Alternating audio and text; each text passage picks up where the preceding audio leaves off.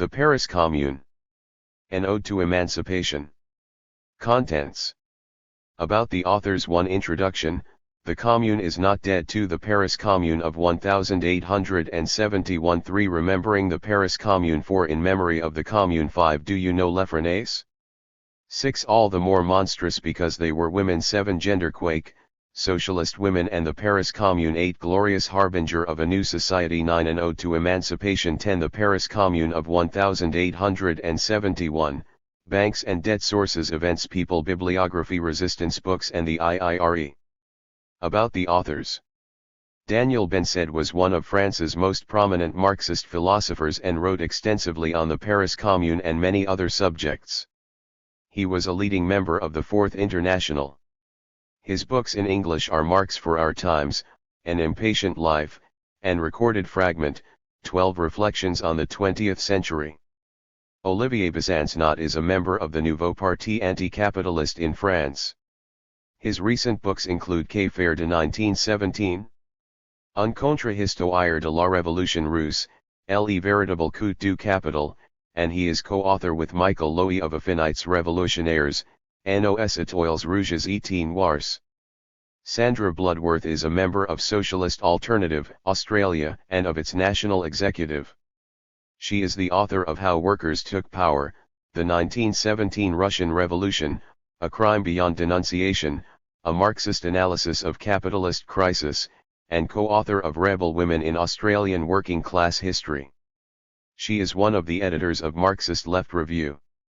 Judy Cox is a primary school teacher in London. She is studying for a PhD on the role of women in radical movements in mid-19th century London. She is the author of Rebellious Daughters of History and of the Women's Revolution, Russia 1905 to 1917.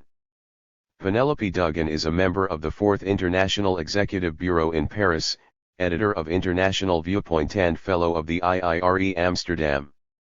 She has edited Memoirs of a Critical Communist, Towards a History of the Fourth International by Livio Mayton and Recorded Fragments, 12 Reflections on the 20th Century by Daniel Bensaid. Mathilde Larrera is a French historian spécialising in revolutionary movements in 19th century France.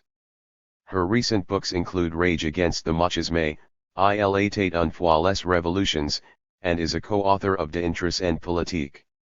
Femmes et minorités, Dominations et Resistances. V.I. Lenin was a leading Russian revolutionary. He was the first and founding head of government of Soviet Russia from 1917 to 1924 and of the Soviet Union from 1922 to 1924. Michael Lowy is a French-Brazilian Marxist sociologist and philosopher. He serves as Emeritus Research Director at the National Center for Scientific Research in Paris. His works in English include Why Eco-Socialism, For a Red-Green Future, The Theory of Revolution in the Young Marx, and Fire Alarm. Reading Walter Benjamin's On the Concept of History. K. Mann is a labor historian and teaches sociology at Miami University in Ohio. Mann is a member of the National Committee of the revolutionary organization Solidarity. K. Mann is the author of Forging Political Identity, Silk and Metal Workers in Lyon, France, 1900 to 1935, and of Struggles New and Old, Yellow Vests, The French Revolution and 21st Century Anti-Capitalism. Eric Toussaint is a historian and political scientist. He is the international spokesperson of the CATM and sits on the Scientific Council of ADOC France. He is a member of the Fourth International Leadership. His recent books in English include Greece 2015, There Was an Alternative, The Debt System and Bankocracy. 1. Introduction, The Commune is Not Dead. Penelope Duggan. Celebrating the 150th anniversary of the Paris Commune is not, and should not be, a simple exercise in historical memory. In the history of the revolutionary Marxist movement it holds a particularly important place because, as Ernest Mondale put it, the Paris Commune opened the historical era of proletarian and socialist revolutions. It offers us the first historical example of a true dictatorship of the proletariat. It allowed Marx and Lenin to perfect the Marxist theory of the state. As Lenin pointed out in The State and Revolution, The only correction Marx thought it necessary to make to the Communist Manifesto he made on the basis of the revolutionary experience of the Paris Commune. The last preface to the new German edition of the Communist Manifesto, signed by both its authors, is dated June 24, 1872. In this preface the authors, Karl Marx and Friedrich Engels, say that the program of the Communist Manifesto has in some details become out of date, and then go on to say, one thing especially was proved by the Commune, viz., that the working class cannot simply lay hold of the ready-made state machinery and wield it for its own purposes. The authors took the words that are in single quotation marks in this passage from Marx's book, The Civil War in France. Karl Marx and Friedrich Engels were of course not simply observers from across the Channel. They were leaders of the International Workingmen's Association whose members in Paris were active and leading members of the Commune. Marx had also sent members of the International from London to be on the ground, notably Elizabeth Dmitrieff, and maintained correspondence not only with them but also other leading members of the Commune such as Leo Frankel. The Commune was thus understood not only in the context of the situation in France since the Revolution of 1789, the previous revolutionary episodes of 1830 and 1848, and the Franco-Prussian War, but also for its meaning internationally. Marx wrote to Frankel, "I have written several hundred letters on behalf of your cause to every corner of the world in which we have branches." The working class, for the rest, was on the side of the Commune from the beginning. Elizabeth Dmitrieff's appeal for the creation of the Women's Union for the defense of Paris and aid to the wounded proclaimed that all the civilized peoples have their eyes on Paris waiting for our victory so that they can in turn free themselves, going on to cite Russia, Ireland, Poland, Spain, Italy, England, and Austria. Nevertheless, to cite Mondale again, the Paris Commune opened a new chapter in the tradition of proletarian internationalism, despite its Jacobin national origin. It thus provided a first example of a process of permanent revolution. We know that it chose as its flag the red flag, that of the Universal Republic of Labor. We also know the prestigious role played by foreign revolutionaries like Frankel and Dombrowski. The Paris of the Commune was a city that had suffered a siege, was in a country at war and was fighting to defend itself against both the Prussians and the French government which had tried to take the cannon the Parisians had paid for by popular subscription to defend the city. Nevertheless, at the same time as organizing its military defense, and the basic necessities of life such as collective canteens and medical care, the Commune was a moment where ideas of how to organize life differently emerged. Few of these were able to take substantial or practical form in the short time that it existed. However, among the radical ideas put forward, discussed and that began to be put into practice were, suspension of rents, requisition of the workshops abandoned by their capitalist owners for workers' cooperatives, separation of church and state, free access to secular education for girls and boys, equal pay, the payment of pensions to widows of National Guardsmen whether legally married or not and recognition of their children, direct democracy through the accountability of elected representatives. Measures that are not fully achieved worldwide today. These ideas emerged not only from the debates within and between the different traditions existing in French socialism but also from the rich and creative discussions in the women's clubs and in particular the work of the Women's Union that ensured women's voices were heard and taken into account in the deliberations of the Commune despite the fact women were not part of the electoral process. However, the debates were far from easy and positions far from unanimous. Nevertheless, the Paris Commune brilliantly demonstrated that it is possible to combine the dictatorship of the proletariat and the broadest workers' democracy, with freedom of action assured to all currents of the workers' movement.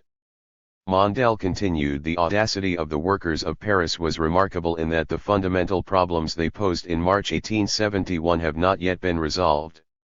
This has always been true, but after a period of lesser interest the Commune is today becoming again a point of reference not only for the radical, Marxist left but for social movements in France and worldwide. The French New Debat movement in 2016 took up an identification with the Commune, as do sectors of the continuing Gilets jaunes movement today. Stathis Kavlakis notes that has drawn inspiration from these ideas to inform the democratic confederalism implemented in the northern Syrian territories under its control, often termed the Rojava Commune. On the occasion of the 150th anniversary there is a flowering of books, broadcasts and other forms of commemoration. Some, notably in France, are institutionalized and treat the Commune as a single, preserved in aspic, historical event. But others are making the links between the experience of the Commune and today's struggles, despite the fact that the break, not just temporally but in terms of political references, is much greater between today and the Commune than it was at the 100th anniversary or in the 1930s, when the 1936 commemoration in the year of the election of the Popular Front government attracted more than 500,000 working men and women. 2. The Paris Commune of 1871. Michael Lowy. The Tradition of the Oppressed. There is a wall at the Père Lachaise cemetery in Paris, known as Le Mur des Fêteurs. It was there that the last fighters of the Paris Commune were shot in May 1871, by Versailles troops. Every year, thousands, and sometimes, as in 1971, tens of thousands, of French people, but also people from all over the world, visit this exalted place of memory of the labor movement. They come alone or in demonstrations, with red flags or flowers, and sometimes sing an old love song, which became the song of the communards, Le Temps de Cerises. We do not pay homage to a man, a hero, or a great thinker, but to a crowd of anonymous people who we refuse to forget. As Walter Benjamin said in his theses on the concept of history, the struggle for emancipation is waged not only in the name of the future but also in the name of the defeated generations. The memory of enslaved ancestors and their struggles is one of the great sources of moral and political inspiration for revolutionary thought and action. The Paris Commune is therefore part of what Benjamin calls the tradition of the oppressed, that is to say, of those privileged moments in history when the lower classes have succeeded, for a while, in breaking the continuity of history, the continuity of oppression, short, too short, periods of freedom, emancipation, and justice which will, each time, serve as benchmarks and examples for new battles. Since 1871 it has continued to nourish the reflection and practice of revolutionaries, starting with Marx himself, as well as Bakunin, and then, in the 20th century, Trotsky and Lenin. Marx and the 1871 Commune. Despite their disagreements within the First International, Marxists and libertarians worked together in support of the Paris Commune, that first great attempt at proletarian power in modern history. Certainly, the respective analyses of Marx and Bakunin on this revolutionary event were poles apart. We can summarize the theses of the first in the following terms: the small group of convinced socialists who participated in the Commune were in a very difficult position. They had to set up a revolutionary government and army against the government and army of Versailles. Faced with this reading of the civil war in France, which opposes two governments and two armies, the anti-state point of view of the second was quite explicit. It was a revolution against the state itself, of this supernaturalist abortion of society, a resumption by the people for the people of its own social life. Attentive and informed readers will have made the correction for themselves. The first opinion is that of Bakunin in his essay The Paris Commune and the Idea of the State, while the second is a quote from Marx, in his first draft of The Civil War in France, 1871. We have purposely muddied the waters, to show that the differences, admittedly very real, between Marx and Bakunin, Marxists and libertarians, are not as simple and obvious as is thought. Moreover, Marx rejoiced in the fact that, during the events of the Commune, the Proudhonians forgot their master's theses, while certain libertarians observed with pleasure that Marx's writings on the Commune abandoned centralism in favor of federalism. Marx had proposed, as the central political slogan of the International Working Men's Association, the First International, this formula which he inscribed in the inaugural address of the IWA in 1864, the emancipation of the working classes must be conquered by the working classes themselves. If the Commune of 1871 was so important in his eyes, it is precisely because it was the first revolutionary manifestation of this founding principle of the modern working class and socialist movement. The Commune, Marx wrote in the address in the name of the First International in 1871, the civil war in France, was not the regime of a party or of a group, but essentially a working class government, a government of the people by the people, that is to say, the taking back by the people and for the people of their own social vocation. For that, it was not enough to conquer the existing state apparatus, it was necessary to break it and replace it by another form of political power, as the communards did, from their first decree, the abolition of the standing army and its replacement by the armed people. Here is what Marx wrote in a letter to his friend Kugelman on April 17, 1871, thus during the first weeks of the Commune, if you look at the last chapter of my 18th Brumaire you will find that I say that the next attempt of the French Revolution will be no longer, as before, to transfer the bureaucratic, military machine from one hand to another, but to smash it, and this is essential for every real people's revolution on the continent. And this is what our heroic party comrades in Paris are attempting. What seemed to Marx to be decisive was not only the social legislation of the Commune, certain measures of which, such as the transformation of factories abandoned by their owners into workers' cooperatives, had a socialist dynamic, but above all its political significance as workers' power. As he wrote in the address of 1871, this new Commune, which breaks the power of the modern state, was the work of plain working men who for the first time dared to infringe upon the governmental privilege of their natural superiors. The Commune was neither a conspiracy nor a sudden surprise attack, it was the people acting for themselves and by themselves. The correspondent of the Daily News newspaper on May 6 found there was no leader exercising supreme control, which calls for an ironic comment from Marx. This shocks the bourgeois who wants political idols and great men immensely. While activists from the First International played an important role in the events, the Commune cannot be explained by the intervention of a vanguard group. In response to the calumnies of reaction, which presented the uprising as a conspiracy hatched by the IWA, Marx wrote, "The police, tinged bourgeois mind naturally figures to itself the International Working Men's Association as acting in the manner of a secret conspiracy, its central body ordering, from time to time, explosions in different countries. Our association is, in fact, nothing but the international bond between the most advanced working men in the various countries of the civilized world. Wherever, in whatever shape, and under whatever conditions the class struggle obtains any consistency, it is but natural that members of our association should stand in the foreground."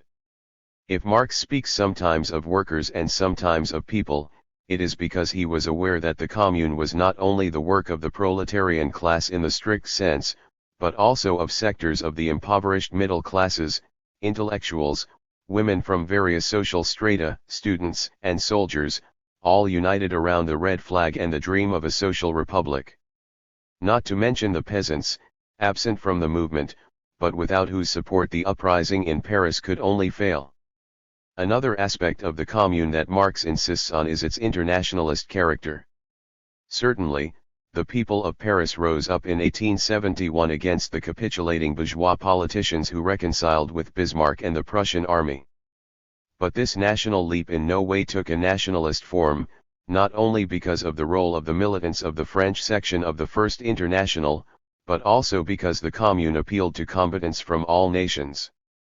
The solidarity of the International Workingmen's Association, and the meetings in support of the Commune held in Breslau and other German cities, at the initiative of socialist workers, are the expression of this internationalist significance of the uprising of the Parisian people. As Marx wrote in a resolution adopted by a meeting to celebrate the anniversary of the Commune in March 1872, the communards were the heroic vanguard of the threatening army of the proletariat of the whole world. There exists, according to Walter Benjamin in his Theses of 1940, a unique constellation between a present moment in the struggle of the oppressed, and a precise event of the past, a unique image of this past which risks disappearing if it is not recognized. This is what happened during the Russian Revolution of 1905.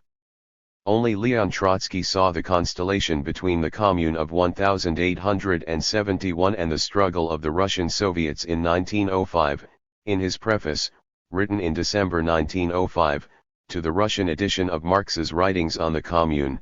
He observes that the example of 1871 shows that it is possible for the workers to come to power in an economically backward country sooner than in an advanced country. However, once in power, Russian workers will be led, like those in the Commune, to take measures which combine the liquidation of absolutism with the socialist revolution.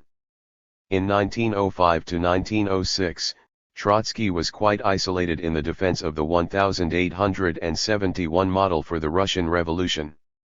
Even Lenin, despite his criticisms of the Menshevik tactics of supporting the anti-Tsarist bourgeoisie, refused to regard the Commune as an example for the workers' movement in Russia.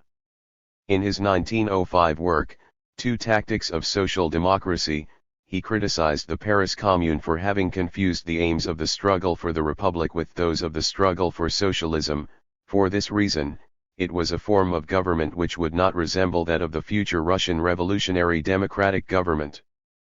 Things would turn out quite differently in 1917. From the April theses, Lenin took the Paris Commune as a model for the Republic of Soviets which he proposed as a goal for the Russian revolutionaries, precisely because it had effected the dialectical fusion between the struggle for a democratic republic and the struggle for socialism. This idea would also be broadly developed in State and Revolution and all Lenin's other writings during the year 1917. The identification with the communards was so strong that, according to contemporary accounts, Lenin had proudly celebrated the day when, just a few months after October 1917, the power of the Soviets had succeeded in holding out one day more than the Commune of 1871. The October Revolution is therefore a striking example of this idea proposed by Walter Benjamin in his theses. Any genuine revolution is not only a leap towards the future, but also a tiger leap into the past, a dialectical leap towards a moment in the past laden with present time. Like Marx and Engels, Lenin and Trotsky criticized certain political or strategic errors of the Commune, for example, not taking the money from the Bank of France, not attacking Versailles, waiting for the enemy in the barricades of each neighborhood.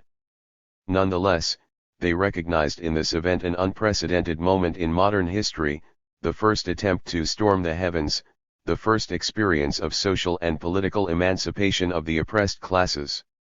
The relevance of the Paris Commune in the 21st century.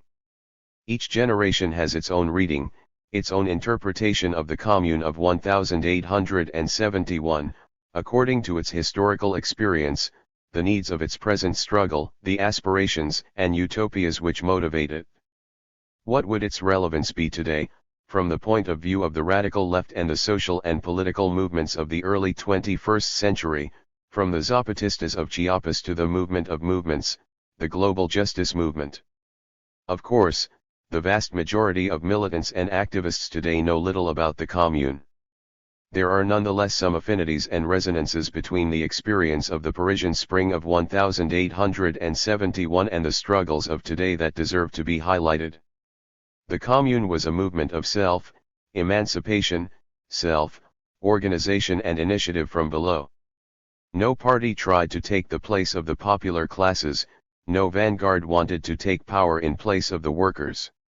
The militants of the French section of the First International were among the most active supporters of the popular uprising, but they never wanted to set themselves up as the self-proclaimed leadership of the movement. They never attempted to monopolize power, or marginalize other political currents. The representatives of the Commune were democratically elected in the neighborhoods and subjected to the permanent control of their popular base. In other words, the Commune of 1871 was a pluralist and unitary movement, in which the partisans of Proudhon or of Marx, libertarians and Jacobins, Blanquists and social republicans all participated. Of course, there were debates and differences, sometimes even political clashes in the democratically elected bodies of the Commune. But in practice they acted in common, respected each other, focused their fire on the enemy and not on the comrade in struggle with whom they may have had disagreements. The ideological dogmas of each mattered less than the common objectives: social emancipation, the abolition of class privileges. As Marx acknowledged, the Jacobins forgot their authoritarian centralism, and the Proudhonians their anti-political principles. As we saw above, it was an authentically internationalist movement, with the participation of fighters from several countries. The Commune elected a Polish revolutionary to the leadership of its militia. A Hungarian, German worker was Commissar of Labor. Of course, resistance to the Prussian occupation played a decisive role in triggering the Commune, but the appeal of the French insurgents to the people and to German social democracy, inspired by the utopia of the United States of Europe, testifies to this internationalist consciousness. Despite the weight of patriarchy in popular culture, the Commune was distinguished by the active and combative participation of women. The libertarian activist Louise Michel and the Russian revolutionary Elizabeth Dmitrieff are among the best known, but thousands of other women, designated with rage and hatred as Petroleuses by the Versailles reactionaries, took part in the fighting of May 1871. On April 13, the citizens' delegates sent to the Executive Committee of the Commune an address which stated the will of many women to participate in the defense of Paris, considering that the Commune, representative of the great principle proclaiming the annihilation of all privileges, of all inequalities, at the same time is committed to take into account the just demands of the entire population, without distinction of sex, a distinction created and maintained by the need for antagonism on which the privileges of the dominant classes rests. The appeal was signed by the members of the Central Committee of Women Citizens, Adelaide Valentine, Noémie Colléville, Marquand, Sophie Grayot, Josephine Pratt, Céline Delvinquire, Amy Delvinquire, Elizabeth Dmitrieff. Without having a precise socialist program, the social measures of the Commune, for example, the handing over to the workers of factories abandoned by their bosses, had a radical anti-capitalist dynamic. It is evident that the characteristics of the popular uprisings of our time, for example, the Zapatista uprising of 1994, that of the people of Buenos Aires in 2001, that which defeated the anti-Chavez coup attempt in Venezuela in 2002, or that against the villainous President Pinera in Chile in 2019, to mention just a few recent examples from Latin America, are very different from those of the insurgent Paris of 1871. But many aspects of this first attempt at social emancipation of the oppressed retain an astonishing relevance and should be reflected on by the new generations. Without the memory of the past and its struggles, there will be no fight for the utopia of the future. 3. Remembering the Paris Commune. Cayman. This spring marks the 140th anniversary of the revolt that led to the establishment of the world's first workers' government, the Paris Commune of 1871. The Commune has always had a special place in the hearts and minds of revolutionaries and can inspire today's activist generation with the potential for power to the people. Anniversaries of the Commune, like other anniversaries of notable events in socialist and labor history, have been occasions to celebrate working-class struggles and recall their lessons. The articles, books, pamphlets, and public meetings produced on these anniversaries help preserve the memory of these events. In this way, these historical experiences and their lessons become part of the collective memory of the working class, even part of an oppositional working-class culture. Marxists as well as various currents within anarchism, syndicalism and libertarian communism have also celebrated the memory of the Commune, and claimed its legacy as their own. Marxists see the Commune as an outstanding example of revolutionary working-class energy, determination, and creativity. The lessons drawn from that experience have been foundational in the elaboration of Marxist theory, and on rare occasions, like the Russian Revolution of 1917, have helped guide revolutionary practice. Karl Marx and Friedrich Engels, who were living in England at the time, immediately recognized the revolt in Paris as an authentic working-class uprising, and the government that the communards established as the first example of the dictatorship of the proletariat, by which they meant the establishment of a government that was working class in its composition and the direction of its social policies. Marx followed the events in Paris that spring of 1871 with a particular intensity. His writings, which took the form of addresses to the leadership of the International Workingmen's Association or First International, of which he was an active leader, are still the most insightful analyses of the Commune, and remain among the most profound interpretations of contemporary political events from the standpoint of historical materialist analysis. Marx and his followers celebrated the revolutionary audacity of the communards, brave enough to storm the heavens, but didn't hesitate to criticize their mistakes. Engels' introduction to the 20th anniversary edition of Marx's writing on the Commune, collected into a volume entitled The Civil War in France, remains one of the clearest, and for those unacquainted with French history, most accessible, Marxist accounts and analyses of the Commune. The Revolution of 1848. Marx's writings on the Paris Commune can be best understood as an extension of his analysis of the Revolution of 1848, and Louis Bonaparte's coup d'état of December 2, 1851 against the Republic that issued from the 1848 uprising. In March 1848, the Orleanist branch of the French monarchy that had taken over from the Bourbons in a revolutionary uprising in July 1830 was overthrown after several days of street fighting. 1. The French events were in fact part of a wave of revolutionary upheaval that erupted throughout Europe in 1848. As Louis Philippe left the throne, a broad coalition of political figures representing distinct social classes formed a government. The government consisted of representatives of financial capital, petty bourgeois Democrats, and 2 workers' delegates, Louis Blanc, a well-known pre-Marxist socialist, and Albert, a skilled worker veteran of underground revolutionary labor organizations. Unsurprisingly, this diverse group soon began to disagree over the course for the new government. As a concession to the working class in a period of exceptional unemployment, national workshops were created to provide work on public works projects. In June, however, class antagonism in the workshops, streets, and government reached fever pitch. The conservative-dominated government provoked a showdown by suddenly shutting down the national workshops and ordering the now unemployed masses of workers out of the city. A 5-day armed battle between workers and the government in June ended with a government victory followed by summary executions and mass deportations of worker militants. For Marx, the June days represented the first great struggle of the two classes that split modern society. A new government now shorn of working class and socialist representation had a decidedly conservative, bourgeois profile. Louis Bonaparte, who claimed to be a nephew of Napoleon Bonaparte, was soon elected president with support of these forces. As his term in office came to a close, he and his supporters organized a coup d'état against the parliamentary Republican governmental apparatus on December 2, 1851. Marx's analysis of the meaning of Bonaparte's coup, which he entitled The 18th Brumaire of Louis Bonaparte, written as a series of articles as the events themselves unfolded, is one of Marx's most insightful political writings. For the next 18 years, while industrial capitalists made fortunes, French workers and peasants endured a political dictatorship where unions were illegal, radical labor organizations like the First International suppressed, and its leaders imprisoned or exiled.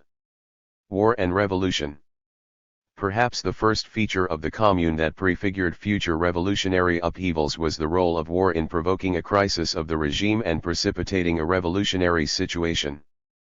The state-making ambitions of Bonaparte and Prussian Chancellor Otto von Bismarck collided in the summer of 1870 with France declaring war on Prussia. Marx and the International denounced the war and called on French and German workers to refuse support to their respective governments. The Franco-Prussian War went badly for France. Bonaparte himself was captured at the Battle of Sedan on 1–2 September. As France surrendered to Prussia, the empire fell and a broad coalition of republicans, running from conservative to radical, declared a republic. A provisional government of national defense was formed, once again, a broad Republican coalition united around the perception of common goals. Even the legendary revolutionary Auguste Blanqui offered initial support to this government. And once again, divergent interests, strategies and goals rooted in antagonistic material interests drove a wedge through the alliance. The chief difference was over whether or not to continue what had now become a defensive war against Prussia. Bismarck had continued the siege of Paris as a way to gain leverage for deep concessions in territory and war reparations. Bourgeois public opinion and the bourgeois politicians, around Adolphe Thiers, who had waited in the wings for Bonaparte's empire to end, sought accommodation with Bismarck, while working-class opinion was sharply in favor of continuing a war of national defense. As Marx tersely explained, in this conflict between national duty and class interest, the government of national defense became a government of national defection. Indeed, when push came to shove, the French bourgeoisie preferred national defeat at the hands of Bismarck's Prussia to the prospect of losing control of French society to its own working class. For all of their differences, Bismarck and the bourgeois politicians in charge of the new republic agreed that the commune had to be crushed. Bismarck agreed to withdraw his troops from Paris and allow the French government in Versailles to do the dirty work of repressing the commune. This was a significant moment in the history of the bourgeoisie as a class.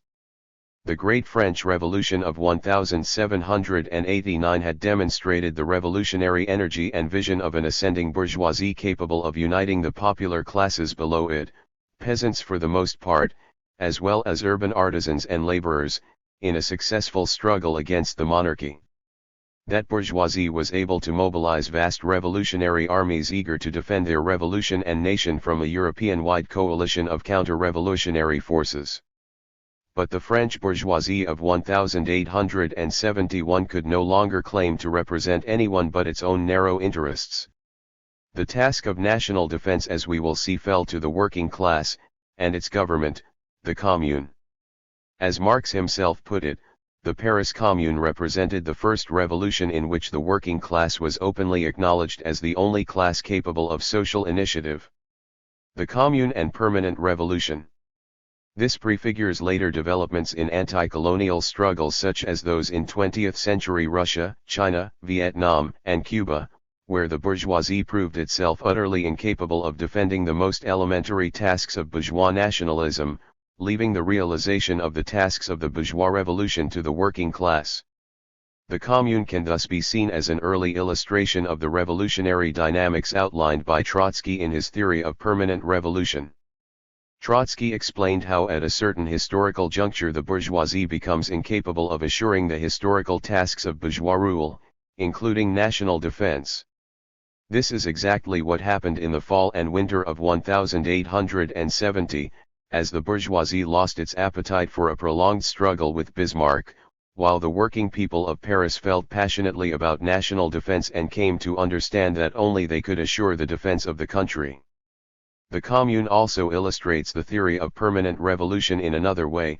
Trotsky's theory explains that once in power, a working-class government would not stop at bourgeois democratic tasks. Having assumed power, the Commune, as we will see, did not merely mount a military defense of the city, it also took significant political and social measures in a decidedly socialist direction. As the empire fell and bourgeois politicians scrambled to assume leadership of the new republic in the fall of 1870, two centers of popular power began to form: the Committee of 20 Arrondissements organized on the basis of Paris' 20 administrative quarters, and the National Guard. Both were profoundly democratized both in terms of their composition and mode of internal functioning. In the months to come, both became key institutions of the revolutionary state that was the Commune. In the meantime, tension arose between the national government and the working populace in the city. As we have seen, the Thiers government cut a deal with the Prussians behind the backs of the people. On March 18, 1871, government troops sought to remove the cannons that had been placed in the high grounds of the city, the working-class neighborhoods of Montmartre and Belleville.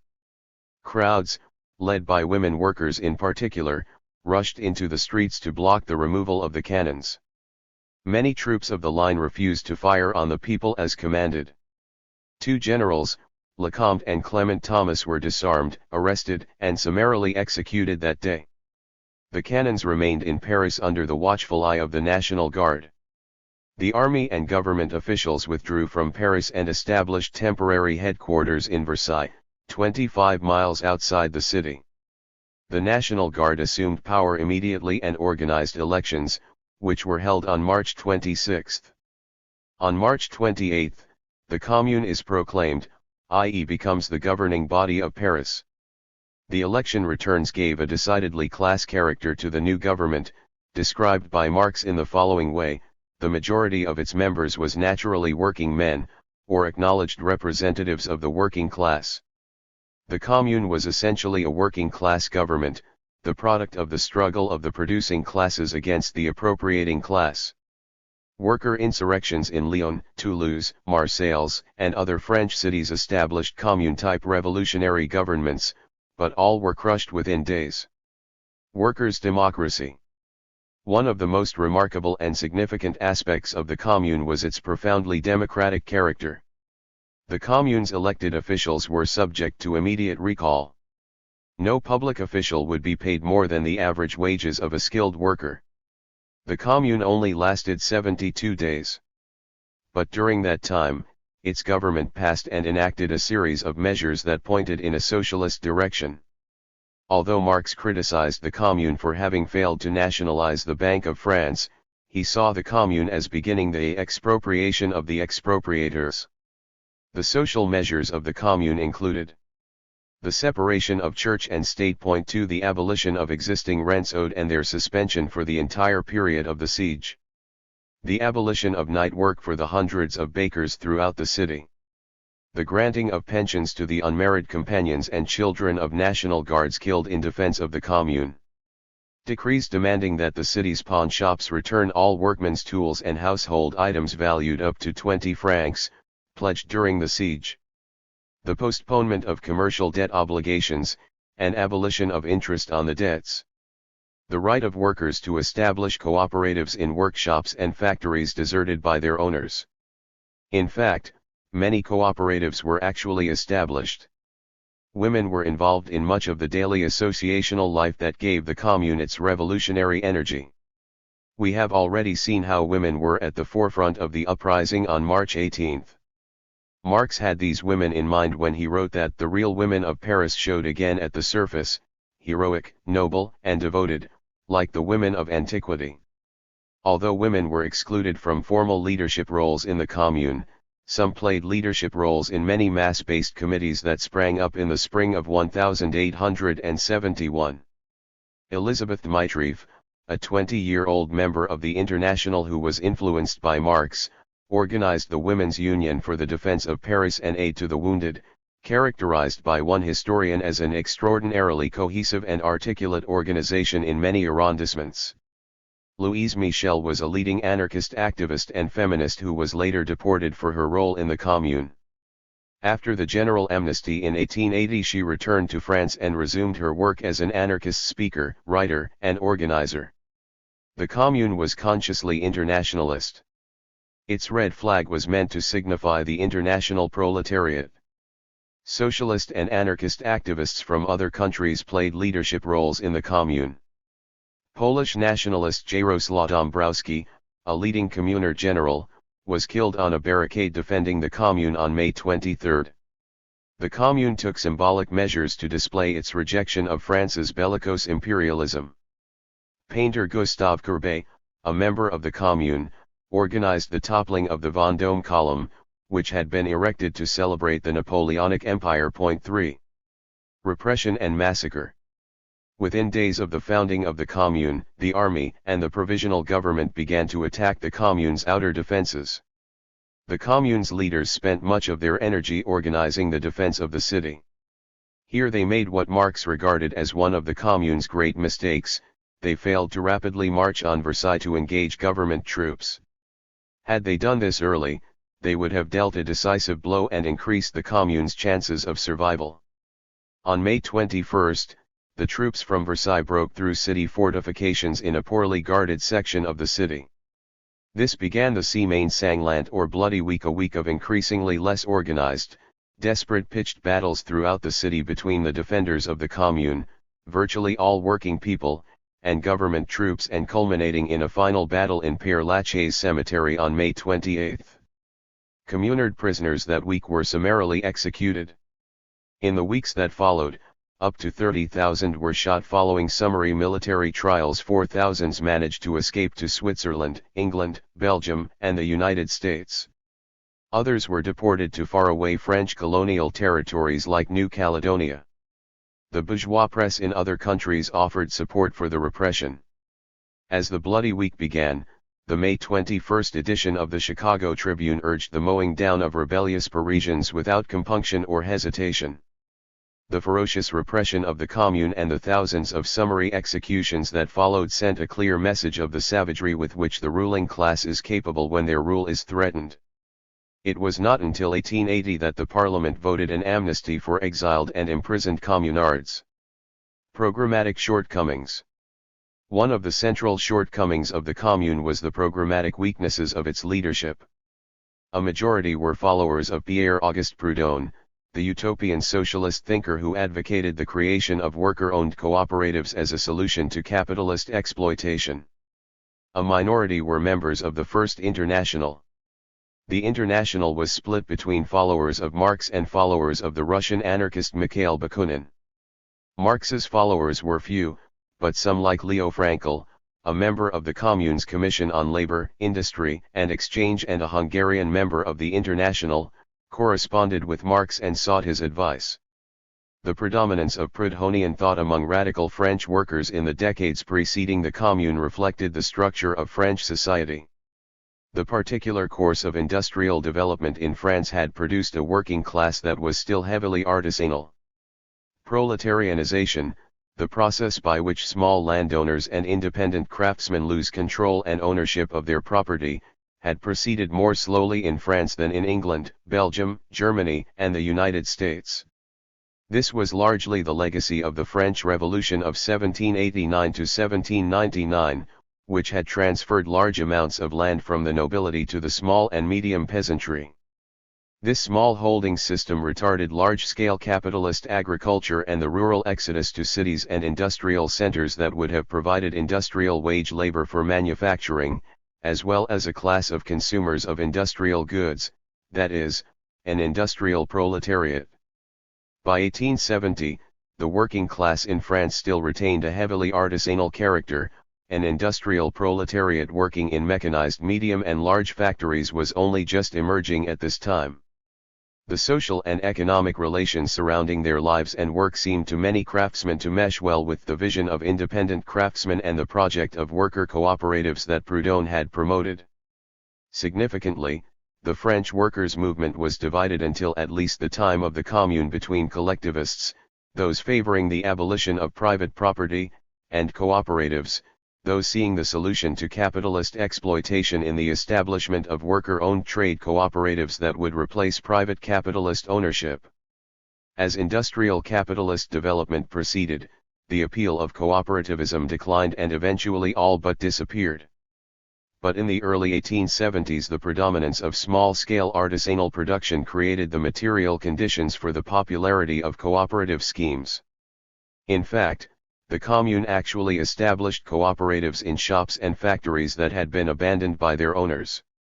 Lessons of the Commune. The revolutionary socialist movement has drawn some its most important theoretical, programmatic, and practical lessons from the experience of the Paris Commune. Engels, Lenin, and Trotsky all drew on the experience of Commune during various debates with reformist opponents in the Second International, most notably Karl Kosky of the German Social Democratic Party and George Plekhanov of the Russian Socialist Movement.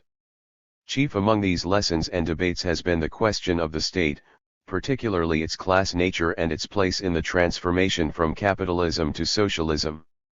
Marx and Engels themselves regarded this lesson so highly that they included a reference to it in later editions of the Communist Manifesto, something they didn't otherwise do, as the manifesto had become not only a programmatic, but historical document. Briefly put, the Commune's lesson regarding the state was that as it takes power, the working class cannot simply take hold of the state machinery of the old regime and wield it for its own purposes. that state must be smashed and a new one built on different foundations. This is exactly what the commune did when it suppressed the standing army and government and replaced them with a government and an armed force controlled by the producers themselves, in spite of all the contradiction between these measures and the ideological and programmatic convictions of most communard leaders. 5. Here Marx and Lenin's observations of the necessity of smashing the old state apparatus and on the profoundly democratic functioning of the commune merge. The commune's practice of instant recall of public officials, and the limitation of their salaries to that of a skilled worker, underscored its democratic and plebeian nature. The depth and strength of the commune's democracy was so much greater than that of bourgeois democracy that it was a state of a fundamentally different nature. In other words, the difference between bourgeois and proletarian democracy is not just of scale, but of kind. As Lenin put it in his comments on the Commune in State and Revolution, this is exactly a case of quantity being transformed into quality. Democracy, introduced as fully and consistently as is at all conceivable, is transformed from bourgeois democracy into proletarian democracy, from the state into something which is no longer, properly speaking, the state. A prime example of the differences between bourgeois and proletarian states was, as Marx immediately observed, the ways that the commune combined both executive and legislative functions in one single democratically controlled governmental body. The question of the state is one of the key lessons of the experience of the commune. Every subsequent revolution has had to confront this question. This includes the emerging revolutions in Egypt and Tunisia. Paris Commune to Russian Revolution. Lenin, as both revolutionary leader and Marxist theoretician, drew heavily on Marx and Engels's analyses of the Commune as the Bolshevik Party navigated the revolutionary situation that arose in Russia in the spring of 1917. In State and Revolution, perhaps one of the most remarkable and insightful of all Marxist writings, Lenin looked to the Commune as he sought to chart a revolutionary course in the period following the February 1917 revolution that had overthrown the Tsar. Indeed, there are interesting parallels between the two revolutions. Although the Kerensky government continued Russia's participation in war and the THIRD government wished to rapidly end it, in both cases the government's course was opposite that favored by their respective working classes. And in both cases, bourgeois governments were overthrown within months by working class uprisings leading to proletarian governments. Early Soviet democracy bore similar features to the Commune in its class composition, deeply democratic practices, and socialist social measures. But while the Commune was drowned in blood by the forces of bourgeois reaction, the democratic qualities of the Soviet state soon gave way to Stalinist dictatorship. Reaction and historical memory. The victors over the Commune were anxious to both limit and control the memory of the Commune and its bloody suppression. Care was taken to remove blood from execution sites, and many bodies were transported outside of the city for burial in mass, unmarked graves. The Catholic Church hierarchy, a particularly reactionary segment of the French ruling class, invested heavily in promoting their version of the events. They erected the Cathedral of Sacré-Cœur on the hilltop of Montmartre, the neighborhood where the revolt had begun on March 18. The Sacré-Cœur was intended to both commemorate the Catholic upper clergy killed as hostages by the Commune in retaliation for summary executions of communard prisoners, and represent the expiation of the sins of the communards. The forces of reaction in France worked hard to portray the communards as a dangerous, depraved cosmopolitan threat to civilization itself, a group that was perhaps not quite human, an image designed to suggest that its brutal repression was just, even necessary. The myth of the Petroleuses, wild-eyed Amazon women who supposedly torched large section of the city as the siege was brought to its close, added a misogynist twist to this ruling class portrayal of the communards. Reformist socialist, communist, and labor leaders haven't been too anxious either to preserve or celebrate the memory of the Commune. It has been revolutionaries including anarchists, syndicalists, pre-Stalin communists, Trotskyists, and left-wing academic historians who have done the most to preserve the memory of the Commune. In this way, the Commune bears a telling resemblance to the aftermath of the Haymarket affair, which occurred 125 years ago this May 6. Although the two events cannot be compared in the scope of the murderous repression, the state of Illinois murdered 5 prisoners including Louis Link, who committed suicide the night before the execution, and possibly several more in the police riot that ensued following the bomb explosion at the Haymarket on May 4, 1886. The intensity of the repression reflected the same fearful, vengeful response to working-class power that drove the repression of the communards. As was the case following the Commune, the memory of Haymarket in public markers of the event was also minimized and given a particular gloss. Although posthumously pardoned in 1893, the Haymarket martyrs were widely portrayed as dangerous, violent threats to civilization itself. The Haymarket martyrs saw themselves following in the footsteps of the communards, and walked to the gallows singing the Marseillaise 7. To this day, the most widely circulated image of the affair is the drawing published on the cover of Harper's Magazine that portrays a crazed-looking orator seemingly directing the throwing of a bomb as injured police grimace in pain. The immigrant origins of 7 of the 8 men convicted were highlighted in ways designed to underscore their un-Americanness. Significantly, reactionary papers such as the Chicago Tribune accused the Haymarket defendants of wishing to replicate the Paris Commune on American soil. In much the same way, U.S. radicals following the Russian Revolution of 1917 were referred to as Bolsheviks. Once again, the immigrant origins of many labor radicals of the time were highlighted. While France is full of streets named after Adolphe Thiers, no official plaques or monuments were erected in memory of the communard victims of bloody repression and retribution. Likewise, there is no official marker commemorating the Haymarket martyrs. A statue in memory of police who died was placed on the site in 1889, but removed after weathermen blew it up in 1969 and again in 1970. In 2004 a sculpture and plaque were finally placed at the site, but fall short of properly commemorating the Haymarket martyrs and the labor struggles that formed the backdrop of the affair. The admirers of the Commune and the Haymarket martyrs have preserved their memories in a positive way. The monument over the graves of the Haymarket martyrs in Waldheim Cemetery outside Chicago has been a shrine to their memory. In Paris, a procession to the Wall of the Fetters, in Père Lachaise Cemetery where the final communard combatants were lined up and shot on May 28, 1871, and where many leaders of the international labor, socialist, and communist movement are buried, has been held nearly every year since 1880. Most years, the numbers of those who march are rather modest. But occasionally, the procession becomes a mass political demonstration. In 1936, for example, 600,000 people took part in the procession headed by the leaders of the Popular Front coalition, the Communist, Socialist and Radical parties that had come to power in the elections held several weeks earlier. Within weeks, a general strike involving mass factory occupations erupted, a fitting tribute to the Commune on its 65th anniversary. On this 140th anniversary, we look back to Marx's concluding words in his address to the General Council of the First International: Workers' Paris, with its Commune, will be forever celebrated as the glorious harbinger of a new society. Its martyrs are enshrined in the great heart of the working class. We recall the lessons for revolutionary theory and practice in our own times. That is the great legacy of the Commune. At the same time we also remember Marx's observation in the 18th Brumaire that the social revolution cannot draw its poetry from the past, but only from the future. 4. In memory of the Commune. V.I. Lenin. 40 years have passed since the proclamation of the Paris Commune. In accordance with tradition, the French workers paid homage to the memory of the men and women of the Revolution of March 18, 1871, by meetings and demonstrations.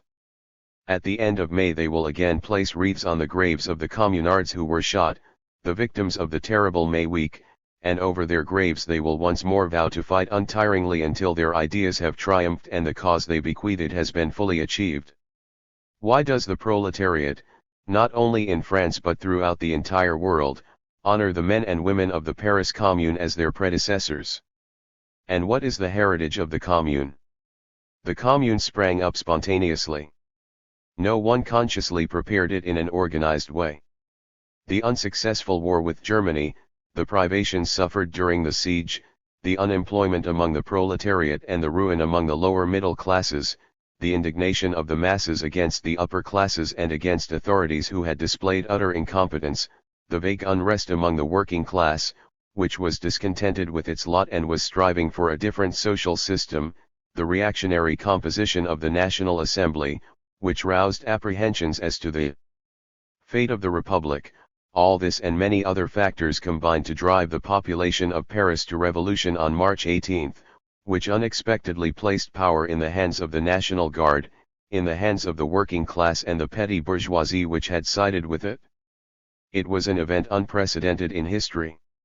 Up to that time power had, as a rule, been in the hands of landowners and capitalists, i.e., in the hands of their trusted agents who made up the so-called government. After the revolution of March 18, when MTR government had fled from Paris with its troops, its police, and its officials, the people became masters of the situation and power passed into the hands of the proletariat. But in modern society, the proletariat, economically enslaved by capital, cannot dominate politically unless it breaks the chains which fetter it to capital. That is why the movement of the commune was bound to take on a socialist tinge, i.e., to strive to overthrow the rule of the bourgeoisie, the rule of capital, and to destroy the very foundations of the contemporary social order. At first this movement was extremely indefinite and confused. It was joined by patriots who hoped that the commune would renew the war with the Germans and bring it to a successful conclusion. It enjoyed the support of the small shopkeepers who were threatened with ruin unless there was a postponement of payments on debts and rent. Finally, it enjoyed, at first, the sympathy of bourgeois republicans who feared that the reactionary National Assembly would restore the monarchy. But it was of course the workers, among whom active socialist propaganda had been carried on during the last years of the Second Empire and many of whom even belonged to the International, who played the principal part in this movement. Only the workers remained loyal to the commune to the end. The bourgeois republicans and the petty bourgeoisie soon broke away from it. The former were frightened off by the revolutionary socialist, proletarian character of the movement, the latter broke away when they saw that it was doomed to inevitable defeat. Only the French proletarians supported their government fearlessly and untiringly, they alone fought and died for it, that is to say, for the cause of the emancipation of the working class, for a better future for all toilers. Deserted by its former allies and left without support, the commune was doomed to defeat. The entire bourgeoisie of France, all the landlords, stockbrokers, factory owners, all the robbers, great and small, all the exploiters joined forces against it. This bourgeois coalition, supported by Bismarck, succeeded in rousing the ignorant peasants and the petty bourgeoisie of the provinces against the proletariat of Paris, and forming a ring of steel around half of Paris. In some of the larger cities in France the workers also attempted to seize power, to proclaim the commune and come to the help of Paris, but these attempts were short-lived. Paris, which had first raised the banner of proletarian revolt, was left to its own resources and doomed to certain destruction. Two conditions, at least, are necessary for a victorious social revolution: highly developed productive forces and a proletariat adequately prepared for it. But in 1871 both of these conditions were lacking. French capitalism was still poorly developed, and France was at that time mainly a petty bourgeois country. On the other hand, there was no workers' party, the working class had not gone through a long school of struggle and was unprepared, and for the most part did not even clearly visualize its tasks and the methods of fulfilling them. There was no serious political organization of the proletariat, nor were there strong trade unions and cooperative societies. But the chief thing which the commune lacked was time, an opportunity to take stock of the situation and to embark upon the fulfillment of its program. It had scarcely had time to start work, when the government entrenched in Versailles and supported by the entire bourgeoisie began hostilities against Paris. The commune had to concentrate primarily on self-defense. Right up to the very end, May 21 to 28, it had no time to think seriously of anything else. However, In spite of these unfavorable conditions, in spite of its brief existence, the commune managed to promulgate a few measures which sufficiently characterize its real significance and aims. The commune did away with the standing army, that blind weapon in the hands of the ruling classes, and armed the whole people. It proclaimed the separation of church and state, abolished state payments to religious bodies, made popular education purely secular, and in this way struck a severe blow at the gendarmes in cassocks. In the purely social sphere the commune accomplished very little, but this little nevertheless clearly reveals its character as a popular, workers' government. Night work in bakeries was forbidden, the system of fines, which represented legalized robbery of the workers, was abolished. Finally, there was the famous decree that all factories and workshops abandoned or shut down by their owners were to be turned over to associations of workers that were to resume production. And, as if to emphasize its character as a truly democratic, proletarian government, the commune decreed that the salaries of all administrative and government officials, irrespective of rank, should not exceed the normal wages of a worker, and in no case amount to more than 6,000 francs a year. All these measures showed clearly enough that the commune was a deadly menace to the old world founded on the enslavement and exploitation of the people. That was why bourgeois society could not feel at ease so long as the red flag of the proletariat waved over the Hôtel de Ville in Paris. And when the organized forces of the government finally succeeded in gaining the upper hand over the poorly organized forces of the revolution, the Bonapartist generals, who had been beaten by the Germans and who showed courage only in fighting their defeated countrymen, those French Rennenkampfs and Mellers Akammelskis, organized such a slaughter as Paris had never known. About 30,000 Parisians were shot down by the bestial soldiery, and about 45,000 were arrested, many of whom were afterwards executed, while thousands were transported or exiled. In all, Paris lost about 100,000 of its best people, including some of the finest workers in all trades. The bourgeoisie were satisfied. "Now we have finished with socialism for a long time," said their leader, the bloodthirsty dwarf, Thiers, after he and his generals had drowned the proletariat of Paris in blood. But these bourgeois crows croaked in vain. Less than 6 years after the suppression of the Commune, when many of its champions were still pining in prison or in exile, a new working-class movement arose in France. A new socialist generation, enriched by the experience of their predecessors and no whit discouraged by their defeat, picked up the flag which had fallen from the hands of the fighters in the cause of the Commune and bore it boldly and confidently forward. Their battle cry was, "Long live the social revolution! Long live the Commune!" And in another few years, the new Workers' Party and the agitational work launched by it throughout the country compelled the ruling classes to release communards who were still kept in prison by the government. The memory of the fighters of the Commune is honored not only by the workers of France but by the proletariat of the whole world. For the Commune fought, not for some local or narrow national aim, but for the emancipation of all toiling humanity, of all the downtrodden and oppressed.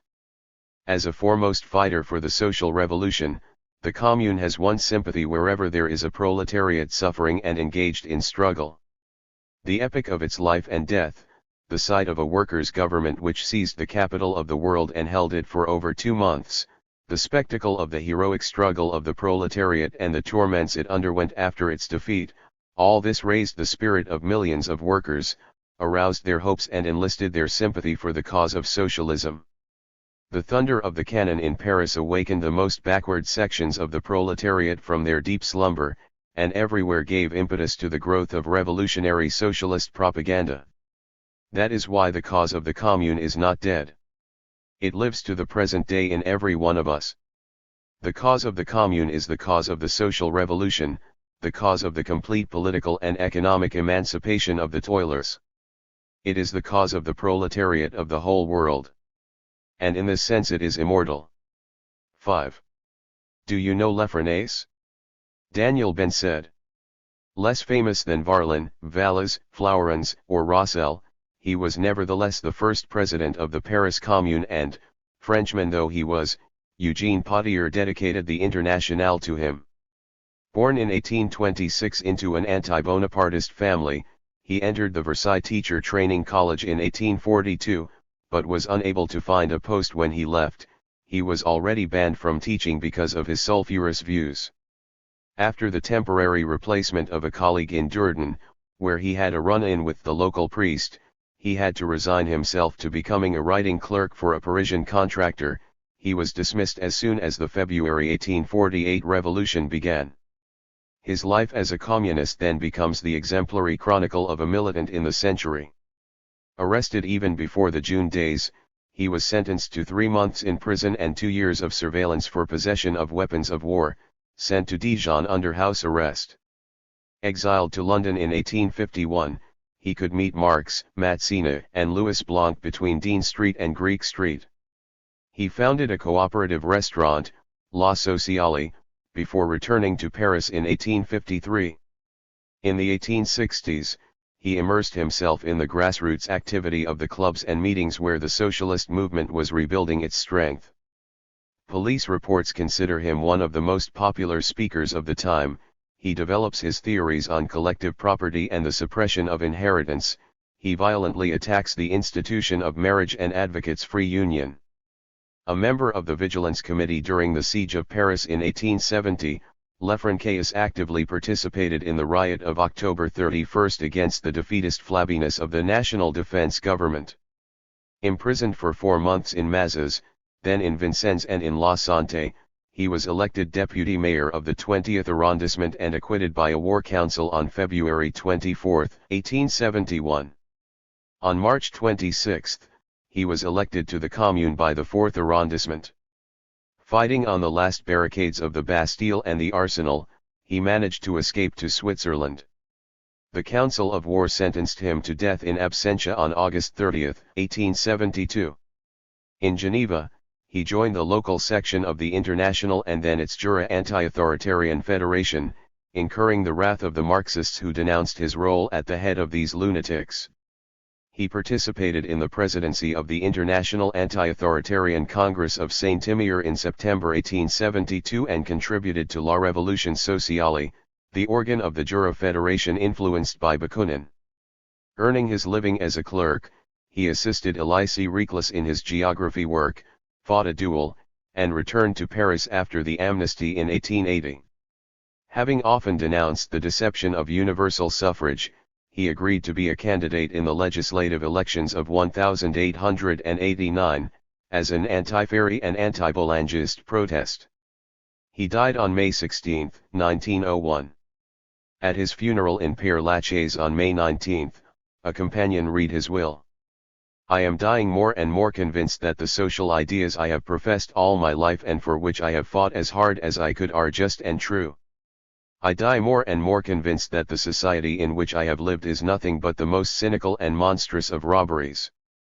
I die professing the deepest contempt for all political parties, even socialist ones, having never considered them to be anything but groups of simpletons led by shameless and unscrupulous ambitious men. As a final recommendation, I ask my son Paul to see to it that my funeral, exclusively civil, of course, be as simple as my life itself has been, and that I be accompanied only by those who have known me as a friend and have been kind enough to bestow upon me either their affection or more simply their esteem. The citizen Gustave Leplat had known everything: misery, prison, exile, conspiracy, insurrection, and the death sentence, without ever giving up. Between the massacres of June 1848 and those of the Semaine-Sanglant, his life is an example of uprightness and fidelity to the cause of the exploited and oppressed. His story sums up the experience of a century in which history broke in two. Can one imagine the depth of this break? The young defrocked Ernest Renan, who witnessed the massacre from his window, wrote to his sister Henriette on July 1, 1848. The storm has passed, my dear friend, but it will leave a long trail of destruction. Paris is no longer recognizable. The other victories had only songs and follies, this one has only mourning and fury. The atrocities committed by the victors make us shudder and take us back in one day to the time of the wars of religion. Something harsh, ferocious, and inhuman is introduced into the customs and language. The people of order, those who are called honest people, ask only for machine gun fire and shooting, the scaffold is shot down, massacre is substituted for it. The bourgeois class has proved that it is capable of all the excesses of our first terror, with a degree of reflection and selfishness in addition. 1,500 killed in action. 3,000 executions. 12,000 deported. 20 years later, Flaubert was still shuddering. When the prisoners approached a window, the National Guards who were on duty would stick bayonets into the crowd at random. They were generally ruthless. Those who had not fought wanted to signal their presence. It was an overflow of fear. They were taking revenge on the newspapers, the clubs, the assemblies, the doctrines, everything that had been exasperating for 3 months. The aristocracy had the fury of the scoundrel, and the cotton hat showed itself no less hideous than the red hat. Public reason was disturbed as after the great upheavals of nature. People of spirit remained idiots for the rest of their lives. And here are the sons of Voltaire, the old laughers of mystical relations, the eaters of priests, grouped around a pedestal table waiting for hours on end for this piece of furniture to lift its leg. Finally, religion in all its forms is on the agenda. It's very distinguished. France has gone mad. Madame Roland was right when she wrote that to me after December 2nd. Lefrançois and his brothers in arms were, on the contrary, denuded of this once and for all. After June 1848, there was no longer one republic, but two. Irreconcilable. The blue and the red. The bourgeois and the social. And the real birthplace of the bourgeois republic is not the February victory, it is the June defeat, wrote Marx. What relationship exists, Lefrançois asks again, between the modern conception of an egalitarian republic, based on labor, and the ancient republics of patricians, plebs, and slaves? Decidedly, our republic has nothing in common with yours. June has sufficiently demonstrated this. About 15,000 men dead or wounded on both sides, the organized manhunt, one part of Paris denouncing the other, the fiercest hatreds unleashed between the army, the mobile and the workers, whose wounded inveigh against each other even on their hospital beds, the indefinite state of siege, the permanent councils of war to send the most energetic barricade fighters to jail or even to the scaffold, such is the balance sheet of 4 months of government by the Republicans. What could the most execrable of monarchies have done? Republican bullets from June 1848 or monarchist bullets from June 1832, it is all the same to those who receive them, except that in 1848 there were more of them. The lesson had been learned. It would leave deep traces of popular hostility towards the Democrats and bourgeois politicians, towards the Hugo-land Hugos and the Gambetta-like Gambettas, always ready to turn against the scoundrel who serves as their footstool. Since his entry into the prefecture of police, on the evening of February 24, hasn't Cossadier helped, along with Ledru-Rollin and Louis Blanc, to play into the hands of the reactionaries by stirring up the specter of Blanqui? Why weren't he and his friends present at the barricades, giving the movement the guiding impulse it lacked to concentrate its efforts on the assembly which should have been stormed from the first day? It is this absence of direction which confines the insurrection to its quarters, where the energy of the combatants is spent in pure waste. Cavaignac and his friends understood this well. So, soon reduced to the defensive, the insurgents would remain insurgents, that is to say, defeated. Lefrançois noted in February 1848. The political experience is also military, the art of insurrection is a war of movement and rapid decision. Immobility and hesitation are synonymous with defeat. A certain Lenin remembered this, half a century later, in those October days when he urged the leaders of his party to take action without delay. It was a matter of life and death.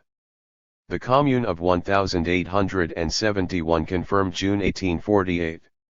The Revolution of March 18 brought to power a government of uneducated people, unknowns, ignorant people, who would one day be the glory of the first truly popular of our revolutions. After the defeat, Lefrançois summarized the roots of the class divide which was the key to the Civil War.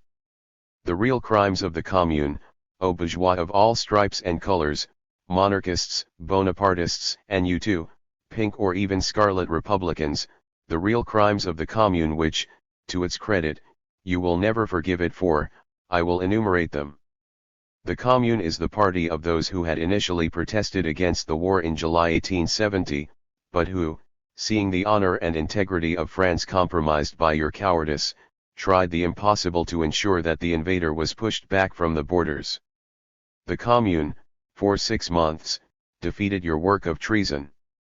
The commune demonstrated that the proletariat was prepared to manage itself and could do without you. The reorganization of the public services which you had abandoned is clear proof of this. The commune has tried to substitute direct action and unceasing control by the citizens for your governments, all of which are based on national interest, behind which your plunder and governmental infamies of all kinds take cover. Never, no never, will you forgive it? The commune, however, sinned by naivete in not understanding that one cannot be both legal and revolutionary. Lefrançois thus agrees with Marx that not having taken possession of the Banque de France constitutes an irreparable fault. Such memoirs contribute to a better understanding of certain constitutive features of the French workers' movement. They shed light on the origins of revolutionary syndicalism, its tenacious mistrust of parliamentarianism, its workers' or populist accents, which the Communist Party was able to exploit to its own ends, in the interwar period, in the service of Stalinist Bolshevization. Proclaiming his communist convictions, a fighter like Lefrançois was nevertheless wary of populism from above and of the exaltation of the workman's blouse which had become the catchphrase of the Republicans of tomorrow. He mocks the self-proclaimed friends of the people. Do we need to proclaim that we love ourselves? Producers, let's save ourselves. For him, this formula is quite literal. It is the basis of his hostility to all forms of representative delegation and his undiminished taste for direct democracy. Twice in a quarter of a century, Lefrançois's generation had suffered the bitter ordeal of bourgeois cowardice and cruelty. Thus he belonged to the minority of the commune which voted against the creation of a committee of public safety. Not only did he disapprove of reenacting the great hours of the Jacobin terror as a farce, but he feared that such a committee would become a weapon in the hands of a party, whereas the Paris Commune was the expression and impersonal force of the revolution. It must remain so. As soon as it entered the Hôtel de Ville, the Central Committee declared that the Revolution of March 18 has first of all the aim of restoring to Paris, and consequently to the whole of France, the effective sovereignty once more usurped by the people of 4 September. It did not see itself as a power, but as a provisional instrument of popular sovereignty which immediately invites the population to elect its representatives. From then on, the state would be the simple expression of communal interests in solidarity. This vigilance against any form of delegation, confiscation, or usurpation of power, and against the formation of a new caste of state employees by means of a school of administration was matched by a lifelong concern for education and popular organization. Lefrançois was constantly listening to what was brewing in clubs and associations. He marveled at this proliferation of popular life and culture, where the working classes were learning on a large scale, in contrast to the closed circles of the secret societies. In the 1860s, he enthusiastically witnessed the rise of a modern workers' movement whose forms of solidarity clashed with the competition on which the exploitation of wage earners by wage earners was based. But he also fought against the Proudhonian illusions whose societies, however fraternal they may be, would only substitute the war from group to group for that from individual to individual. The only way to avoid this trap is the federation of workers' associations in solidarity, but the idea is not yet ripe. Having begun his career as a teacher, Lefrançois remained particularly sensitive to educational programs and methods. A few years later, he could have been a pioneer of the École Emancipée and of teacher unionism. A member of the Association of Socialist Teachers, he contributed in the 1840s with a few friends, including Pauline Roland and Jean Drouin, to the development of an innovative program under the Second Republic. During the Second Empire, while the workers' movement was getting its breath back, he joined a Scottish Rite Freemason lodge, but left immediately, scalded by the most insipid and religious of the charitable societies. On the other hand, it is striking to note how far removed from the narrow trade unionism confined to the closed horizon of the factory were these semi-legal meetings where the popular movement took on a new lease of life. The broad audience was curious about everything. It was passionate about the cause of women and about family and inheritance issues. In 1849, invited to a meeting on education which did not look good, Lefrançois decided to stay when he saw these ladies enter, convinced that the interest of the meeting would be affected by their presence. In 1868, one of the very first public meetings at the Vauxhall, attended by more than 2,000 people, mostly male and female workers, dealt with women's work. The discussion concluded with a vote of principles recognizing the right of women to maintain their personality and hence their social equality through work. The meetings debating the family were crowded. Between supporters of legal divorce and those of free union, the audience was often divided, but it did not matter, the idea of free union was established. At the meetings at the Prio Clerks, where the audience was mainly students, there was much discussion of marriage, heredity, and the reciprocal rights of father and child. At the Folies Belleville, where the working class element dominated, discussions were held mainly between socialist schools. The audience is very impressionable, easy to move and yet very attentive. There is nothing more interesting for the speaker than to see this ocean of heads reflecting the various emotions he himself has gone through and which he has been able to transmit to them. The duplicity shown by the bourgeois republic, on the other hand, had sown a stubborn suspicion about the claims that seemed to be associated with it. Thus, Lefrançois was indifferent, even vaguely hostile to the idea of women's suffrage. What does it matter, he says, to the woman who gets her fingers bloody making artificial flower stems, or who ruins her health at work, to be able to be an elector and eligible. He also refused to be part of any society for the abolition of the death penalty, which already appeared to be the hobby horse par excellence of reformers who had given up on any other radical social reform and who did not hesitate to use the troops against the barricades.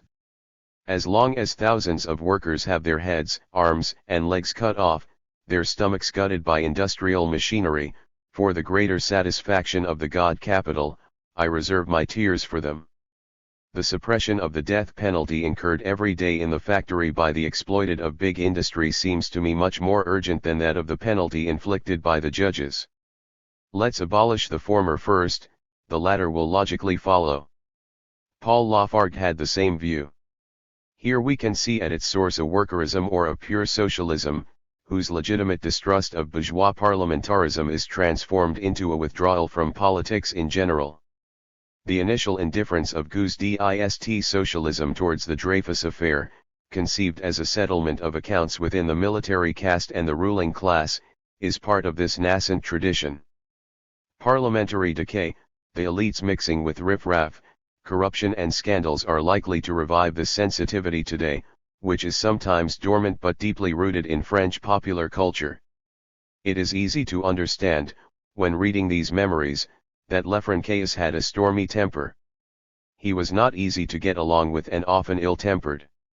A tumultuous life tempered his character. Controversies and rivalries raged in the nascent socialist movement. The vigor of the confrontations does not, however, give the impression of the rancid and hardened sectarianism that ravaged the ranks of the workers' movement after the social democratic assassination of Rosa Luxemburg and the introduction of Stalinist police methods. Thus, everything opposes Proudhon and Leroux. The former is an individualist, the latter a communist.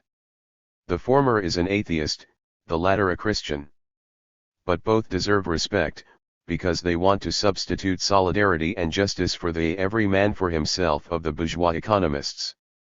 Both have been compositors, proofreaders.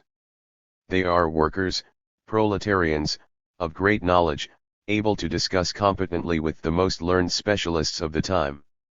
Lefrançois, who had often fought against Proudhon, remembered his funeral with emotion.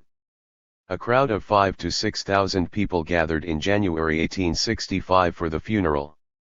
A regiment approaches and returns to the barracks after a maneuver. It is thought to be a trap. They explain themselves. They negotiate. The ranks open up to let the troops through. An anonymous voice shouts, "Beat the drum." The colonel raises his sword, heads are uncovered, and the regiment marches in front of the house of the deceased, presenting arms. A deep emotion seizes everyone. We shook hands in silence. Not a shout, not a word in this crowd dominated by a feeling of dignified pride. We feel alive again. So not everything is dead. Blanqui enjoyed a special respect in his eyes, as in Marx's by the way. Under Louis Philippe, his Société de Saisons was already distinguished. One hardly laughs there, certainly, but one does not declaim there either. And every line carries. Marx said that the bourgeoisie invented the name of Blanqui to criminalize communism. Lefrançois sees in it the symbol of the true republic whose time has not yet come. Before the Bourges court, unlike Raspail who sought to justify himself, Blanqui, threatened with capital punishment, widened the debate, tore off the veil of the supposed respect due to the majesty of universal suffrage and clearly demonstrated that it is the revolution alone that is in the hot seat. As for his person, Blanqui has no concern about it. Not believing that a dictatorship, however enlightened, could bring about the triumph of the social revolution, Lefrançois could not be a Blanquist. He nonetheless proclaimed to the end, towards Blanqui whose whole life has been generously sacrificed without reserve to the revolution, the respect to which he is entitled. He is more reserved towards the Blanquists. More significantly, Lefrançois considered the arrest of Rossel for military incompetence by decision of the commune to be legitimate. However, he specified, as for believing him to be a traitor, nothing justifies such an opinion. He is a man who made a mistake. Unlike what happened under the Robespierrist terror, for him a mistake was neither a crime nor treason. Unlike the murderous rhetoric of the Moscow trials, Lefrançois ignored the infamous formula of objective guilt. Invited under the Republic of September 1870 to raise a toast to that of 1792, Lefrançois raised his glass to those who fell in June 1848 for the conquest of social equality. Arago was in a tizzy. The young people, led by Flourens, applauded. There was no need, then, to invoke the duty of remembrance in order to be faithful. Lefrançois was not the type to commune with the Republicans of the two shores, from Pasqua to Chevènement. He will never be a black hussar of the Republic. A red hussar, rather. Or even a black and red hussar. For he has a frankly libertarian communism. He was made of the stuff that stiff-necked rebels are made of. We cannot imagine him being bogged down in the decorum and propriety of a governing, pluralist left. He already speaks with disdain of the open left as well as the pink republic. Different times, different customs. Maybe. Times change, of course. But there remains a popular righteousness, whose first imperative was always to betray the bourgeoisie for the man. Contrary to what my surname might indicate, my maternal grandfather, answering to the valiant first name of Hippolyte, was born in 1861, at one Passage de la Main d'Or, into a family of cabinet makers from the Faubourg Saint-Antoine.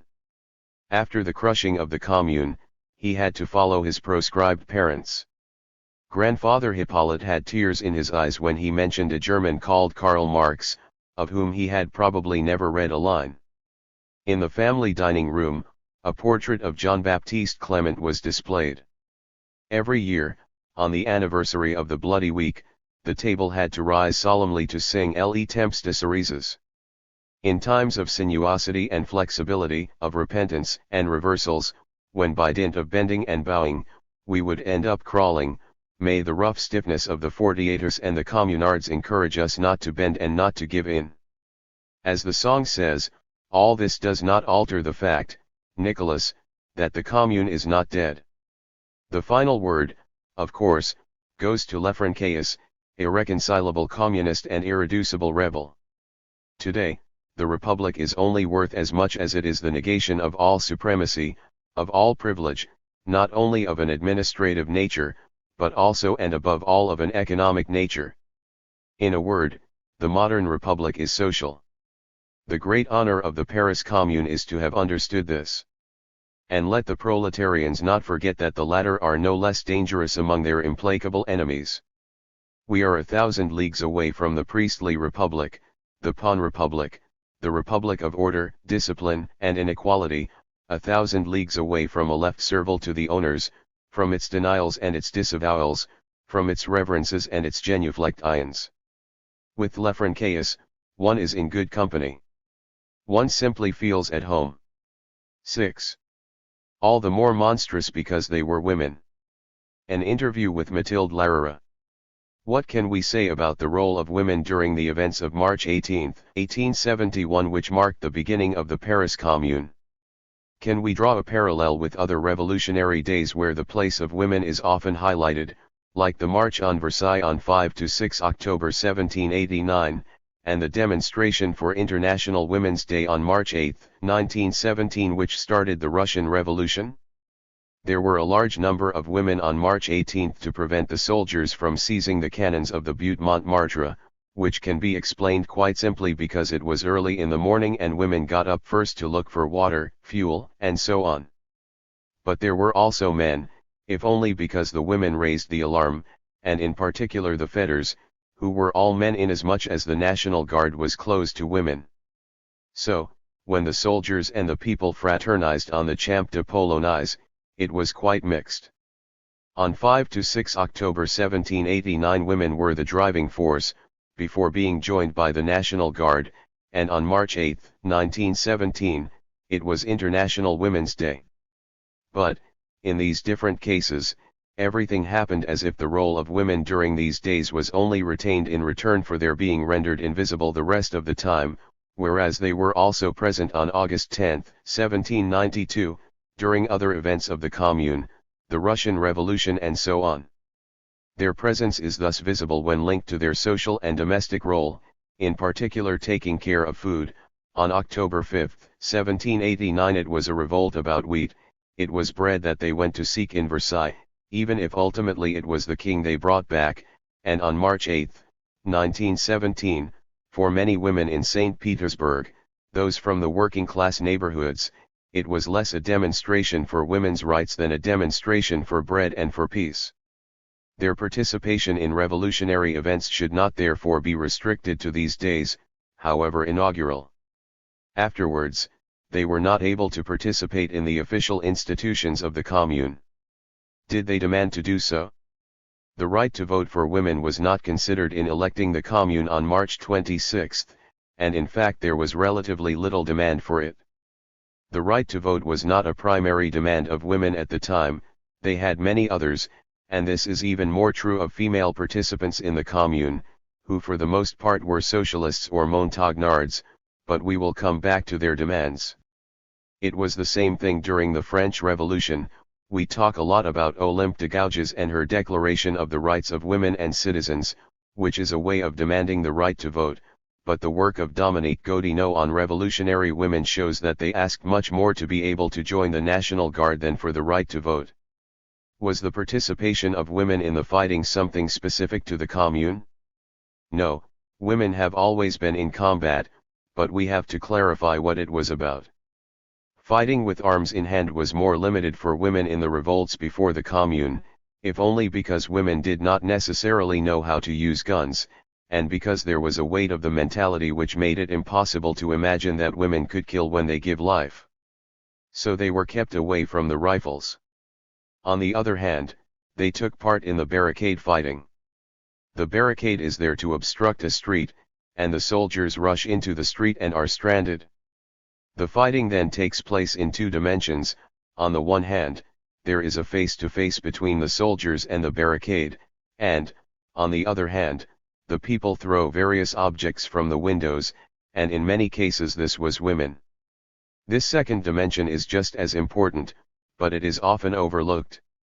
In addition, women reloaded the guns, treated the wounded, supplied the barricades and so on. The specificity of the Commune is that women more often participated in the fighting with weapons in hand, especially on barricades abandoned by male combatants. One of the significant women's organizations during the Commune was also linked to the fighting, the Women's Union for the Defense of Paris and Aid to the Wounded. Can you say a few words about it? What other types of settings could women organize themselves in? Yes, this was an organization created by Elizabeth Dmitrieff, who was the envoy of the IWA, from London to Paris. Originally there were two men who had to leave, but one of them could not leave because he was ill, and she replaced him at short notice. This organization is interesting in its two aspects: the defense of Paris, which corresponds to the transgressive demand of women to be able to bear arms, and care for the wounded, which, on the contrary, falls under the traditional role of women in the gendered distribution of tasks. It was the most structured organization and was quite centralized, with 3 levels: local committees by arrondissements, in which representatives were elected constituting a committee, and finally an executive commission headed by Elizabeth Dmitrieff. But other organizations existed, clubs in particular, such as the Montmartre Club, in which André Leo participated. There were, moreover, certain tensions between these organizations. For example, when André also joined the Women's Union for the Defense of Paris and Aid to the Wounded, this dual membership greatly irritated Elizabeth Dmitrieff. These different executives were women only, directed and organized by women, just like the women's clubs during the French Revolution or in 1848, although in some cases men could help. Women understood that this is how they should organize themselves in order to be able to act and be heard. What other famous female participants in the Commune can we name? Apart from Louise Michel, all of them are largely forgotten. And if we remember Michel and, to a lesser extent Brocker, it is mainly thanks to their writings. Yet many other figures deserve to be known. For example, André Leo, author of a major text, La Guerre Sociale, in which she denounces the desire, for a century, to make a revolution without women; Dmitrieff, who has disappeared and about whom we know very little after the Commune; Paul Mink, or even Nathalie Lemel, a little better known, close to Eugene Varlin, who before the Commune had created an important workers' and popular cooperative canteen, La Marmite. But for most of the Commune uses, we have few documents, apart from a few names on posters or the records of their trials in Versailles. That being said, even if they are a little more so than women, the male communaux are also relatively unknown, with the exception of Valles, Courbet, Potier, and so on. Besides entry into the National Guard and more generally the right to bear arms, what significant demands were made by women during the Commune? They demanded what the women of 1848, to whom they were quite close socially and through political training, were already demanding: the right to work, and to be paid the same wages and therefore the same recognition of qualifications as men. They also demanded the right to education, the right to divorce, the recognition of illegitimate or natural children, the recognition of concubines, and some, notably Louise Michel, demanded the abolition of prostitution. Which of these demands were met? Within the Women's Union for the Defense of Paris and Aid to the Wounded, there was a lot of thinking about women's work, and Elizabeth Dmitrieff managed to wrest promises of equal pay, and there was even a decree, for a particular profession, guaranteeing equal pay. It even established cooperatives of producers. For instruction, many schools for boys and girls were opened. Concubines were recognized, since the Commune decreed that the wives or concubines of National Guards wounded or killed in combat could receive a pension, and there was also a recognition of natural children. On the other hand, women were not accepted into the Federated National Guard; they took up arms themselves during the Semaine Sanglante. What was the place of women in the labor movement at the time? It was very difficult. Not only was the labor movement dominated by men, but a number of currents were against women working, which they considered unfair because women were paid less. And they began to see them, even if this would be more the case later, as strike breakers, which is not confirmed in the sources available since the division of labor was so gendered that a woman was not going to perform a man's job. They also considered factory work to be unethical, and there were many within the labor movement and the International who wanted women, especially married women, to return to the home, even if it meant working from home, that is to say in even worse conditions than in the factories. In the French labor movement, there is added to this the weight of Proudhonism, and the deep misogyny of Proudhon. This was certainly not the case for all activists. For example, Eugene Varlin was very much in favor of equality between men and women and in particular equal pay, and when he founded La Marmite with Nathalie Lemel, she had the same organizational role as him. But they were minorities. There were several congresses or conferences of the International before the Commune, notably during the Universal Exhibitions, which ended with texts that were deeply misogynistic and opposed to the work of women. It was against this that Dmitriev, André Leo, and Paul Mink fought before the Commune. They gave very well-attended lectures where they defended the right to work and equal pay. The slogan "Equal pay for equal work" is a slogan of the Paris Commune. Can we speak of a feminist movement in France at the time? It is difficult, because the Second Empire had largely crushed the feminist movements which had been able to form in 1848. It was reborn slowly, around these figures like André Leo or Paul Mink, but also Maria d'Erasmus, at the head of the newspaper Les Droits de Femmes founded in 1869, and which played an important role in the Association pour les droits de femmes created in 1870. But it was especially within the labor movement that a socialist feminism, or a feminist socialism, organized itself. It was after this that a feminist movement developed outside the labor movement, around the suffragettes, with Hubertine Auclert and Marguerite Durand. After the end of the Commune, did women suffer any specific repression from the Versaillais? Yes, but it is ambivalent. On the one hand, more women than men benefited from dismissal of their cases, where it has for a long time been said that justice was more lenient with women. But, on the other hand, if we look at the people who were convicted, we notice that women had harsher sentences. 13% of the women convicted were sentenced to death, against 0.9% of men convicted, and 13% were sentenced to forced labor and 13% to deportation, while these figures are 2.3 and 11% for men. Because they broke all the rule. They were all the more monstrous in the eyes of the Versaillais because they were women. They transgressed the order of the sexes by leaving the place reserved for them at the time and entering politics, and obviously entering it by the revolutionary route. This is how we can understand the figure of the Pétroliers through which female supporters of the Commune were stigmatized. From the first fires of the Commune, this stereotype is present. It is found in the Versailles press, iconography, and trials, which always tried to prove that they had started the fires. Did the defeat of the Commune have negative consequences for the situation of women and their demands in the years that followed? Not particularly. There was the restoration of moral order by the Versaillais, but it affected everyone. It was not unique to women. And when the Third Republic was established, it certainly excluded the right to vote for women, but because women were considered too clericals, without this having a direct link with the Commune. There was therefore no backlash as there was after the French Revolution with the promulgation of the Civil Code. The advances obtained were suppressed, one after the other, but this is true of all the work of the Commune, which has been erased. 7. Gender quake, Socialist Women and the Paris Commune. Judy Cox. On April 11, 1871, 3 weeks into the life of the Paris Commune, a poster appeared on the walls of France's capital. Citizenesses, we know that the present social order bears within itself the seeds of poverty and of the death of all liberty and justice.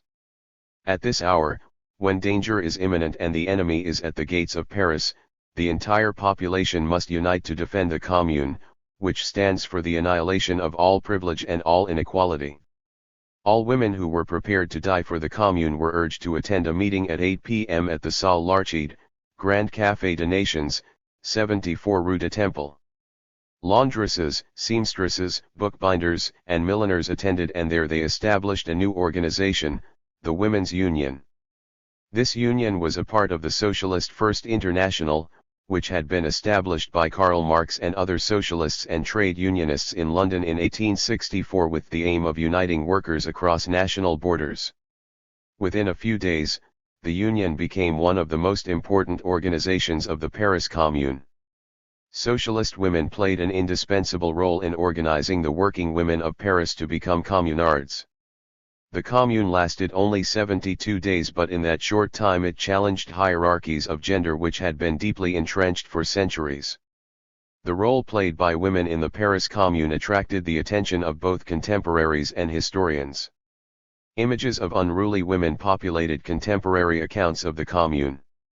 Historical studies of the Commune have tended to accept and even amplify a series of negative stereotypes that characterization working women as excitable, irrational, and habitually violent. They are seen as outside any enduring feminist or socialist tradition. The histories that treat women more objectively tend to restrict discussions of their activities to specific chapters, reinforcing the idea that men had historical agency but women were marginal to events. Imagine reading a history of the Commune with a chapter titled, Men in the Commune. The female communards have been the exclusive focus of only 3 book-length studies, one published in 1964, one in 1996, and one in 2004. This article does not aim to retell the stories of the female communards, fascinating though they are. It aims to explore the impact of socialist women on the Commune and on the wider socialist tradition. The foremothers of the Commune. Most studies of the Commune begin on March 18 with the failed attempt of Adolphe Thiers, head of the French government, to disarm the Parisian National Guard. France had suffered a military defeat in a war with Prussia, following the long and bitter siege of Paris. The French government had agreed to surrender, but the population of Paris and the National Guard resisted. When government troops were sent to take the cannons of Paris, thousands of women, men, and children rose up to defend them, built barricades and drove the French army out of the city. The emphasis on this revolutionary moment creates the impression that the Commune was a purely spontaneous event. The Commune was indeed born out of this spontaneous rebellion, but it was shaped and driven forward by individuals and organizations steeped in experience of the labor and socialist movements. The role of socialist women in preparing the way for the Commune has been almost completely overlooked by historians, yet the Commune depended on the women who were at the center of Paris's working-class networks. Male and female members of the International established themselves by leading strikes in the 1860s. Eugene Varlin and Nathalie Lemel led a large strike of bookbinders in 1864. Lemel defied convention to become a member of the strike committee, and she fought tirelessly for equal pay for women. Both Varlin and Lemel became leading communards. 2 opposing traditions relating to women coexisted uneasily inside the French socialist movement. One went back to the utopian socialism of the 1830s, when Flora Tristan became the first reformer to argue that women could only win equality through the emancipation of the working class. This tradition was developed in the 1848 revolution by the great socialist leaders Jean Drouin and Pauline Roland, who organized women to fight for their rights to work and to vote. A very different tradition was represented by the misogynistic anarchist socialist writer Pierre-Joseph Proudhon. Proudhon argued that women were physically weak, incapable of abstract thought and naturally immoral, fit only for marriage or prostitution. In his last work, Pornocracy, Women in Modern Times, Proudhon argued that husbands had the right to kill wives who were adulterous, immoral, drunk, thieving, wasteful or obstinately insubordinate. Jules Michelet further popularized these misogynistic views in his accessible novels Love and Women.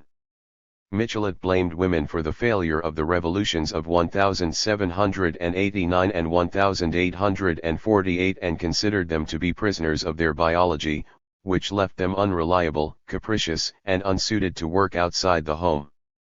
Proudhon and Michelet were very influential in the French section of the International. At the French section's inaugural meeting in 1866, delegates passed a motion that stated, from a physical, moral, and social viewpoint, women's work outside the home should be energetically condemned as a cause of the degeneration of the race and as one of the agents of demoralization used by the capitalist class. There were opposing voices, including those of future communards Varlin and Benoit Malin, but the French section of the International remained deeply Proudhonist. Female campaigners fought back against the sexist ideas of Proudhon and Michelet. One combatant was André Leo. Leo had lived in Switzerland with her husband, a utopian socialist who had been inspired by the ideas of Henry de Saint-Simon and was forced into exile after 1848. Leo was widowed, and to survive she published several novels exploring the oppression of women and affirming women's abilities. In 1866 she hosted the inaugural meeting of a new feminist group at her house. The group included Paul Mink, Louise Michel, Eliska Vincent, Noémie Reclus and her husband Elia Reclus, all future communards. The group established improving girls' education as their campaigning priority. Mink and Michel were two of the leading women of the Commune. They both stood in the revolutionary socialist tradition of de Rohan and Roland. Mink was the daughter of an exiled Polish nobleman. When her marriage broke down, she worked as a seamstress and language teacher. She also edited a radical newspaper and built a reputation as an orator in Paris's radical circles. At a public meeting in 1868, Mink challenged Proudhon, "By ceasing to make woman a worker, you deprive her of her liberty and, thereby, of her responsibility, so that she no longer will be a free and intelligent creature but will merely be a reflection, a small part of her husband." Michel was the daughter of an unmarried servant. She trained as a teacher but refused to teach in state schools because it would have meant swearing an oath of loyalty to the French Empire. Michel came to Paris to further both her education and the revolution. She was one of the most courageous, determined, and audacious women in the revolutionary tradition. Some male members of the International supported the women against Proudhonism. In 1866, Malin wrote to Leo as a member of the International, assuring her that he was not forgetting about the emancipation of women, and we receive new support each day. We have convinced almost the entire association of the idea, only the pontiffs of Proudhon remain unconvinced. The first edition of the paper issued by the Batignolles section of the Parisian International included a program, signed by Leo and 16 others, which declared, "It is time to have women participate in democracy instead of making them its enemy by senseless exclusion." The following year Varlin argued, "Those who wish to refuse women the right to work want to keep them permanently dependent on men. No one has the right to refuse them the only means of being truly free. Whether done by man or women, there should be equal pay for equal work." Leo, Mink, and Varlin consistently agitated for the International to support both civil rights for women and women's right to work. Throughout the 1860s women joined the political clubs that attracted large audiences in Paris's poorer districts, at least some of which discussed how to campaign against women's low wages. The political clubs also incubated the desire to establish a commune based on cooperation of all energies and intelligences instead of government composed of traitors and incompetents. Early in 1869 demands for a commune could be heard in many clubs, and proceedings often closed with the cry, "Vive la Commune." When the commune became a reality 2 years later, the clubs continued to provide a space for debate and organization and became a living link between the Central Committee and the people. The clubs debated what actions the commune should take and made their views and priorities known to the Central Committee. Through the clubs, women could organize direct action against profiteers and urge support for reforms they wanted. Many Parisian women were in relationships with members of the National Guard, but few went through a marriage ceremony. Only married women could claim a wife's allowance from the commune, a discriminatory policy that caused much anger. The demand for allowances for the unmarried partners of National Guardsmen originated in the clubs and was later granted by the commune. Some clubs were mixed, some were segregated, and both provided a platform for female leaders to emerge. An English reporter from the Daily News described one club where respectably dressed women with their grown-up daughters, little shopkeepers' wives with their young families mixed with those repulsive females of almost all degrees of age who form the typical furies of excited Paris mobs. Reporters were horrified to hear women advocating not only an end to marriage but also for equality between the sexes. Michel presided over the Club of the Revolution, which voted to arrest any priests who were in league with the monarchist dogs and to set up corporations of women and men to undertake necessary public works. At the Club of the Freethinkers, Natalie Lemmel and Lodois Kakaeka, who dressed in trousers and wore 2 revolvers hanging from her sash, argued for divorce and the liberation of women. At the Club of the Proletarians, a laundress, known only as Madame André, was the secretary. One regular speaker was a Citizeness Thiourt, who demanded that cannons be placed in the well-to-do squares of Paris and that women be given the right to bear arms. Leo, Michel, and Lemmel toured the clubs arguing that capitalist exploitation must be abolished. Before the storm, women under siege. The year 1870 began with a huge political revolt in Paris.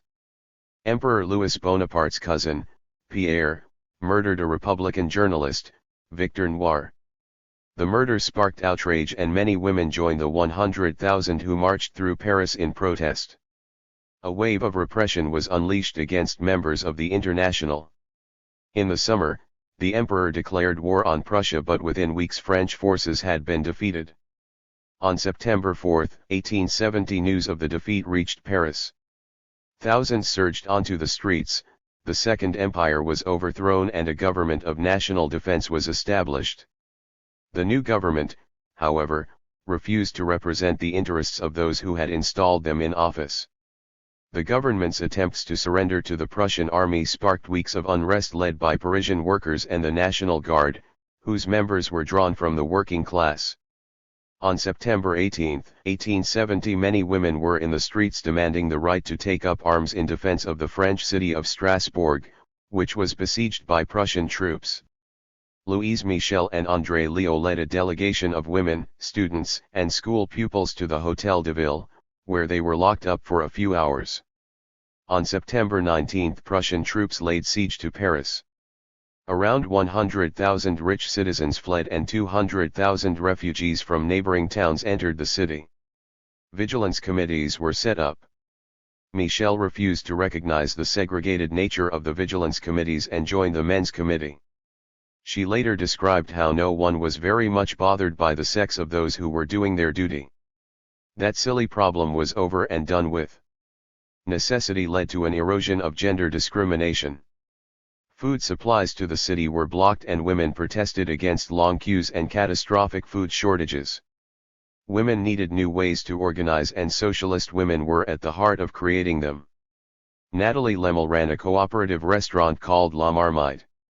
She was active in several of the many mutual aid groups which the police kept under surveillance because they had the potential to turn into resistance groups. La Marmite was based on solidarity between those working in supply, catering and production, bound together with a hefty dose of socialist propaganda. Victorine Brocker, another member of the International, ran a cooperative bakery in La Chapelle which donated a proportion of its funds to new cooperatives. Many more socialist women were at the center of efforts to feed the people during the siege, efforts which placed them at the center of mutual aid networks and political organization. An attempted insurrection in Paris on January 22, 1871 demanded that the government be replaced by a commune.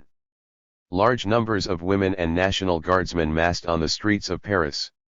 However, the failure of the insurrection led to a backlash and then on January 28 the French government officially surrendered to Germany. 1. A general election held on February 8 was a massive defeat for the left with landowners, aristocrats, and army officers forming the majority of those elected. The French section of the First International had 50,000 members in the spring of 1870, but after the February elections, leading members felt they were on the brink of collapse as support drained away. However, some glimpses of the insurgency to come were nevertheless visible. On February 26, a rumor that German troops were planning to enter Paris in order to take the city's cannon brought a huge crowd of National Guardsmen, women, and children out to defend the cannon they had paid for with their subscriptions. Through all the turbulent events of 1870 and the first months of 1871, women were leading the crowds, urging defiance, and creating the basis of the organizations which would create a workers' government. The Universal Republic. The French government decamped to the safety of Versailles, on Paris's western fringes. On March 18, Thiers, who had surrendered to Germany as the government's chief executive, sent troops to disarm the Parisian National Guard. It was milkmaids who raised the alarm. The women of Paris swarmed among the government troops as they attempted to remove the cannon. Prosper Olivier Lissagaray, a socialist and a historian of the Commune, noted that it was the women who were first to act. Women formed a human barricade between the government's soldiers and the National Guard. A government supporter, General Louis d'Orly de Paladins, described the significance of the women's actions. The women and children came and mixed with the troops. We were greatly mistaken in permitting these people to approach our soldiers, for they mingled among them, and the women and children told them, "You will not fire upon the people." This is how the soldiers of the 88th, as far as I can see, and of another line regiment found themselves surrounded and did not have the power to resist those ovations that were given to them. When the officer in charge, General Claude Lecomte, ordered the troops to fire on the crowd, they refused. Lecomte was taken prisoner and later shot. Before March 1871, the Commune existed only as a political aspiration, a rallying cry and possible different future, but with the government gone and the army and police driven out, a real, living commune based on the anonymous power of Monsieur Tout le Monde was established. A great sense of freedom brought a mass movement of men, women, and children exploding onto the streets. One witness described the atmosphere. There was, first of all, a grandiose festival, a festival that the people of Paris, the essence and symbol of the French people, and of humanity in general, created for itself and for the spring. Spring festival in the city, festival of the disinherited and the proletarians, revolutionary festival and festival of the revolution. The revolution transformed all interactions, the social life of the city was recalibrated according to principles of cooperation and association. All this energy and commitment was rapidly channeled towards running the vital services of the city. Paris's state institutions had disintegrated or been destroyed by the government at Versailles. All the respiratory and digestive apparatus of the city of 1,600,000 collapsed. The crisis was so deep that the cemeteries had ceased to bury the dead and some 300,000 were out of work. The General Council of the National Guard stepped up to take over running the state until elections were held. All foreigners were admitted to citizenship, all state functionaries either eliminated or paid a worker's wage and subject to immediate recall. Priests and nuns were dispatched to private life. Manual workers and those from subordinate positions took over the jobs of the highly paid bureaucrats and began to organize public services such as the post office. The people of Paris transformed their physical environment, destroying the symbols of the old regime. On April 10 the guillotine was dragged to the Place Voltaire and publicly burned by a crowd led by women. On May 16 the Vendôme column, which glorified Napoleon's imperialist conquests, was torn down and the square was renamed the Place Internationale. Communards tore down the symbols of the old order, but they also demanded positive change. The Commune had a policy of creating communal luxury, a phrase coined by Eugene Potier, who wrote the Internationale in order to commemorate the Commune. Communal luxury was a program for public beauty in which art would be integrated into public life rather than treated as a private commodity enjoyed by the wealthy. The radical painter Gustave Courbet worked for the Commune's Arts Commission. He described the enormous efforts people went to in order to reorder their society. I have breakfast and preside over meetings for 12 hours each day. My head has begun to spin, but despite this mental torment, which I am not used to, I am enchanted. Paris is a true paradise. No police, no nonsense, no exaction of any kind, no arguments. Everything in Paris rolls along like clockwork. All the government bodies are organization federally and run themselves. As art and politics became intertwined, female artists found their voice. Singer Rosalie Bordas, known as La Bordas, was born in Montreux in 1840 and learned to sing in the Red Café, which was run by her parents. She moved to Paris and sang for the Paris Concert, and in 1870, During the siege, she sang La Marseillaise and waved a tricolore on stage. She was committed to the Commune, performing revolutionary songs while wrapped in a red flag in order to raise funds for the wounded. The Commune demonstrated that working-class people were capable of organizing society more efficiently and fairly than the privileged politicians and bureaucrats that they had replaced. However, many of the Commune's supporters had a wider ambition, to lay the basis of a socialist society. Elise Reclus, who had been a member of André Leo's feminist circle, wrote, "The Commune set up for the future a new society in which there are no masters by birth, title or wealth, and no slaves by origin, caste, or salary."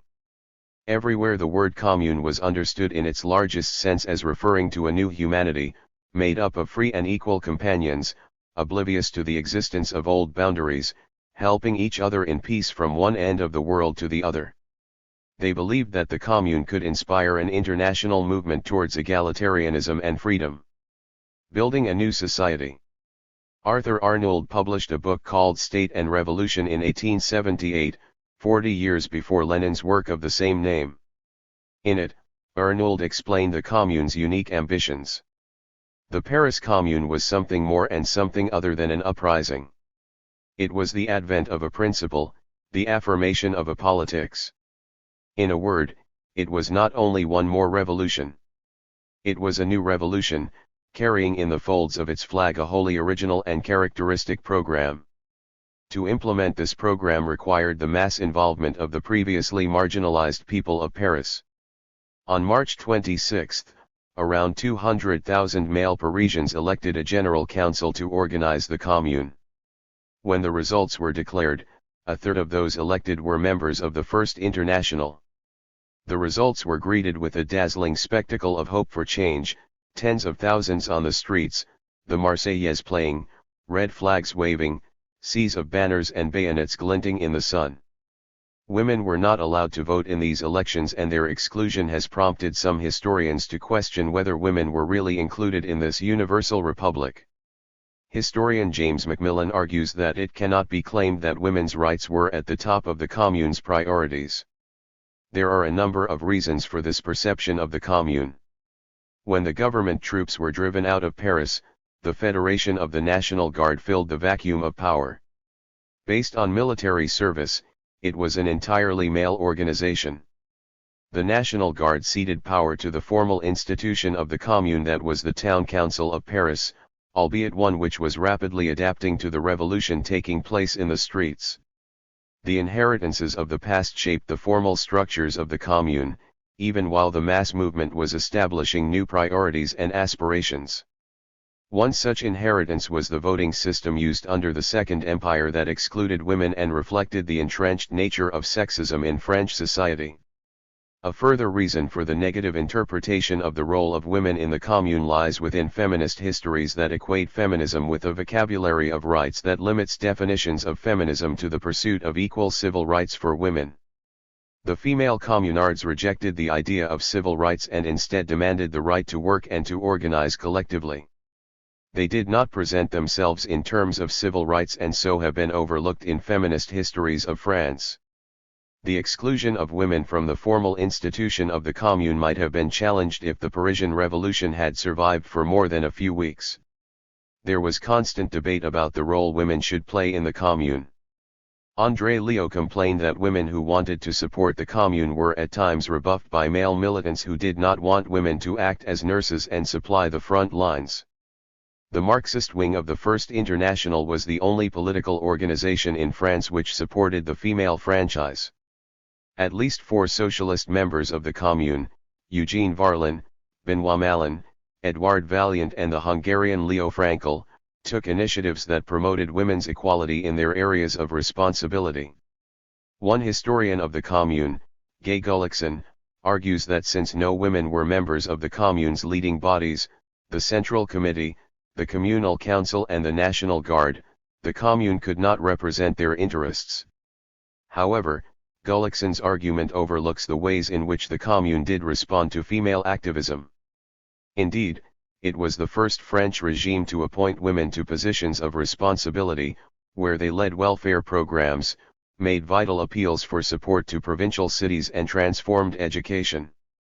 Evictions were banned, and allowances for unmarried partners of National Guardsmen and their children were introduced.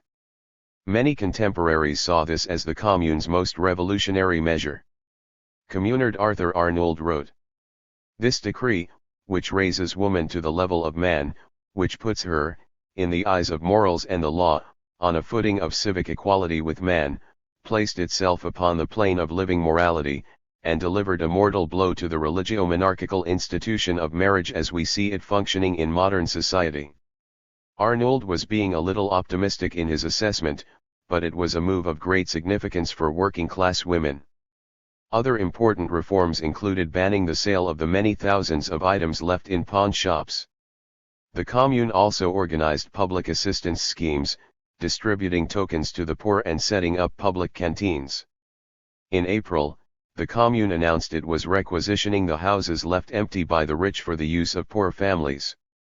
A second problem with Gullickson's argument is that she approaches the Commune from the top down rather than the bottom up. The militant women's organizations in the Commune and leading women activists such as Louise Michel did not see the vote as central to their vision of collective liberation. They tended to be dismissive of the right to vote and focused instead on the right to work and to bear arms, which they saw as more fundamental and immediate. They found ways to shape the Commune through organizing in their communities and workplaces, their unions, committees, and clubs. In its 72 days, the Commune did not completely uproot centuries of women's oppression. It did, however, both promote women to positions of authority and enable women to have real power over their lives. When assessing the Commune's record, it should be remembered that nowhere internationally, with the exception of one area of Australia, did even property-owning women have the right to vote in major elections in 1871. No women served in the French government until 3 women were appointed by the Popular Front coalition of 1936. These women were appointed rather than elected because they could not stand for office or vote in an election until 1945.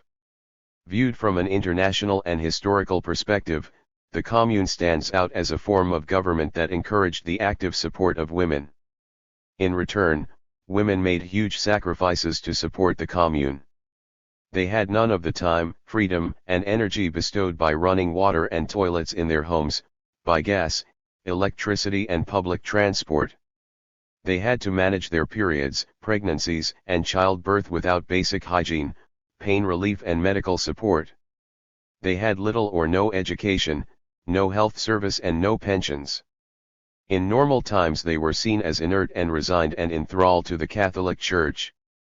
Yet during the Commune those women began to act as if they felt they would be listened to, as if they could make a difference. And make a difference they did. On April 1 the government declared war on Paris. On 11 April the Union of Women for the Defense of Paris was established. It aimed to mobilize women to defend the Commune, treat the wounded and carry out important work. Its committees met daily in most districts of Paris and it became the Commune's largest and most effective organization. The Union aimed to organize the defense of Paris's revolution and to instigate long-term changes in women's labor to eradicate the masters and exploiters. It issued an address calling on the Commune to abolish all forms of gender inequality and describing sex discrimination as a means employed by the ruling class to maintain their power. This was the first time a significant French women's organization explained their inferior status in terms of class. The achievements of the Union were huge. It provided staff for orphanages and care for old people, recruited nurses and canteen workers, provided speakers for public meetings.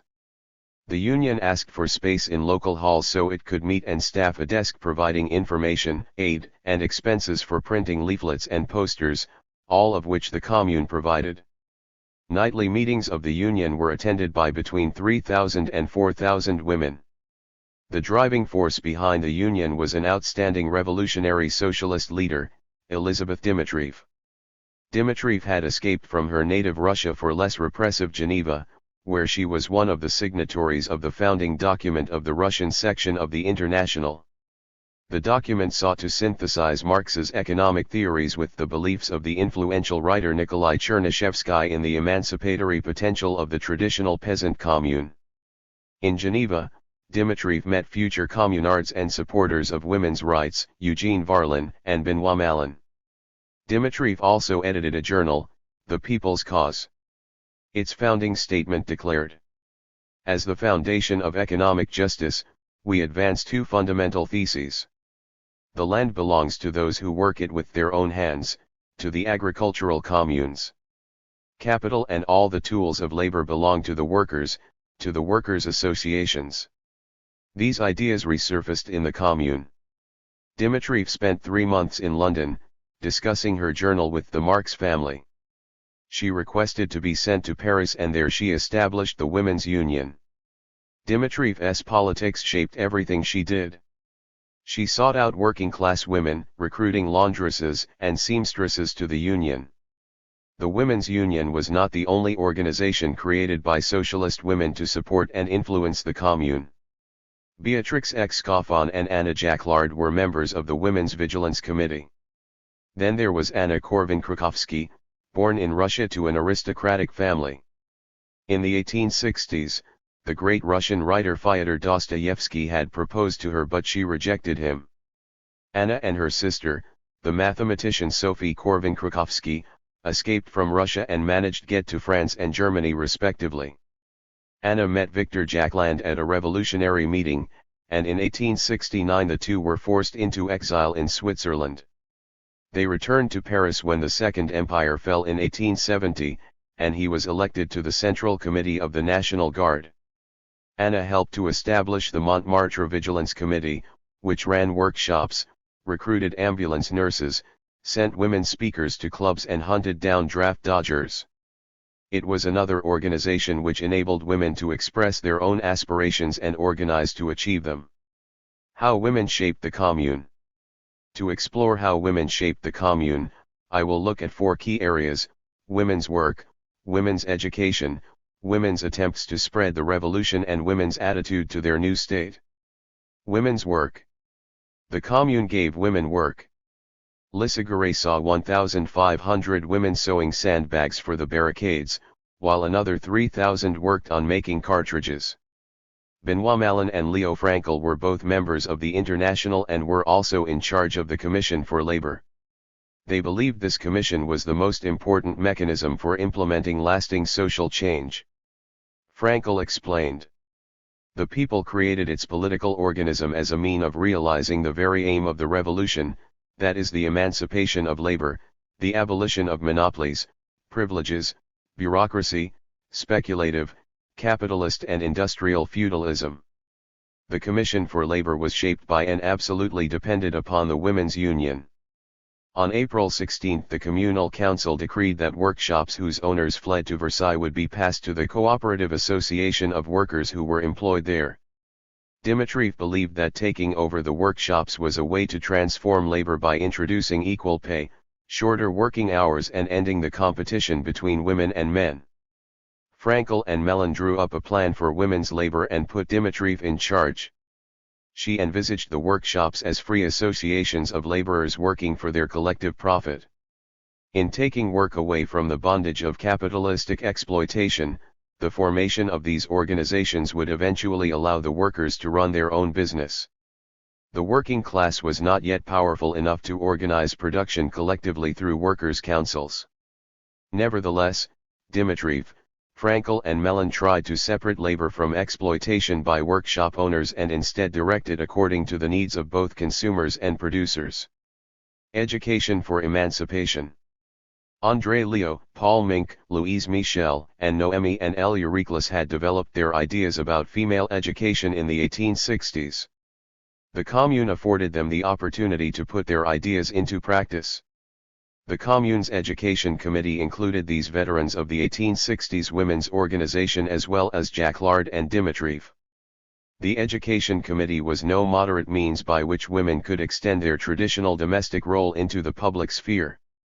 It was a tool for empowering women and enabling them to participate in the commune while simultaneously subverting gender stereotypes. Despite the desperately limited means at its disposal, the Commune prioritized introducing education for girls. The radical newspaper Le Père Duchesne explained why.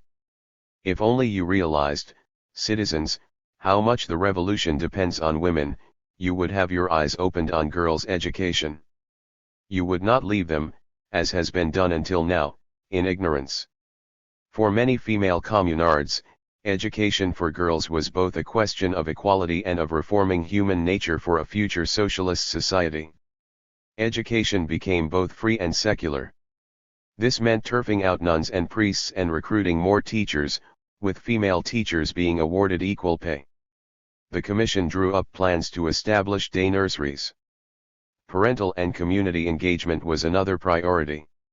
Twice a week the Society for a New Education, which was composed of 3 women and 3 men, brought teachers and parents together to discuss the curriculum and the methods used in schools. The committee took a radical approach to education. Any official direction which is imposed on the judgment of pupils is fatal and must be condemned. It tends to destroy individuality. Women did not just sit on committees.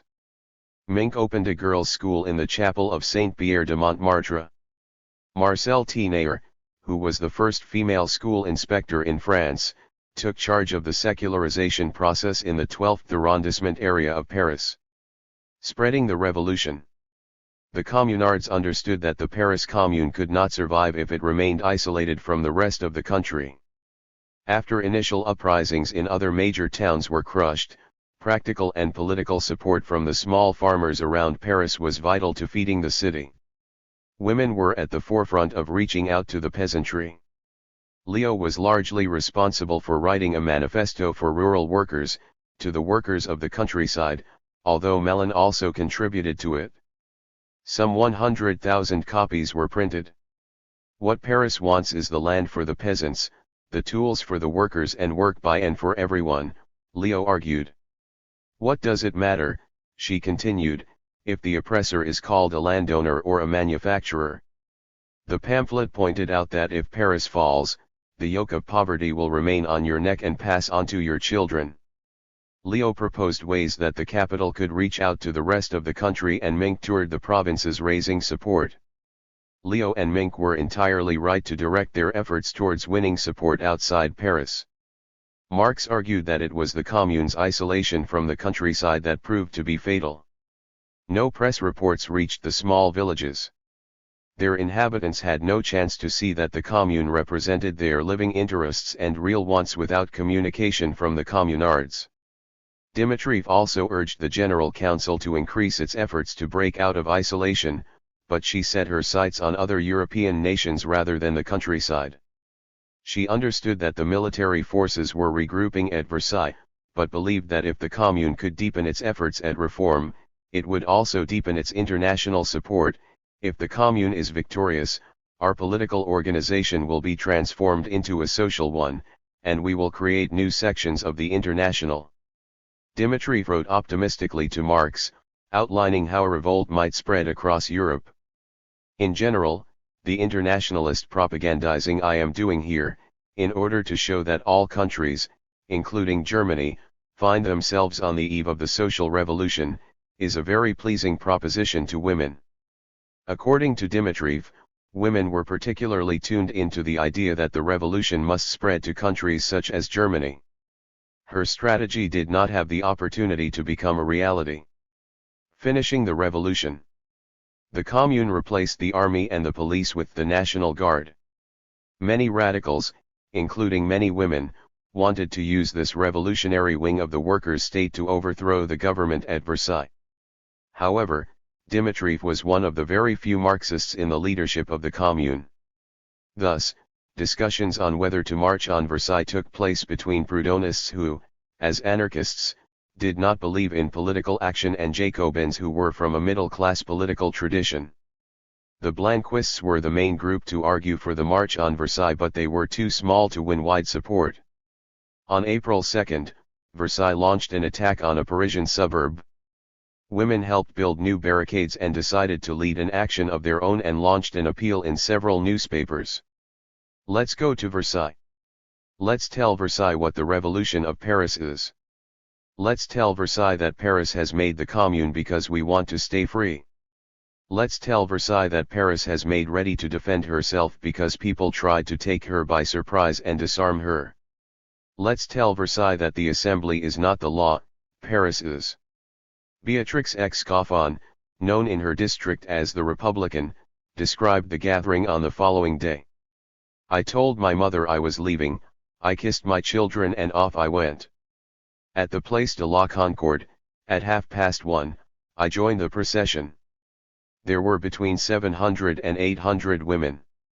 Some talked about explaining to Versailles what Paris wanted, others talked about how things were 100 years ago, when the women of Paris had already gone to Versailles to carry off the baker and the baker's wife and the baker's little boy. The baker and the baker's wife and the baker's little boy is a reference to the Women's March on Versailles that took place in 1789. At that time, a hungry mob of women and men had laid siege to the palace of Versailles and captured King Louis XVI and his family.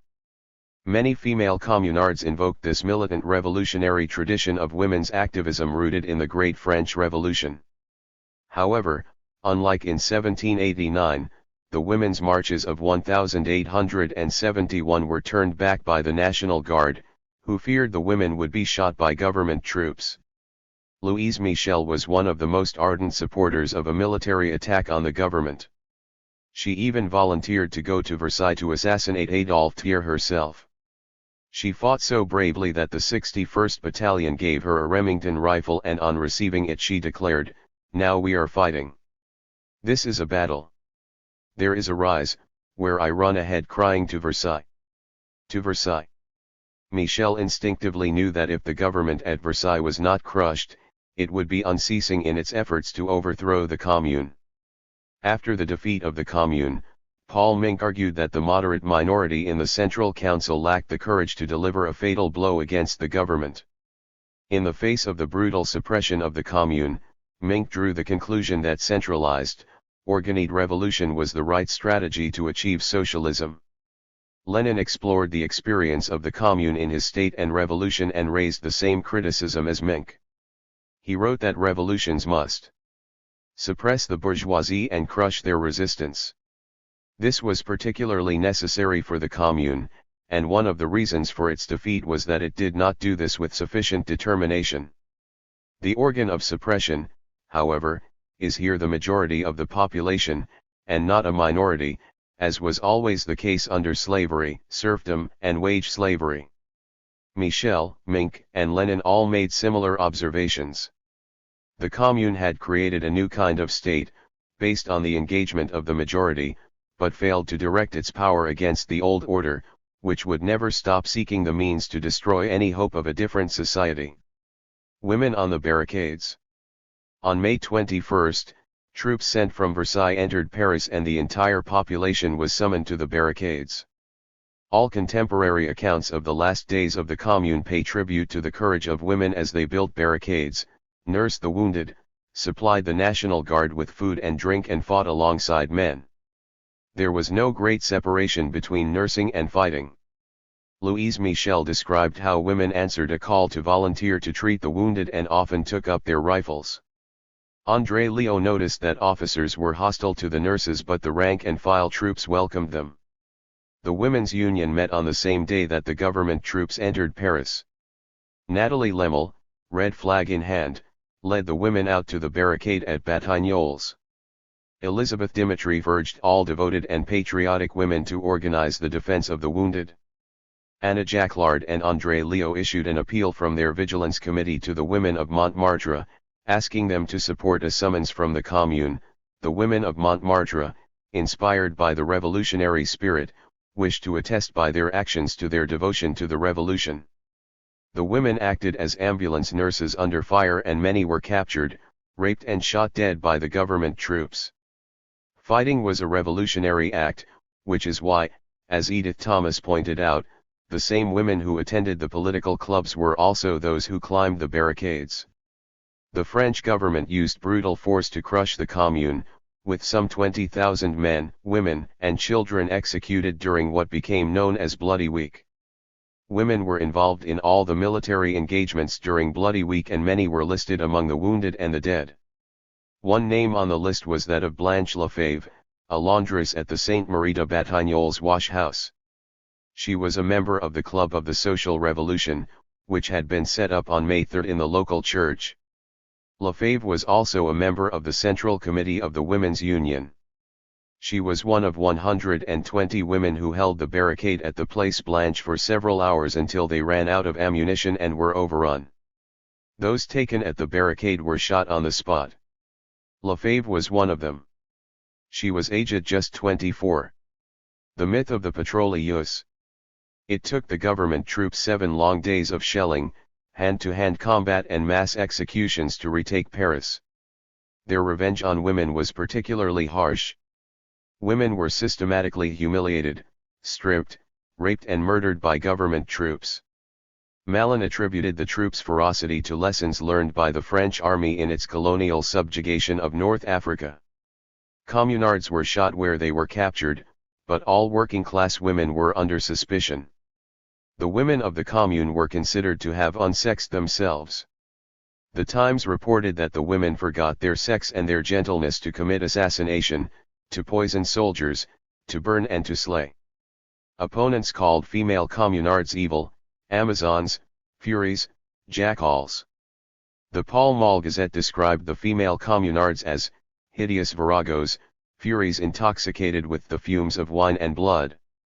Wealthy society women lined up to abuse women prisoners and beat them with their parasols as they were dragged past on their way to prison.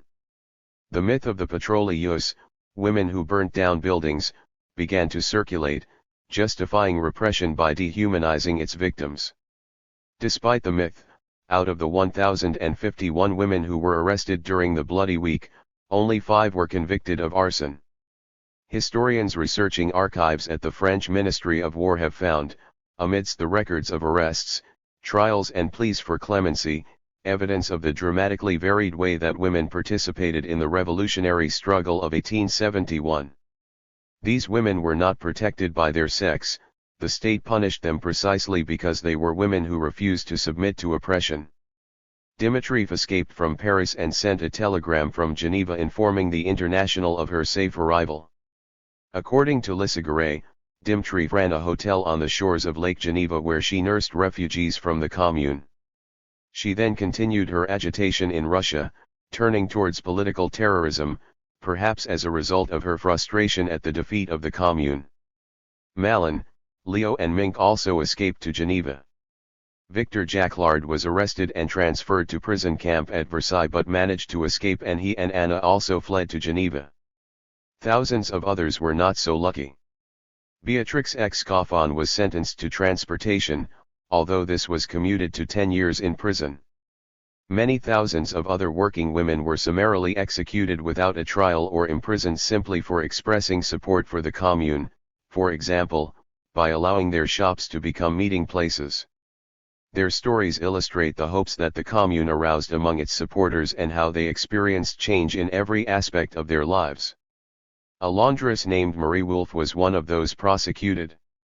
On May 27, 4 escaped prisoners who were supporters of the Versailles government were arrested. Wolfe, who was an ambulance nurse, took part in their execution. Before the commune, Wolfe had served time in prison for theft and burglary. During the commune she carried a red banner and a belt with weapons stuck in it. On April 25, 1872, Wolfe was sentenced to death for her role in the execution of the prisoners. Her sentence was commuted to hard labor for life. Marguerite Thénard was a teacher and supporter of the International. Her husband, who was unpolitical, was shot as he searched for her. She was sentenced to transportation but escaped to Geneva and then Budapest with her 5 children. Thénard was excluded from an amnesty of 1879 because she continued with her socialistic and internationalist intrigues. She was eventually allowed back to Paris. The revenge of the ruling class was brutal, but it did not crush the revolutionary spirit of the female communards. Eliska Vincent, veteran of Leo's 1866 feminist group, was almost executed for her role in the commune, but went on to lead a women's suffrage organization and edited a paper, Equality. Michel dared the court to sentence her to death. They declined and sentenced her to penal transportation. She met Lemel in the penal colony of New Caledonia in the South Pacific Ocean. Michel returned to Paris after a total amnesty was declared in 1880. She was arrested on a demonstration of unemployed workers in 1883 and sentenced to 6 years of solitary confinement. She was arrested again in 1890 but escaped to England, where she taught refugee children. Michel returned to France and died of pneumonia in January 1905. More than 100,000 attended her funeral. When the Commune fell, Mink was touring the provinces to win support for the Commune. She managed to escape to Geneva with her daughter. She never stopped organizing for socialist revolution. When she was buried on May Day 1901, thousands of mourners joined the funeral procession through the streets of Paris, calling Vive la Commune and Vive l'Internationale. Over 600 police, 500 soldiers, and 100 cavalry were required to patrol the streets. 100 Her funeral underlined the continuing importance of the Commune in the socialist tradition. Conclusion: agitating and squawking. One historian of the Commune describes it as an incubator for embryonic feminist socialisms. It would be more accurate to say that women's role in the Commune encouraged experienced socialist women to reach out to other working women. Mink wrote in the Geneva-based newspaper of the International, Equality, addressing women. It is in the name of women that I speak, in the name of women to whom the International has given the rights and duties equal to those of men. Only socialism will be able to emancipate women materially and morally, as it will be able to emancipate all those who suffer. Socialist men who supported women's emancipation were also keen to draw the lessons of the Commune. In 1871, just weeks after the defeat, Mellon argued that one important fact demonstrated by the revolution in Paris is the entry of women into political life. Women and the proletariat can only hope to achieve their respective liberation by uniting. At the same time, Leo Frankel wrote, "All the objections produced against equality of men and women are the same sort as those which are produced against the emancipation of the Negro race. Firstly, people are blindfolded and they are told that they have been blind since birth. By claiming that half of the human race is incompetent, man prides himself on appearing to be the protector of women. Revolting hypocrisy. Just let the barriers of privilege be lowered and we shall see." In 1879, the National Workers' Congress in Marseille marked a decisive shift in attitude of organized French workers, and a majority rallied behind the notion of complete civil and political equality. The motion was ardently defended at the Congress by Hubertine Auclert, a working-class socialist. She was acclaimed by the Congress, elected as chair of both the session and the commission, and the Congress adopted a resolution proclaiming the absolute equality of the sexes. The Paris Commune impacted powerfully on the Marx family. Marx initially opposed the Parisian uprising as premature. Yet once it was underway, he and the whole family threw themselves into supporting it. Marx was vilified as the Red Doctor and sinister insurrectionist who had instigated the Commune. Two of the Marx daughters, Eleanor and Jenny, were lucky to escape after visiting France in April 1871. Defeat brought refugees flooding into London and many found their way to the Marx family home. Jenny and the third sister Laura married communards, and Eleanor was engaged for a while to Leplat, whose invaluable history of the Commune she translated. The Commune also shaped the international socialist movement and was commemorated by the British working class movement for decades with anniversary celebrations, speeches, and events. Marx described the communards' greatest achievement as the new ways of organizing they created, the Commune's actual working existence. The experience of 1871 prompted Marx to distance himself from the idea that revolutionary perspectives must be based on capitalist progress. Rather, he saw non-capitalist forms of communal property ownership as creating potential allies for the working class.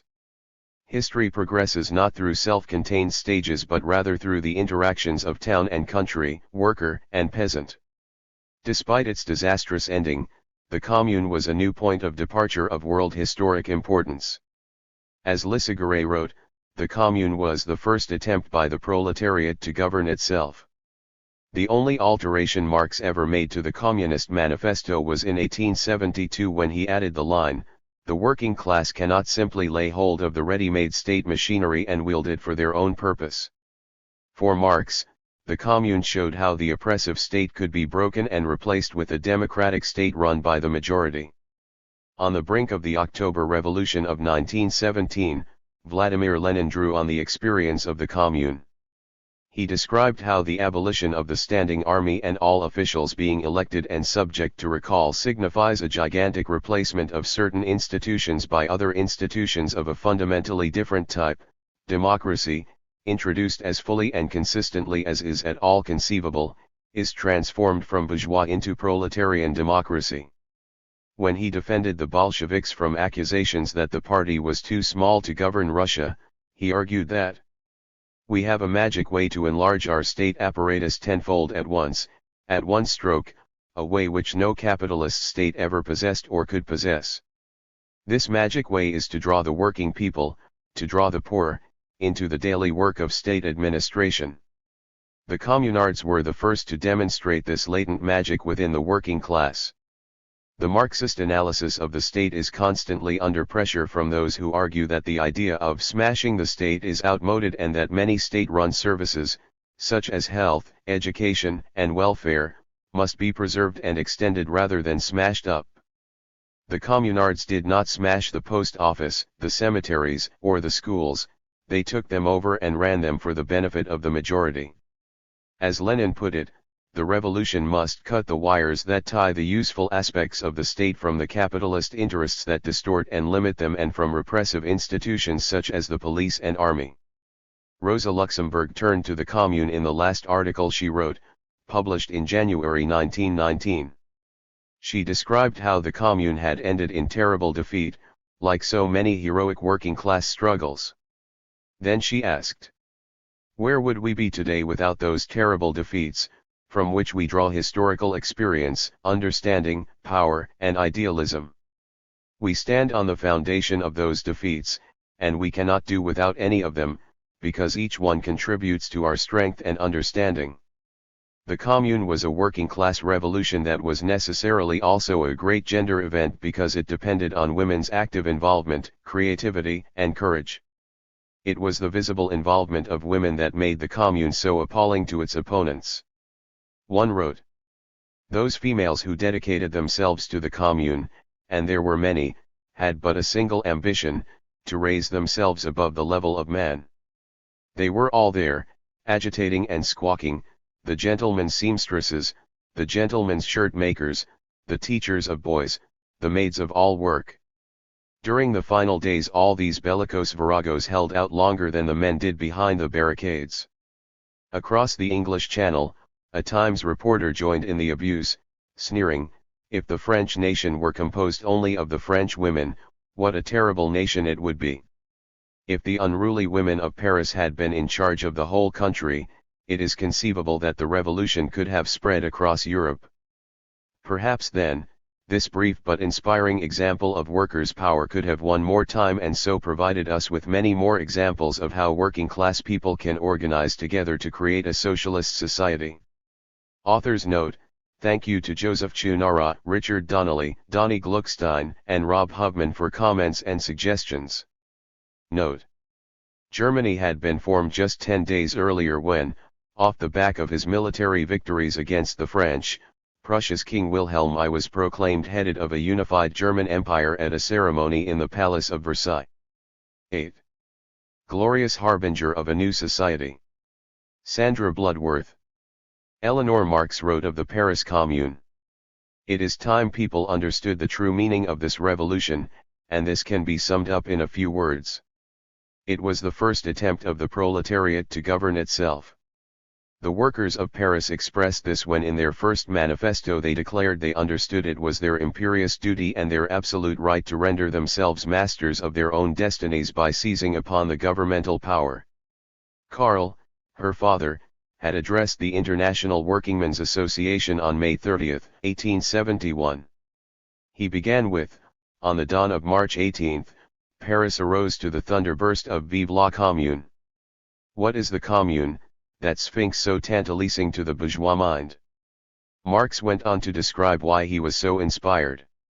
The Paris Commune was the first revolution in which the working class was openly acknowledged as the only class capable of social initiative, even by the great bulk of the Paris middle class, shopkeepers, tradesmen, merchants, the wealthy capitalist alone excepted. Many of the lessons Marx drew from this momentous event have in the last half-century been largely lost to workers struggling to get control over their lives. But if we listen to the voices of the women and men of the Commune, if we examine the barbarous response of the national government headed by the reactionary Adolphe Thiers, we find that the lessons are just as relevant to our struggle many years later.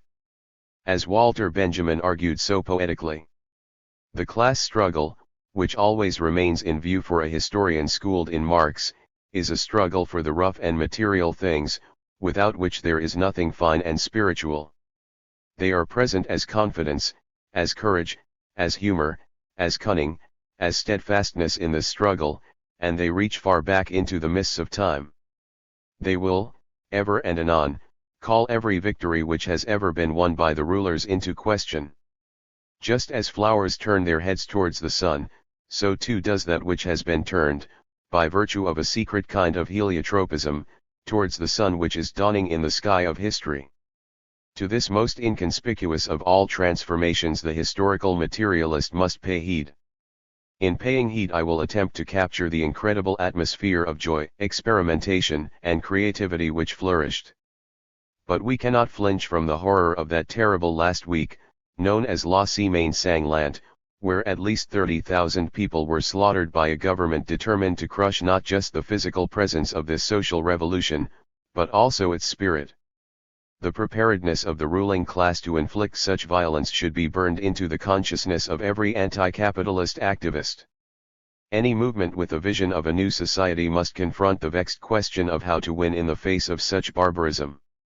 The Commune established a more thoroughly democratic society than capitalism has ever seen before or since. The reforms introduced were far in advance of anything the capitalists had ever sanctioned, some of which still have not been won in many countries. The 150th anniversary of this marvelous event is a good time to revisit the inspiring first steps of the revolutionary workers' movement, and draw the lessons that can be learned from its successes and ultimate defeat. The uprising. It all began as the sun rose over the radical working-class arrondissements of Montmartre and Belleville on March 18, 1871. Soldiers began seizing nearly 250 cannon deliberately placed in these working-class areas by the National Guard, a popular Parisian militia. The soldiers had been sent there by the head of the new Republican government, Adolphe Thiers. Among other things, Thiers was widely despised for his role in the brutal suppression of workers' rebellions in 1848. But contrary to Thiers' expectation of a swift exercise, the affair spun out of control. The incompetent army had forgotten to bring horses to drag the cannon, which gave the guardsmen time to fraternize with soldiers. Expecting a treasonous crowd, the soldiers began turning their rifles up as the streets rang with declarations of Vive la République. The London Times correspondent describes the scene as women came out to buy bread and prepare for the day, small savage groups of blouses making cynical remarks upon everybody's cowardice. If they had only left them to us to guard they would not have been captured so easily. This militancy and self-assurance of the working women of Paris, convinced that they could fight better than the men, will reverberate through the whole revolution. Our witness, moving along to the suburb of Belleville, recorded soldiers and guardsmen finding they had much in common. Let's pause to witness a typical scene. There was something intensely exciting in the scene. The uncertainty for a moment whether the men were meeting as friends or enemies, the wild enthusiasm of the shouts of fraternization, the waving of the upturned musket, the bold reckless women laughing and exciting the men against their officers, all combined to produce a sensation of perplexity not unmingled with alarm at the strange and unexpected turn things were taking. Fraternization, courageous defiance by the masses of Paris and mutiny were the hallmark of the day. when troops blocked the entrance to the Church of St. Pierre to stop anyone ringing the tocsin in order to alert the National Guard and citizens to the danger, workers got into other churches, climbing into the steeples. The tolling of the tocsins brought increasing numbers crowding into the streets. The correspondent described these areas as rugged open spaces where the lawless crowds of these parts loved to hold their meetings and park their cannon. Belleville, side by side with Montmartre on the right bank, is described as the most solidly working-class district in all of Paris, and the most revolutionary. These cannon were regarded as their cannon, financed by workers' subscriptions to the National Guard since the Revolution of 1848. And they were the only means of defense against the Prussian army shelling the city since Thiers had moved his troops to Versailles. When the Times correspondent queried a National Guardsman about possible fighting, he was rebuked. "Sacre bleu, do you suppose we are going to allow these canailles to take our cannon without firing a shot?" After all, the National Guard had deliberately positioned their cannon to defend these key suburbs. Hostile crowds quickly gathered to block the soldiers trying to move the cannon. Eyewitness accounts all draw our attention to the large numbers of women and children. Louise Michel, one of the most flamboyant and radical figures of the Commune, later recalled the events at Montmartre. "Montmartre was waking up, the drum was beating. I went with others to launch what amounted to an assault on the hilltop. The sun was rising and we heard the alarm bell. Our ascent was at the speed of a charge, and we knew that at the top was an army poised for battle. We expected to die for liberty. It was as if we were risen from the dead." Yes, Paris was rising from the dead. Crowds like this are sometimes the vanguard of the ocean of humanity. But it was not death that awaited us. No, it was the surprise of a popular victory. Between us and the army were women who threw themselves on the cannons and on the machine guns while the soldiers stood immobile. General Lecomte 3 times ordered the soldiers to fire on the crowd. A woman challenged the soldiers, "Are you going to fire on us? On our brothers? On our husbands? On our children?" Lecomte threatened to shoot any soldier who refused to do just that. As they hesitated, he demanded to know if they were going to surrender to that scum. Michel recalled. Non-commissioned officer came out from the ranks and called out in a voice louder than Lecomte's, "Turn your guns around and put your rifle butts up in the air." The soldiers obeyed. It was Verdaguer who, for this action, was shot by Versailles some months later. But the revolution was made. Later, Lecomte and another general, Clement Thomas, were taken prisoner before being shot. This incident would become the center of controversy for years to come, trotted out by enemies of the communards to demonstrate their barbarism. Of course, the two men's role in perpetrating mass violence to crush the revolution of 1848 and Lecomte's repeated orders to kill women and children are rarely mentioned. Hostile witnesses viewed events through the jaundiced eyes of those accustomed to wielding unchallenged authority, but the narrative is the same. A Versailles army officer recorded that where he was in charge they were stopped by a crowd of several hundred local inhabitants, principally children and women. The infantry detachment which was there to escort the cannon completely forgot their duty and dispersed into the crowd, succumbing to its perfidious seductions, and ending by turning up their rifle butts. A proclamation by Thiers was posted around the city. The taking of the cannon was indispensable to the maintenance of order. The intention of the government was to rid the city of the insurrectionary committee propagating communist doctrines, threatening Paris with pillage. This slur that the rebels wanted to destroy Paris, issued by the reactionary who had abandoned Paris to be shelled and occupied by the Prussians, was the source of even more determined resistance. Once the horses arrived, some soldiers succeeded in beginning to move some of the cannon in Belleville. Guardsmen and residents responded by building barricades to physically prevent their removal. The crowd swelled, transforming itself from a mass of spectators to increasingly angry and active participants. One observer wrote that they saw women and children swarming up the hillside in a compact mass. The artillery tried in vain to fight their way through the crowd, but the waves of people engulfed everything. surging over the cannon mounts, over the ammunition wagons, under the wheels, under the horses' feet, paralysing the advance of the riders who spurred on their mounts in vain. The horses reared and lunged forward, their sudden movement clearing the crowd, but the space was filled at once by a backwash created by the surging multitude. In response to a call by a National Guardsman, women cut through the horses' harnesses. The soldiers began dismounting, accepting the offers of food and wine from the women.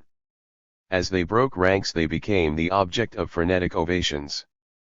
Some time later, the Times correspondent returned to Montmartre and visited the barricade, the first stone of which he had seen laid. It had now grown to considerable dimensions by reason of the rule which is enforced that every passer must place a stone, a pile of which is placed for the purpose on each side of the street. New barricades were springing up in every direction. It was now midday, and the whole affair wore a most strange and incomprehensible aspect to one not brought up to making barricades. Instead of a government blocking every street as was the case in the morning, a hostile cannon was now looking down every street. The barricades would develop their own centers of activity, drama, and tragedy which would become a focus for historians. Eric Hazen, in his book The Invention of Paris, A History in Footsteps, includes a history of barricades and their theatrical role with reference to the Commune's use of them. Cordons of soldiers had been replaced by National Guards supervising barricade building. The streets, so quiet first thing in the morning, were now swarming with drums were beating, bugles blowing, and all the din of victory. By midday, General Vinoy, assigned to capture the cannon, was fleeing Paris. A Commune sympathizer wrote in his diary, "Legally we had no more government, no police force or policemen, no magistrate or trials, no top officials or prefects, the landlords had run away in a panic abandoning their buildings to the tenants, no soldiers or generals, no letters or telegrams, no customs officials, tax collectors, or teachers. No more academy or institute, the great professors, doctors, and surgeons had left. Paris, immense Paris, was abandoned to the orgies of the vile multitude." How to explain this seemingly spontaneous mass mobilization over a few hundred cannon? Paris had been under siege by the Prussians since September 19, 1870, and shelled relentlessly since January 5. Anger with Thiers was intense. He had gone to war with Germany the previous July for the glory of the French Empire. Confronted with defeat by Bismarck's army, he balked at the idea of arming the population of Paris. And the bourgeoisie refused to support any defense of Paris while the National Guard, with its working-class membership, remained in control of armaments. It was clear that to win the war with Bismarck, all cities, especially Paris, needed to be mobilized under arms. But the history of France since the Revolution of 1789 had been one of recurring social upheavals which terrified the bourgeoisie. An army general later summed up the problem: the diplomacy of the government and almost all of the defense revolved around one thing, the fear of revolt. So Thiers had conspired with Prussia's Bismarck to crush radical Paris as a condition of a treaty to end the war. Removing the cannon was part of that process. "Paris armed is the revolution armed," remarks Marx. And so Thiers, by surrendering to Prussia not only Paris, but all France, initiated the civil war they were now to wage, with the assistance of Prussia, against the Republic and Paris. Attempting to seize the cannon was in reality simply the trigger which unleashed a well of bitterness fed by poverty and squalor in the overcrowded working-class districts. The restructuring of Paris by Georges Eugene Haussmann, appointed by Louis Napoleon Bonaparte, who ruled from his coup d'état in 1852 until September 1870, had been devastating. New, wide boulevards cut swathes through workers' districts, destroying 100,000 apartments in 20,000 buildings. This displaced thousands from central Paris, with the poor crowding into Montmartre and Belleville. In the midst of a booming economy, it is estimated that a majority of the working class required government assistance. Alongside growing misery, the wealthy enjoyed glitzy arcades packed with elegant stores and cafes within walking distance of their magnificent private residences. As Merriman says, the bourgeoisie's day had truly arrived. The rebuilding of Paris, which was meant to stave off social unrest, had instead stoked it for decades. The victorious movement of March 1871 had brought to life what became known as the Paris Commune. Its task was now to reorganize life in the city, based on principles of justice, equality, and freedom from tyranny. The Commune, a new power. As we follow events over the next 72 days, we will witness truly awe-inspiring achievements. Innovative democratic institutions were established, and the experience of taking control over their society inspired mass involvement in debates about all aspects of their lives. They replaced the state with one under their control. They vigorously attempted radical reforms in the family, the conditions of women, in the workplace, and education, well ahead of the times, as they debated the role of science, religion, and the arts in society. Edmond de Goncourt, co-founder of the Naturalist School of Literature in France and whose will established the Goncourt Academy, which annually awards the prestigious French Literary Prize, left this testimony to the Commune's proletarian character. The triumphant revolution seems to be taking possession of Paris, barricades are being put up everywhere, naughty children scramble on top of them. You are overcome with disgust to see their stupid and abject faces, which triumph and drunkenness have imbued with a kind of radiant swinishness. For the moment France and Paris are under the control of workmen. How long will it last? The unbelievable rules, the cohorts of Belleville throng our conquered boulevard. He is disgusted by their mocking astonishment at their achievement, noting that they wear their shoes without socks. He admits that the government is leaving the hands of those who have, to go into the hands of those who have not. By midday on March 18, the population had established a situation of dual power, radical Paris in a standoff with the government in Versailles. On one side was Adolphe Thiers, a reactionary through and through.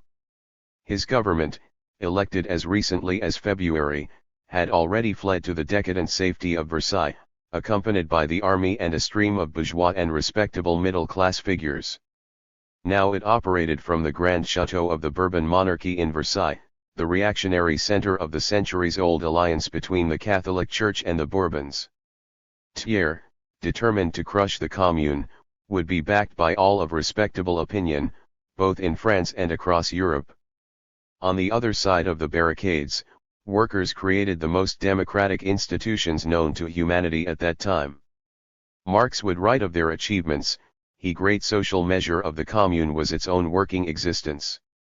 Its special measures could but betoken the tendency of a government of the people by the people." Such a state of affairs was a direct threat to the repressive rule of Thiers, the monarchy and the church. Whenever the oppressed rise up and fight for their rights, a sense of revelry inevitably follows. This is what inspires sympathetic witnesses of revolutions to describe such moments as festivals of the oppressed. Paris in 1871 was no different. Even bitter enemies of the Commune could not but convey the joyous atmosphere in the wake of the victory of March 18. One recorded the experience of standing in front of the Hôtel de Ville, the Paris town hall now occupied by the communards, while the names of those elected to form a commune committee were read out. I write these lines still full of emotion. 100,000 perhaps, where did they come from? From every corner of the city. Armed men spilled out of every nearby street, and the sharp points of the bayonets, glittering in the sun, made the place seem like a field of lightning. The music playing was the Marseillaise, a song taken up in 50,000 resolute voices. This thunder shook all the people, and the great song, out of fashion from defeats, recovered for a moment its former energy.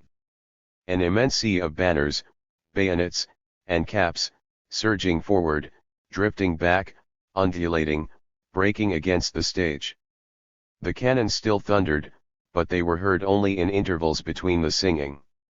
Then all the sounds merged into a single cheer, the universal voice of the countless multitude, and all these people had but one heart just as they had but one voice. The elected Commune Committee was entrusted with the momentous responsibility of defending the city against Versailles, organizing food supplies, care for the wounded, indeed, of reorganizing the entire life of the city. The state. The old state power had been demolished, a significant move Marx emphasized. For the first time since the days of February 1848, the streets of Paris were safe, and that without any police of any kind. We, said a member of the commune, hear no longer of assassination, theft, and personal assault. It seems indeed as if the police had dragged along with it to Versailles all its conservative friends. To emphasize the significance of this, Marx puts it in a broader context. The direct antithesis to the empire was the commune. The cry of social republic did but express a vague aspiration after a republic that was not only to supersede the monarchical form of class rule, but class rule itself. The commune was the positive form of that republic. Paris, the central seat of the old governmental power, and, at the same time, the social stronghold of the French working class, had risen in arms against the attempt of Thiers to restore and perpetuate that old governmental power bequeathed to them by the empire. Paris could resist only because, in consequence of the siege, it had got rid of the army, and replaced it by a national guard, the bulk of which consisted of working men. This fact was now to be transformed into an institution. The first decree of the Commune, therefore, was the suppression of the standing army, and the substitution for it of the armed people. This revolutionary move was the basis on which the new democracy that Marx celebrates could be built. The majority of members were naturally working men, or acknowledged representatives of the working class. The Commune was to be a working, not a parliamentary body, executive and legislative at the same time. The Commune was formed of the municipal councillors, chosen by universal suffrage in the various wards of the town, responsible and revocable at short terms. This was a key point Marx emphasized, how elected delegates and government officials can be made accountable. But not just elected delegates. Like the rest of public servants, magistrates and judges were to be elective, responsible, and revocable. Work. Marx concluded that these innovative democratic structures were the political form at last discovered under which to work out the economical emancipation of labor, and explained: the political rule of the producer cannot coexist with the perpetuation of his social slavery. The Commune was therefore to serve as a lever for uprooting the economical foundation upon which rests the existence of classes, and therefore of class rule. With labor emancipated, productive labor ceases to be a class attribute. The Commune Committee was not just left to get on with decreeing reforms while everything went back to the old normal.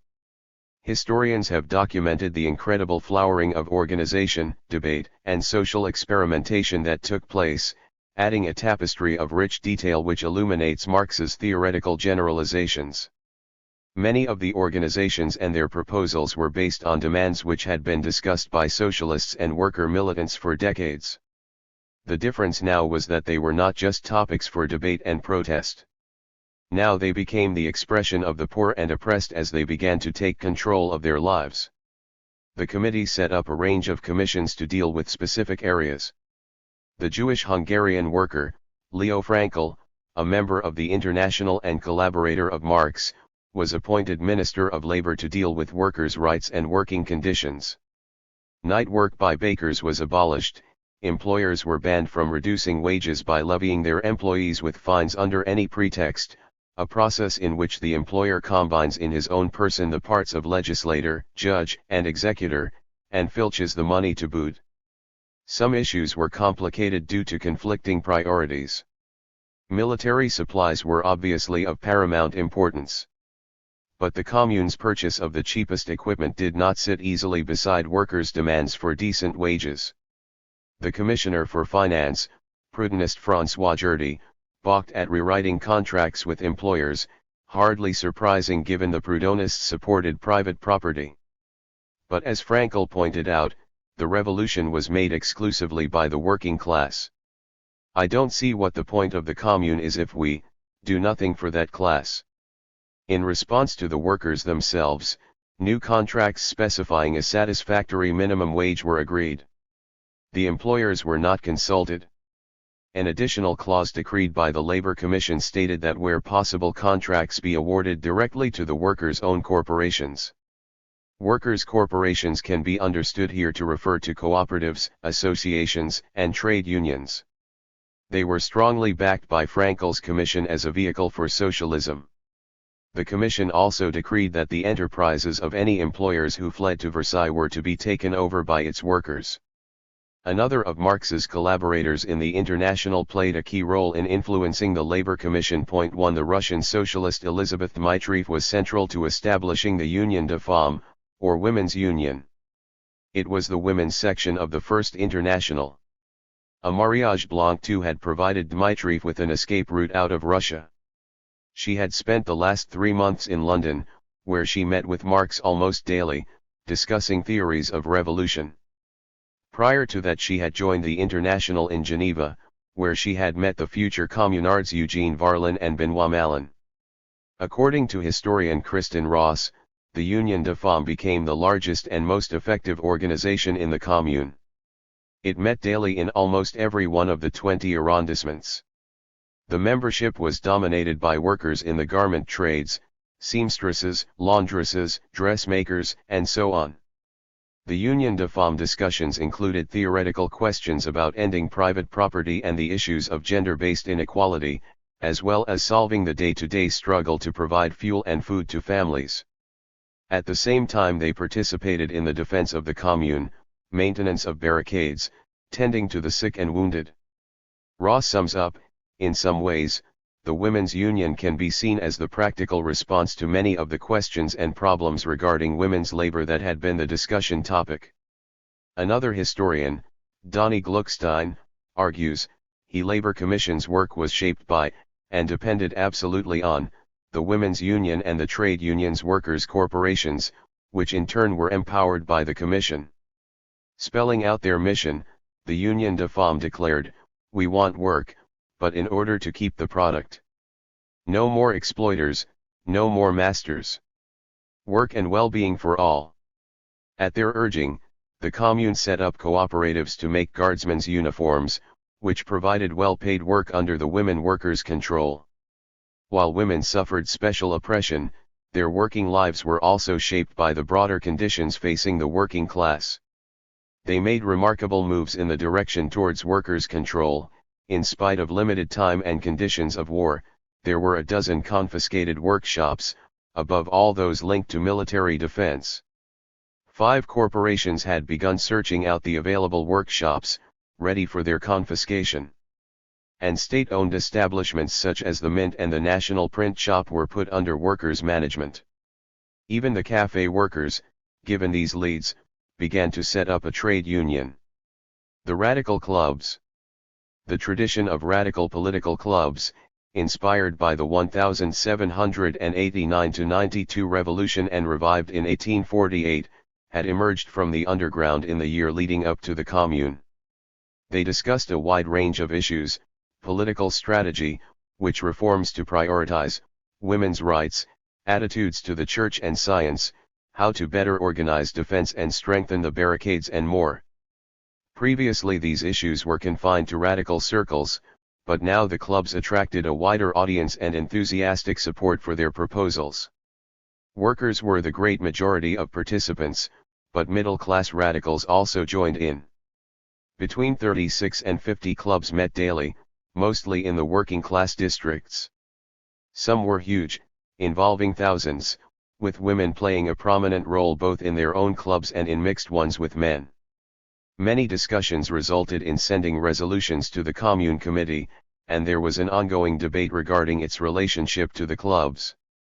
An anti-communard gave a sense of the spirit which made the clubs such a vibrant part of the new democracy. From Rue Drouot right up to the Montmartre district, the boulevards had become a permanent public meeting or club where the crowd, divided into groups, had filled not only the pavements but also the road to the point of blocking traffic. They formed a myriad of public assemblies where war and peace were hotly debated. L. Euriclus, an ethnographer given responsibility for the management and preservation of the Bibliothèque Nationale, called them schools for the people, where constructive debate flourished and a heightened sense of community was created. Ross describes the clubs as a quasi-Brechtian merging of pedagogy and entertainment. A week after the declaration of the elected commune committee, on the initiative of the club in the 3rd arrondissement that was endorsed by the commune committee, churches across the city were commandeered as meeting places and organizing centers. These venues, unlike street meetings, created a sense of seriousness and permanence in the clubs, even of high drama. Lissaguret, member of the International and author of one of the first books published about the commune, penned a colorful description of one such meeting. The revolution mounts the pulpits, almost hidden by the shadow of the vaults, hangs the figure of Christ draped in the popular oriflamme. The only luminous center is the reading desk, facing the pulpit, hung with red. The organ and the people chant the Marseillaise. The orator, overexcited by these fantastic surroundings, launches forth into ecstatic declamations which the echo repeats like a menace.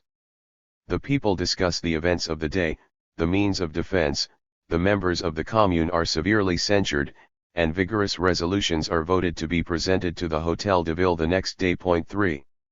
It is wonderful to imagine such revolutionary proceedings taking place beneath soaring ceilings and beautiful stained glass windows. Occupying these odes to privilege and power was a constant reminder of the momentous challenge the commune had thrown down before the bourgeoisie, the monarchy and their ally, the church.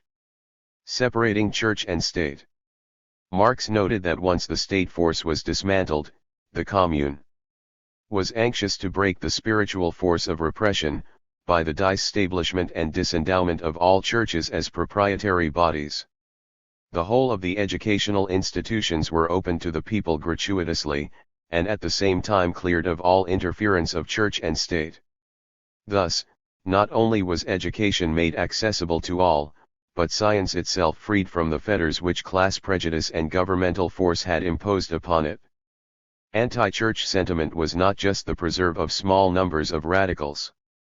The Catholic Church had thrown its wealth and power behind Bonaparte's dictatorship, never concealing its bitter hostility to republicanism.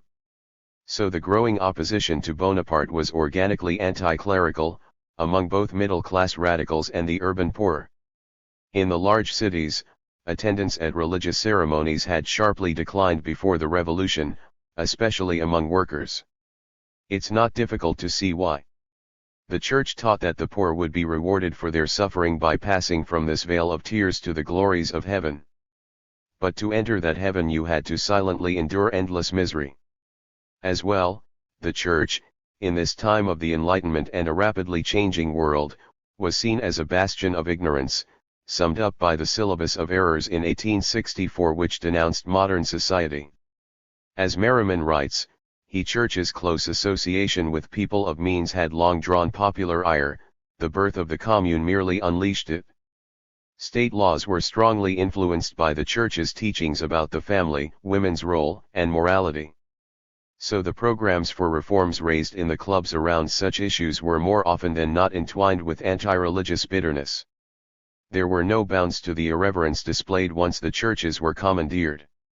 Mock masses, holy water replaced with a pile of tobacco, statues of the Virgin Mary dressed in the uniform of women supplying provisions to the National Guard, sometimes with a pipe in her mouth.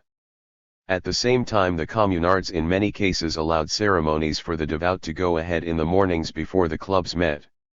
As such the meetings would often take place amidst flowers, crucifixes, and other religious paraphernalia left behind from morning mass and other religious events. Church properties provided much-needed venues, a practical issue which just happened to intersect with the anti-church sentiment. Notre Dame de Lorette became a barracks at one stage, then a jail for those arrested for refusing to fight. The Women's Union's cooperative was housed in Saint-Pierre in Montmartre, also used as a storage place for munitions and a school for girls. Another became a medical facility. In a reversal of the old order, speakers in the clubs insisted that the clergy pay rent to the commune for use of ecclesiastical spaces for their comedies. Proceeds were to go to the widows and orphans of the fighting. The Club of Faubourg Saint-Antoine suggested that church bells be melted to make canon. The hostility to the church is a theme in many records of the time.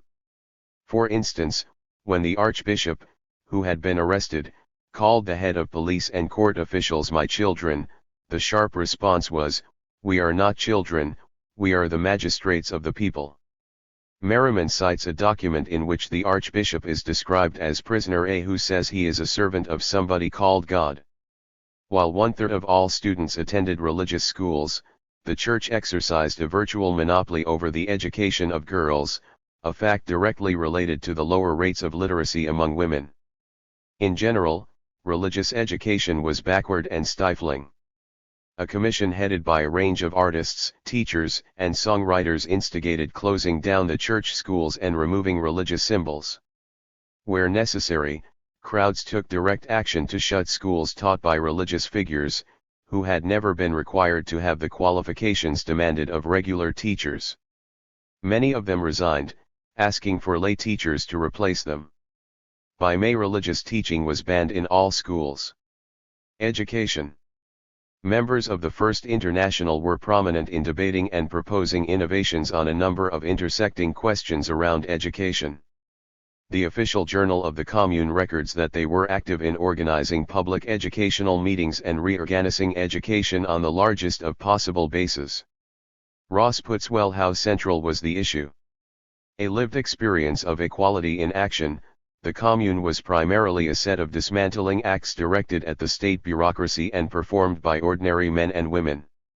Many of these dismantling acts were focused, not surprisingly, on that central bureaucracy, the schools. Discussions about education went well beyond secularization. 1/3 of children had no access to education at all, and the Commune would try to implement compulsory and equal education for both boys and girls. Teachers' wages were raised, with women and men on equal pay. A school of industrial arts was established with a woman as director. Students would receive scientific and literary instruction, then use some of the day for the application of art and drawing to industry. One of the most enthusiastic supporters of the polytechnic schools was Eugene Potier, member of the International and a supporter of the utopian socialist Charles Fourier's concept of attractive work. A son of a box maker, Potier was a fabric designer and a poet. Unlike today, theoretical and practical debates about education were not carried out in the rarefied circles of academia, but in the clubs around the city. Declarations reflecting those debates were printed as posters and pasted on walls in the streets. One which bore Potier's name read in part, that each child of either sex, having completed the cycle of primary studies, may leave school possessing the serious elements of one or two manual professions. This is our goal. The last word in human progress is entirely summed up by the simple phrase, work by everyone, for everyone. Secular nurseries were also set up near workplaces employing women. They were guided by principles laid down by the utopian socialist Charles Fourier. Caregivers were not to wear black or dark-colored clothing, and were rotated to avoid boredom or tiredness setting in, it being important that children should be looked after only by cheerful and young women, whenever possible. Religious representations were replaced with pictures and sculptures of real objects such as animals and trees, including aviaries full of birds. Boredom was thought to be the greatest malady of children. We get a glimpse of some of what those children were taught in this anecdote from a gentleman who witnessed a band of 200 toddlers marching behind a drum and a small red flag. They sing at the top of their lungs La Marseillaise. This grotesque parade celebrated the opening of a lay school organized by the Commune.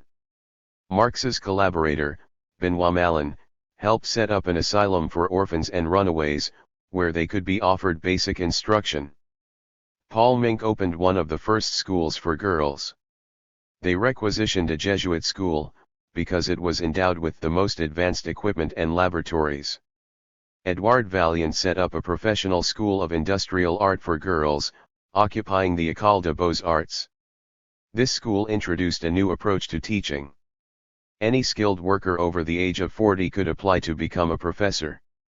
The emphasis on science as fundamental to the advance of society was a powerful theme. A young scientist from the U.S., Mary Putnam Jacoby, happened to be in Paris. Her experience in that spring led to a political awakening and inspired her to spend the next 3 decades campaigning against sexist assumptions about women's biology. She became a powerful advocate for the equal contribution of women to medicine and developed the philosophy that the advance of science and the advance of women were one and the same objective. She depathologized menstruation by disproving the then widely held notion that rest was necessary in order to prevent infertility, one of the reactionary ideas of the Proudhonists. Women's rights and the family. Marx mocks the absconding men of family, religion, and, above all, of property, and rights. In their stead, the real women of Paris showed again at the surface, heroic, noble, and devoted, like the women of antiquity.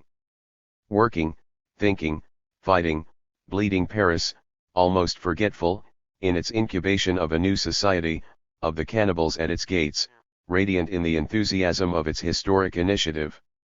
As already discussed, women were involved in pushing many of the Commune's most radical proposals. This is not surprising. Women, due to the specific nature of their oppression, can be the bearers of more conservative ideas in stable times, especially when trapped in the home.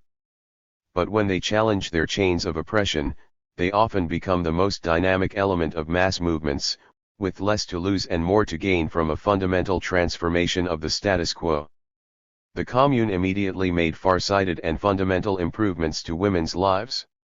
The remission of rents and the ban on sales of goods deposited at the pawn shops lifted a huge burden from workers' families. A decree on April 10 granted wives, legal or de facto, of guardsmen who were killed defending the Commune a pension of 600 francs. Each of her children, legitimate or not, could collect 365 francs until they turned 18. And orphans would receive the education necessary to make their own way in society. As Edith Thomas, in her Social History of Women in the Commune, remarks, this was an implicit recognition of the structure of the working-class family, as it really existed, outside the context of religious and bourgeois laws.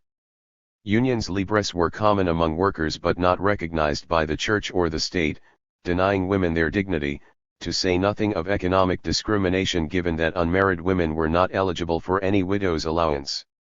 And in a city where about a quarter of all couples were unmarried, the church, which normally charged 2 francs to register a birth, demanded 7.50 francs for an illegitimate child.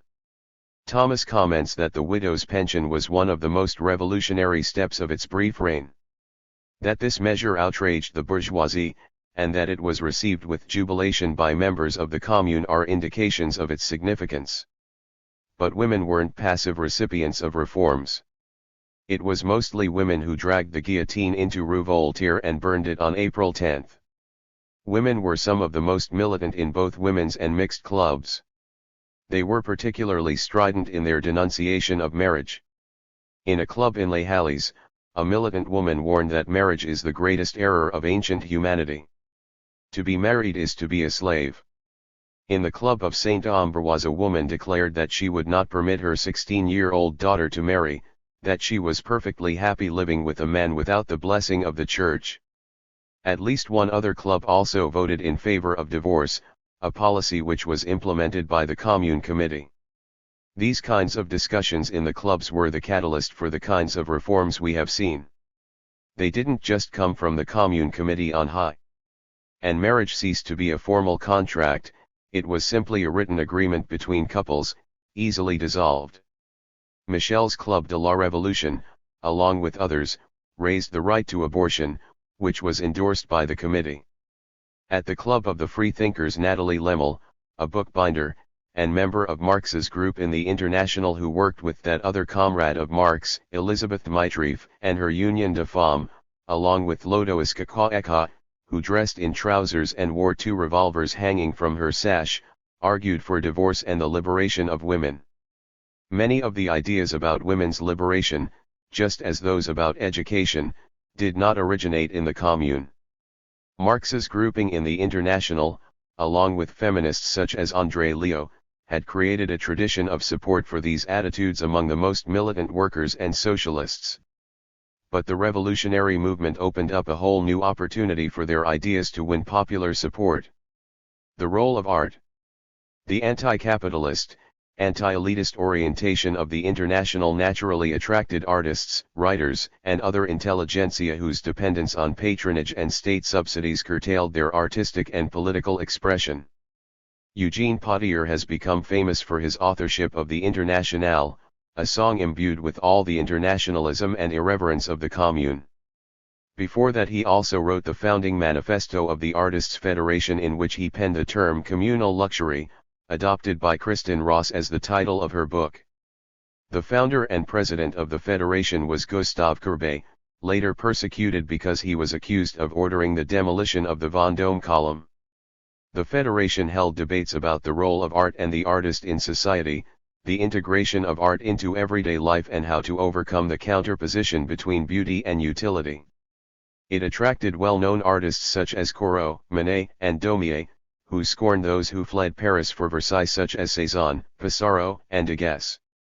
Émile Zola, who associated with the reactionaries in Versailles, disgraced himself with mocking attacks on Courbet for his participation in politics, a sphere considered foreign to artists. The Federation refused to deal with any artistic creations which were not signed by their creator. This was a response to the previous practice of artists having to sell their works unsigned so that a dealer could pocket the profits. The personal history of Napoleon Gaillard, another member of the International, demonstrates their theories. A shoemaker, Gaillard was appointed commissioner for barricades. But how to sign a creation as immense as a barricade? An enemy of the Commune explained how Gaillard solved this problem. Appeared so proud of his creation that on the morning of May 20, we saw him in full commandant's uniform, 4 gold braids on the sleeve and cap, red lapels on his tunic, great riding boots, long, flowing hair, a steady gaze, and with his hand on his hip, had himself photographed. In harmony with the theories developed in the Federation, Gaillard would write philosophical treatises on the foot and the boot, and invent rubber galoshes. There were people who would not wear any other shoe than those he designed, years after his death. From exile he wrote, "The art of the shoe is, no matter what one says, of all the arts the most difficult, the most useful, and above all the least understood." He insisted that he be known as both a worker and an artist shoemaker. His stance and writings summed up the Artists' Federation's arguments for overcoming the counterposition of the useful to the beautiful, calling for the public to demand shoes made for the foot as it is, rather than as it is assumed it should be. The attempt to overcome the separation of art from industry and life in general became a subject of much debate and experimentation, strongly influencing the British socialist novelist and fabric designer William Morris. The Commune's internationalism. Marx and Engels had argued in the German ideology decades earlier that workers could only become fit to create a new society through struggle against the old. Paris in March 1871 illustrated their point dramatically. France had been at war with Prussia since July 1870, yet the Commune was determinedly internationalist in spirit, within sight of that Prussian army, that had annexed to Germany 2 French provinces. The Commune annexed to France the working people all over the world. A Jewish Hungarian worker was appointed to the key position of Minister of Labor. They honored the heroic sons of Poland by placing them at the head of the defenders of Paris. And to broadly mark the new era of history it was conscious of initiating, under the eyes of the conquering Prussians on one side, and the Bonapartist army, on the other, the Commune pulled down that colossal symbol of martial glory, the Vendôme column. This was not just a militant, spur-of-the-moment act. Great thought and planning went into the removal of the statue that was on top of the column. There is a photograph of a pile of rubble in the Place Vendôme, all that remains of Bonaparte's statue, surrounded by undamaged buildings. The communards had employed their most skilled engineers and workers to bring it down. Indeed, their original goal was to move the monument to a museum, but it proved too fragile to survive the toppling. The Place Vendôme was renamed Place Internationale. Like many of the reforms being proposed, the ideas of internationalism had been developing among radical workers before March 1871. Lissaguret outlines the development of a combative working class, independent of the increasingly conservative liberal bourgeoisie. In 1870, as rumors circulated about the coming war with Prussia, revolutionary socialists crowd the boulevards crying, "Vive la Paix!" and singing the Pacific refrain, "The people are our brothers and the tyrants are our enemies." Unable to influence the bourgeoisie, they turned to the working men of Germany. "Brothers, we protest against the war, we who wish for peace, labor, and liberty. Brothers, do not listen to the hirelings who seek to deceive you as to the real wishes of France." The Commune's embrace of foreign militants in their midst and the demolition of the symbol of imperial might demonstrated that their internationalism was more than rhetorical. Reorganizing society democratically. Contemporary observers, both hostile and sympathetic, commented that the Commune's elected leaders were unknown. That was not as true as it might seem. Many of them had already made their name in debates in the popular clubs. To respectable society, then as now, such mass leaders were invisible. The other comment which recurs throughout the observations then and through all the histories is their inexperience.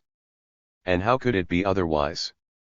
As Marx stresses, this was the first time workers had been sufficiently formed as a class to lead a movement for change.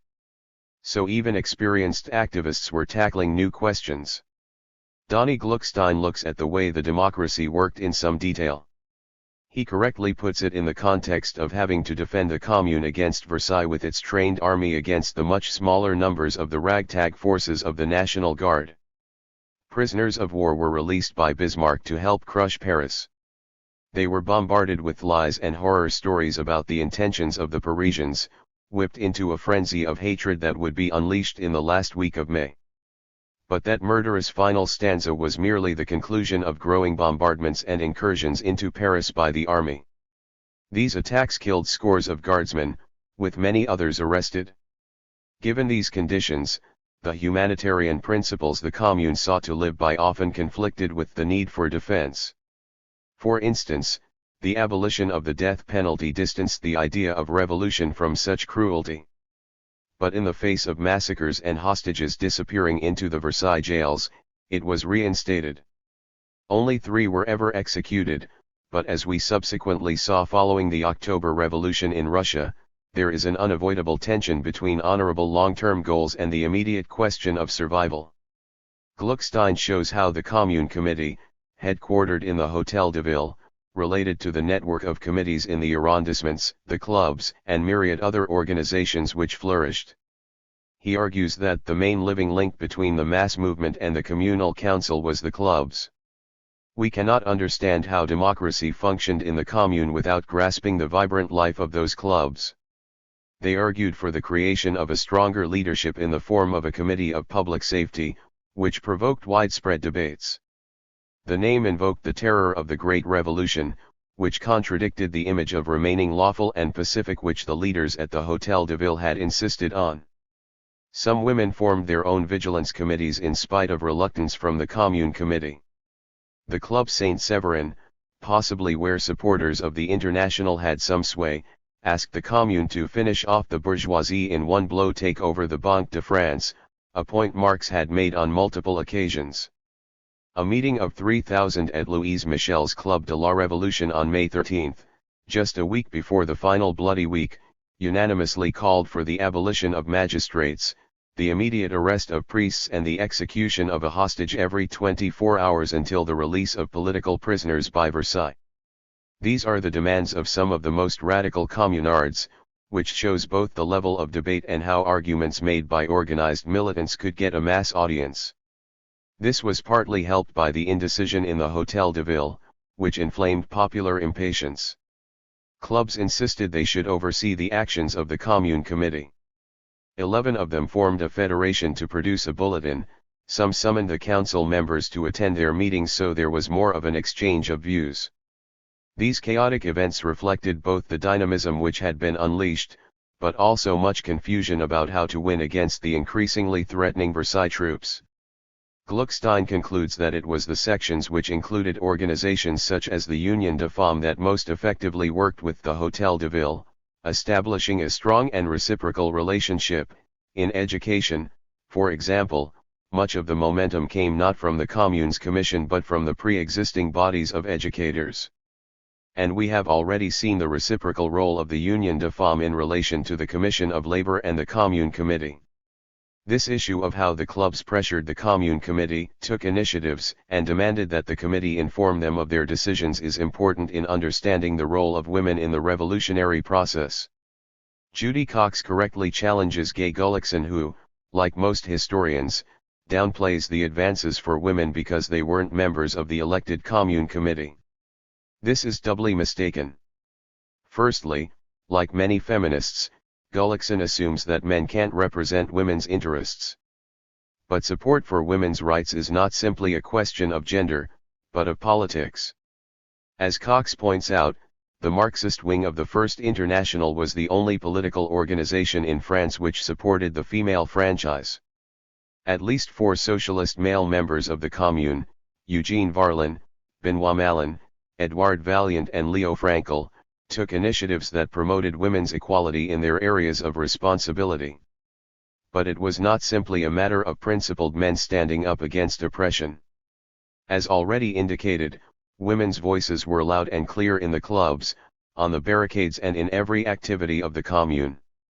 To modern supporters of women's liberation, the fact that women weren't granted the right to vote in the election seems shocking.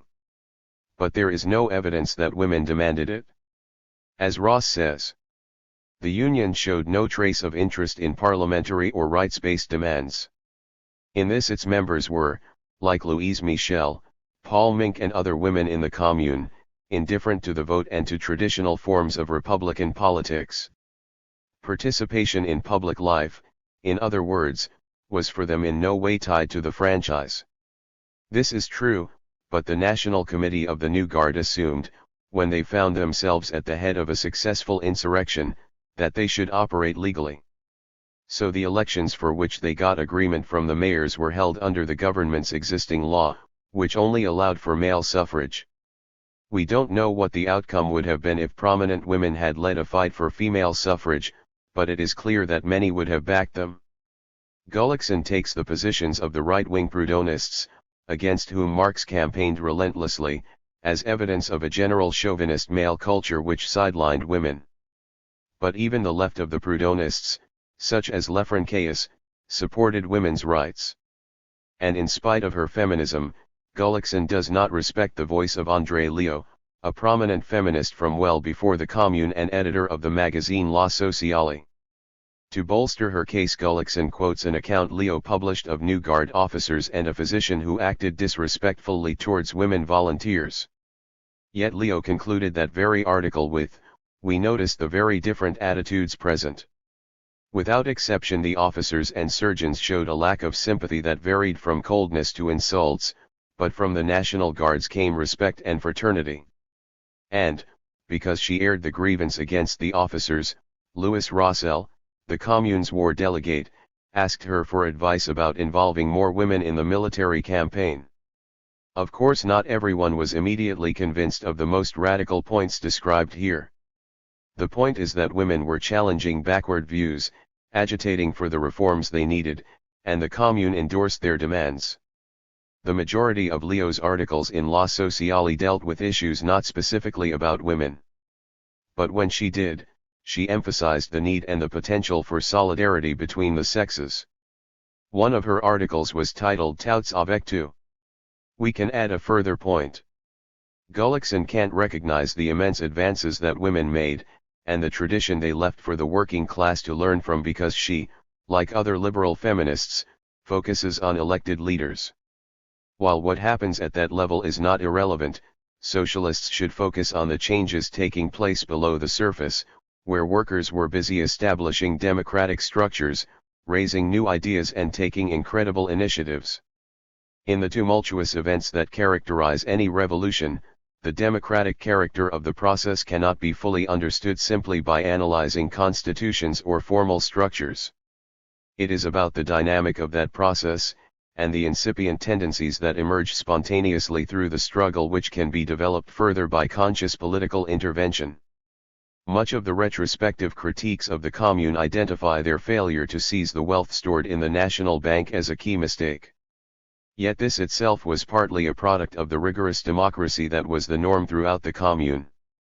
Raoul Rigaud, a Blanquist and member of the International, was in charge of the ex-prefecture of police. He was a colorful figure with a history of political agitation and organizing, dubbed the Professor of Barricades by a magistrate in one of his many trials. He ordered some guards to seize the Bank of France to nationalize the wealth stored there. But prone to the elitism typical of the Blanquists, he did not consult with the rest of the communal council, and so the proposal was blocked by the Proudhonists. One of them insisted that the bank should be respected as private property belonging to the shareholders. By the time the communal council considered Rigaud's instruction, the opportunity had been missed. Engels maintained that he bank in the hands of the commune, this would have been worth more than 10,000 hostages. It is debatable whether this would have pushed Versailles to settle for peace as Engels asserted, but it is clear that the money within could have been used to deepen the commune's achievements. For instance, the commune had to spend 21 million francs on defense, leaving just 1,000 francs for education, an issue dear to the heart of virtually all who participated. More to the point, such reluctance to take on a bastion of governmental power and the bourgeoisie reflected the constant desire to operate within the bounds of bourgeois legality and to avoid being cast as responsible for the civil war raging around them. While there are examples of a lack of accountability from some leaders, the weaknesses historians identify have to be seen in the context of the siege, the civil war, and social and economic breakdown. The significant achievement is that which Marx emphasized, the embryo of a workers' democracy, with elected and recallable representatives, plus judges and officials at every level. This historical breakthrough warrants our main emphasis, rather than the understandable shortcomings. A final point. The structures established by the Commune cannot be taken as a direct model for revolutionaries today. The working class in Paris was the largest group, numbering 900,000, surrounded by 400,000 petty bourgeois running 4,000 greengrocers' shops, 1,900 butchers, 1,300 bakeries. However, Haussmann's reconstruction of Paris had discouraged the establishment of large workplaces. Those that were established were mostly in the outer rim of Paris. The Cale plant in northeast Paris, employing 2,800 to produce steam engines and locomotives, was the exception rather than the norm. Workplaces of over 10 workers were only 7% of the total, with 31% employing between 2 and 10. Gluckstein concludes, the nature of production had an influence on the organizational structure of the 1871 movement. Trade union action was difficult to mount and broad activities could not easily be built from tiny workplaces. Such units of production could not provide a collective focus for the working class. Instead, that came from the National Guard and the clubs, which offered a framework for collective expression and organization. In the Russian Revolution of 1905, workers would take another leap forward and create Soviets, reflecting the huge growth of the industrial working class, brought together in workplaces massively larger than anything in Paris in 1871. This meant that the focus of organization shifted to the workplace, even as the streets remained an important focal point for large and united protests that brought workers from across different industries together. This is profoundly important. As Rosa Luxemburg argued, where the chains of oppression are forged, there they must be broken. Nevertheless, the principles of the Commune lived on in the Soviets, all delegates and people in places of responsibility to be recallable at any time, accountable to the electors, paid workers' wages and remaining at work where they experienced the conditions about which they made decisions. The Paris Commune is therefore best understood as a premonition, or a harbinger, of a future society. In Marx's words, the working class did not expect miracles from the Commune. They have no ready-made utopias to introduce par décret du peuple. They know that in order to work out their own emancipation, they will have to pass through long struggles, through a series of historic processes, transforming circumstances and men. They have no ideals to realize, but to set free the elements of the new society. Some aspects of the commune have been superseded by subsequent developments, and we do not know precisely how the working class revolution of this century might look. However, the basic principles of collectivity and democracy it established remain vitally important to the modern working class. Ruling class savagery, la si main sanglant. Marx had argued that we make our own history, but not in circumstances of our choosing. The uprising which erupted on March 18 forced the communards to reorganize society amidst a Prussian siege and a bitter civil war. These factors strongly contributed to the defeat of this heroic uprising. On Sunday, May 21, troops from Versailles stormed Paris. New barricades went up in street after street, as the population mobilized for a final heroic attempt to maintain their commune. An eyewitness described how one of the barricades was constructed and defended by a women's battalion of around 120. At the time that I arrived, a dark form detached itself from a carriage gate. It was a girl with a Phrygian bonnet over her ear, a musket in her hand, and a cartridge belt at her waist. "Halt, citizen, you don't pass here." We see how women have developed from pleading with soldiers not to shoot in March, to now playing a role as proud, fighting combatants in May, prepared to die with dignity and honor.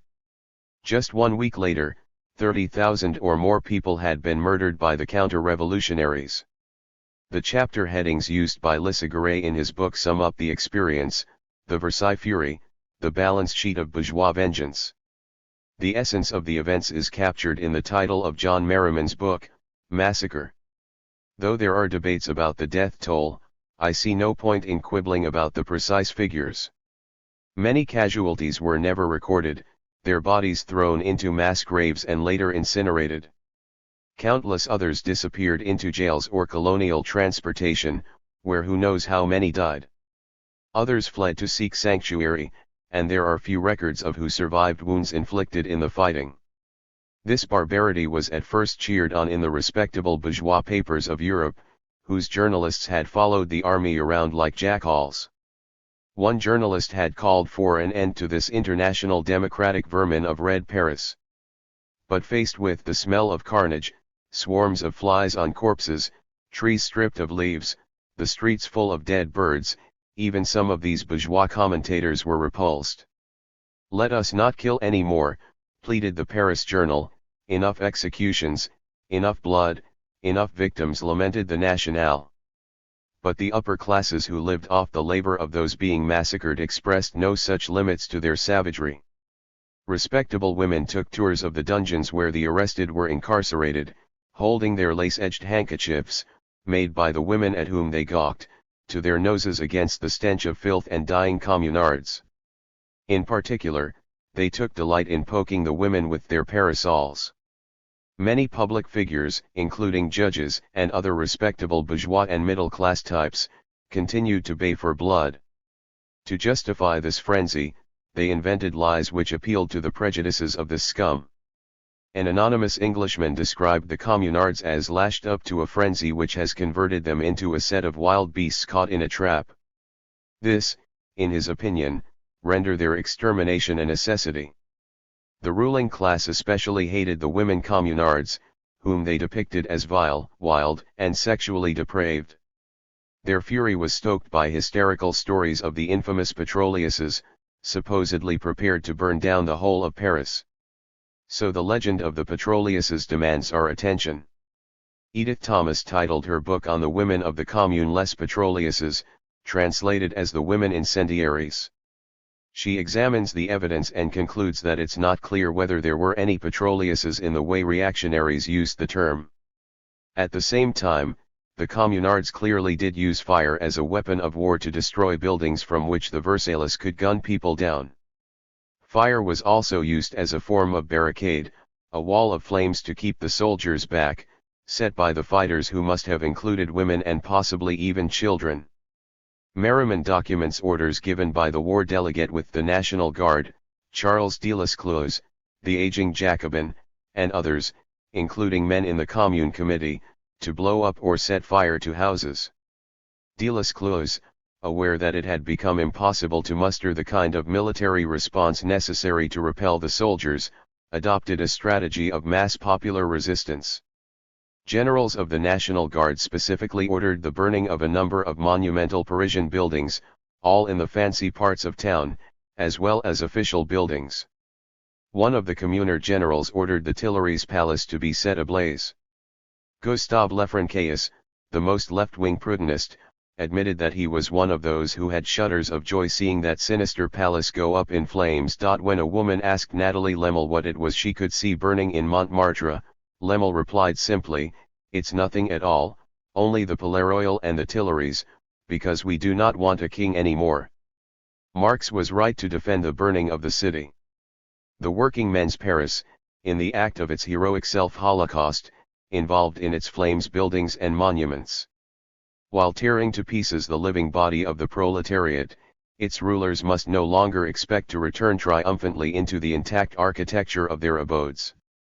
The government of Versailles cries incendiarism and whispers this cue to all its agents, to hunt up its enemies everywhere as suspect of professional incendiarism. The bourgeoisie of the whole world, which looks complacently upon the wholesale massacre after the battle, is convulsed by horror at the desecration of brick and mortar. The Commune used fire strictly as a means of defense. They used it to stop up to the Versailles troops those long, straight avenues which Haussmann had expressly opened to artillery fire. They used it to cover their retreat, in the same way as the Versaillais, in their advance, used their shells which destroyed at least as many buildings as the fire of the Commune. It is a matter of dispute, even now, which buildings were set fire to by the defense, and which by the attack. And the defense resorted to fire only then when the Versailles troops had already commenced their wholesale murdering of prisoners.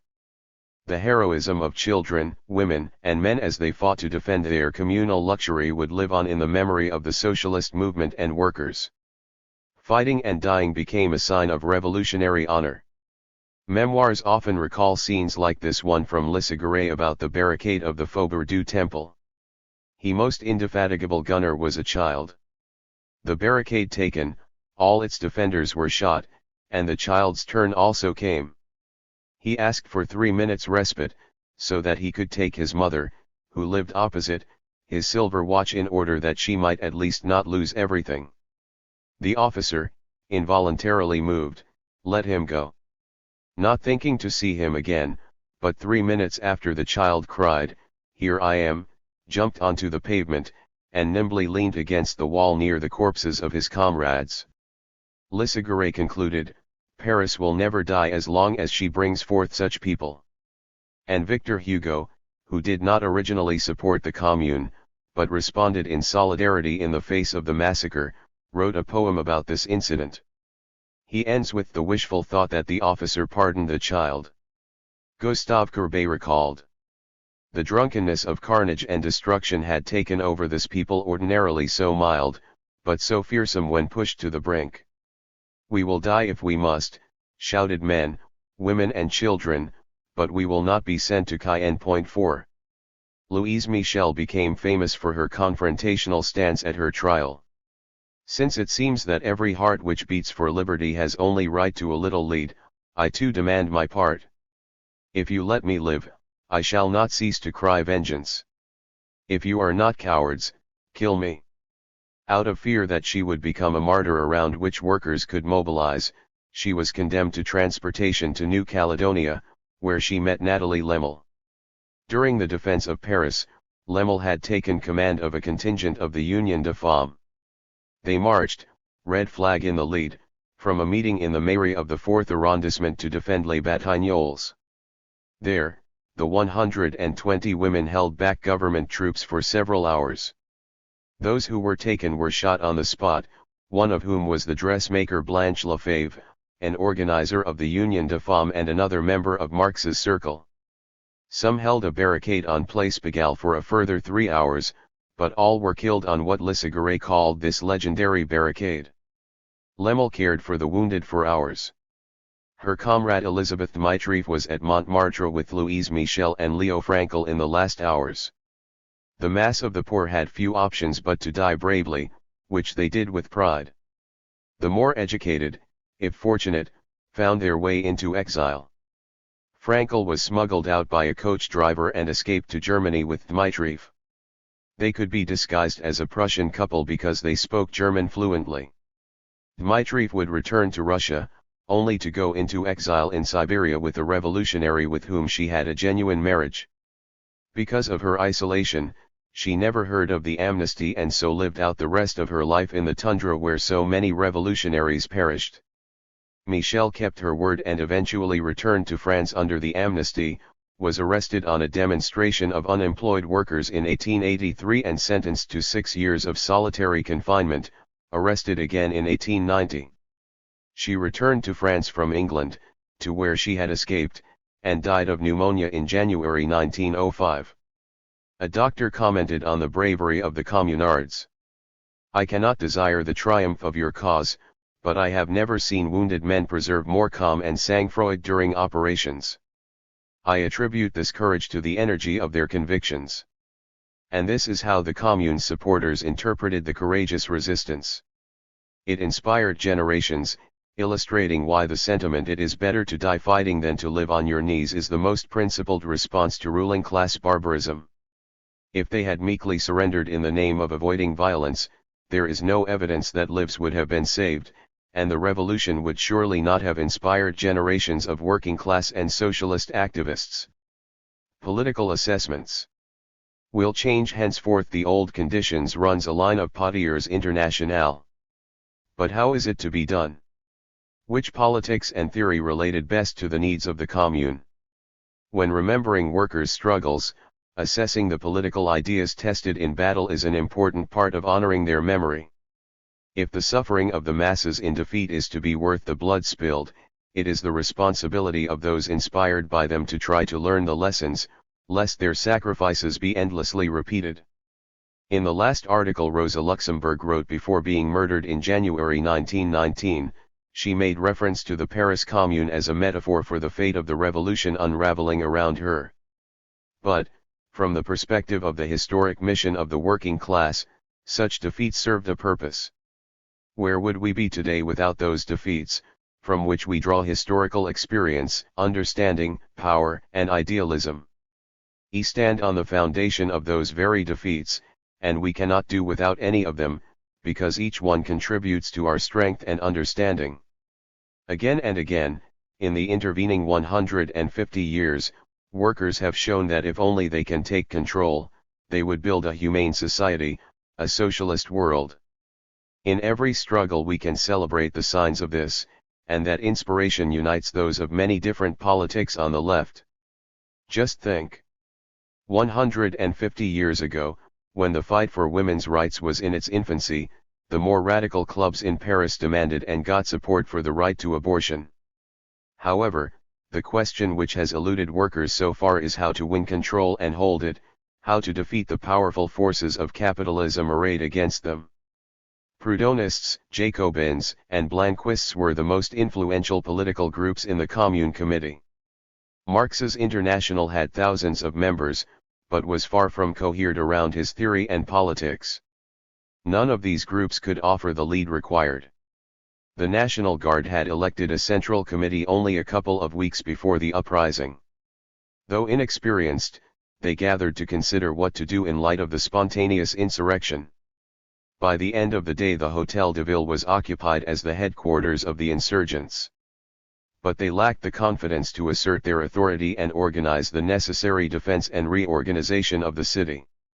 In their political confusion, they turned for leadership to the only constitutional body left in Paris, the mayors, who were appointed by the hated central government. The Central Committee of the National Guard insisted that only a newly elected body could take on all the urgent tasks the city confronted. It was 8 days before negotiations with the mayors enabled the election of an authoritative body, in which valuable time was lost to the advantage of the Versailles soldiers threatening Paris. L. Euriclus asked on voting day, "What does legality mean at a time of revolution?" Virtually every historian who has written about it comments on the shambolic nature of the National Guard, which ensured that the Versailles government's victory was easier than it should have been. Similarly, most make a point of discussing the commune's flat-footed response to the mass uprising. Few, however, draw any political conclusions or seriously explain what went wrong. Edwards sums up the reasons for the disaster. The main concern of the majority of the committee was to legalize its situation by divesting itself of the power that had so unexpectedly fallen into its hands. The Blanquists urged a march on Versailles, a plan which might well have succeeded following the fraternization between the army and the guardsmen.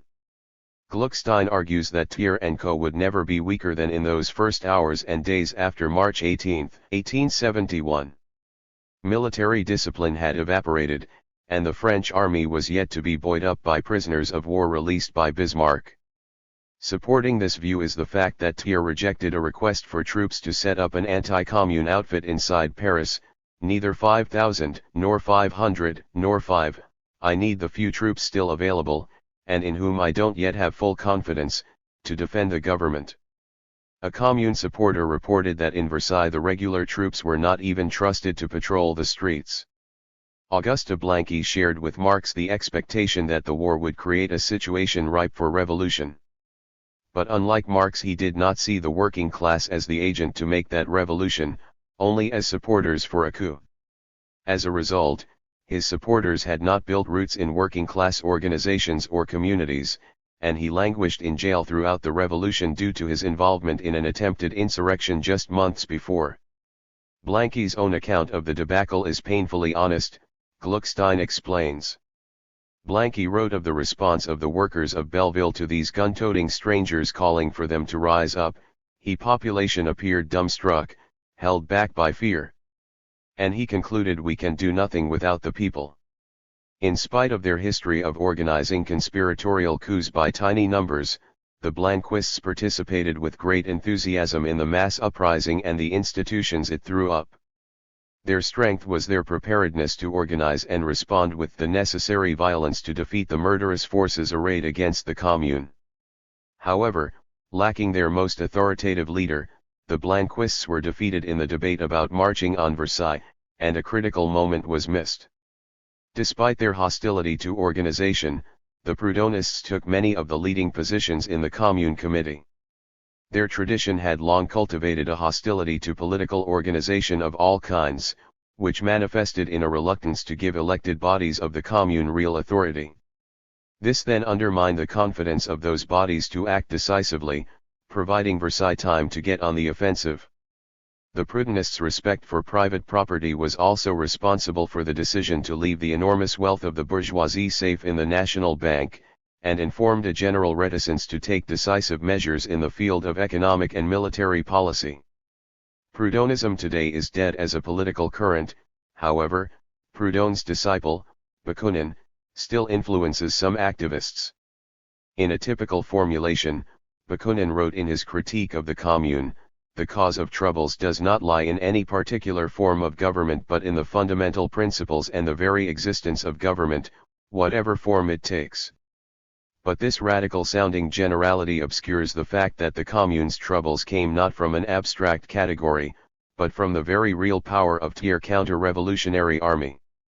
Only an equally organized power based on working-class democracy could have defended the Commune from the massacre that was to come.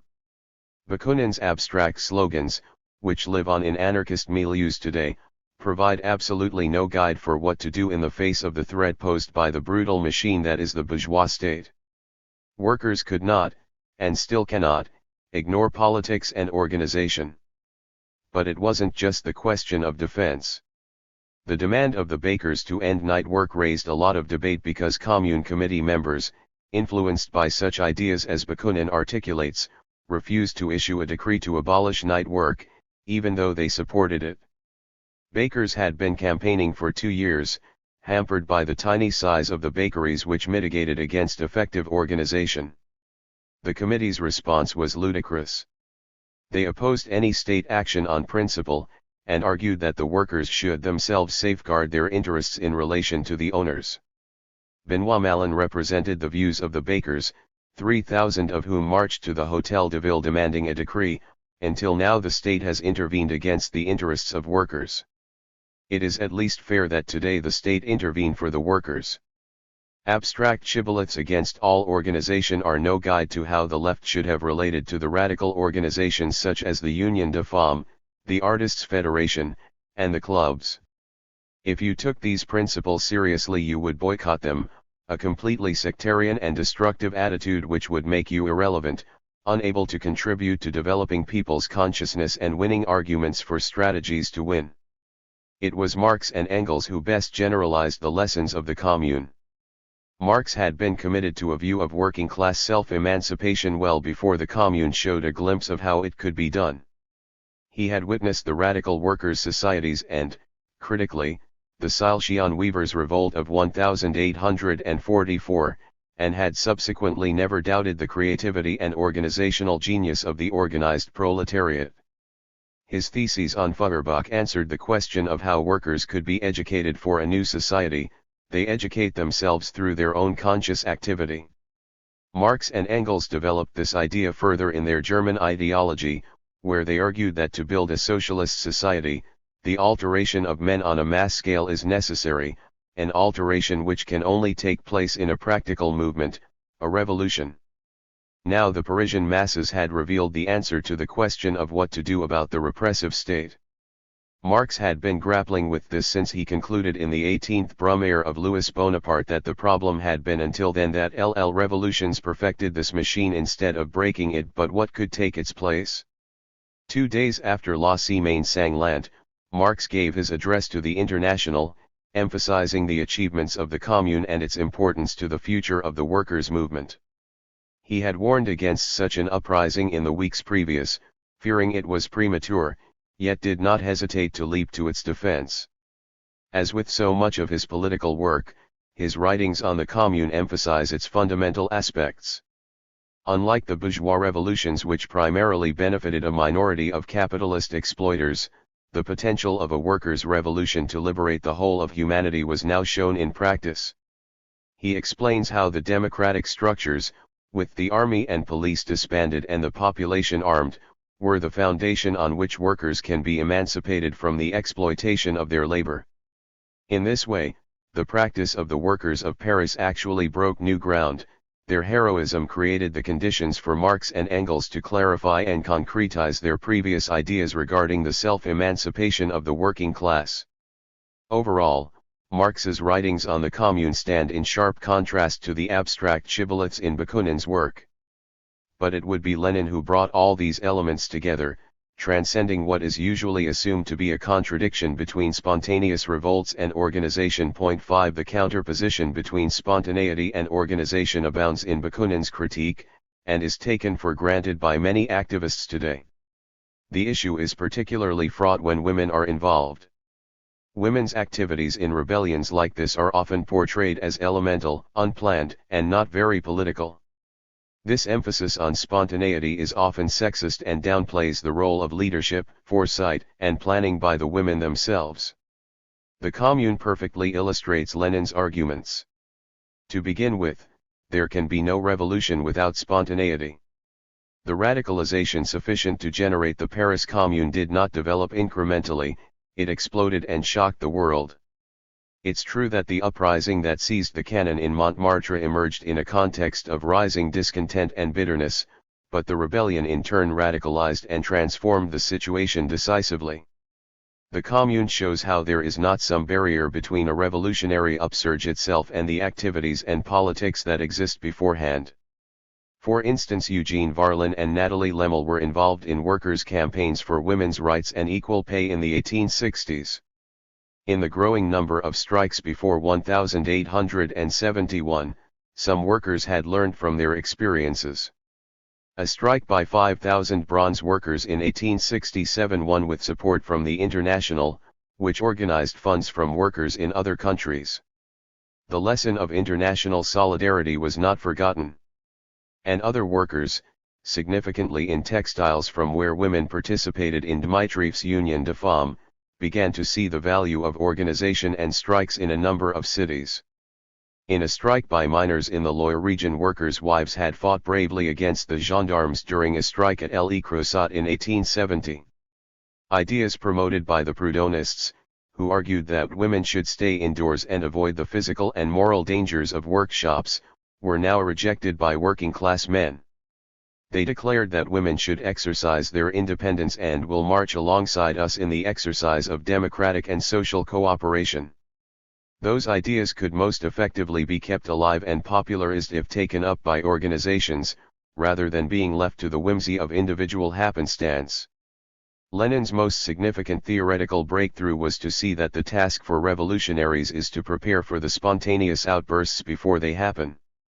This preparation is not a purely intellectual exercise, but entails participating in every struggle, raising ideas which challenge participants to reject the ideas of capitalism.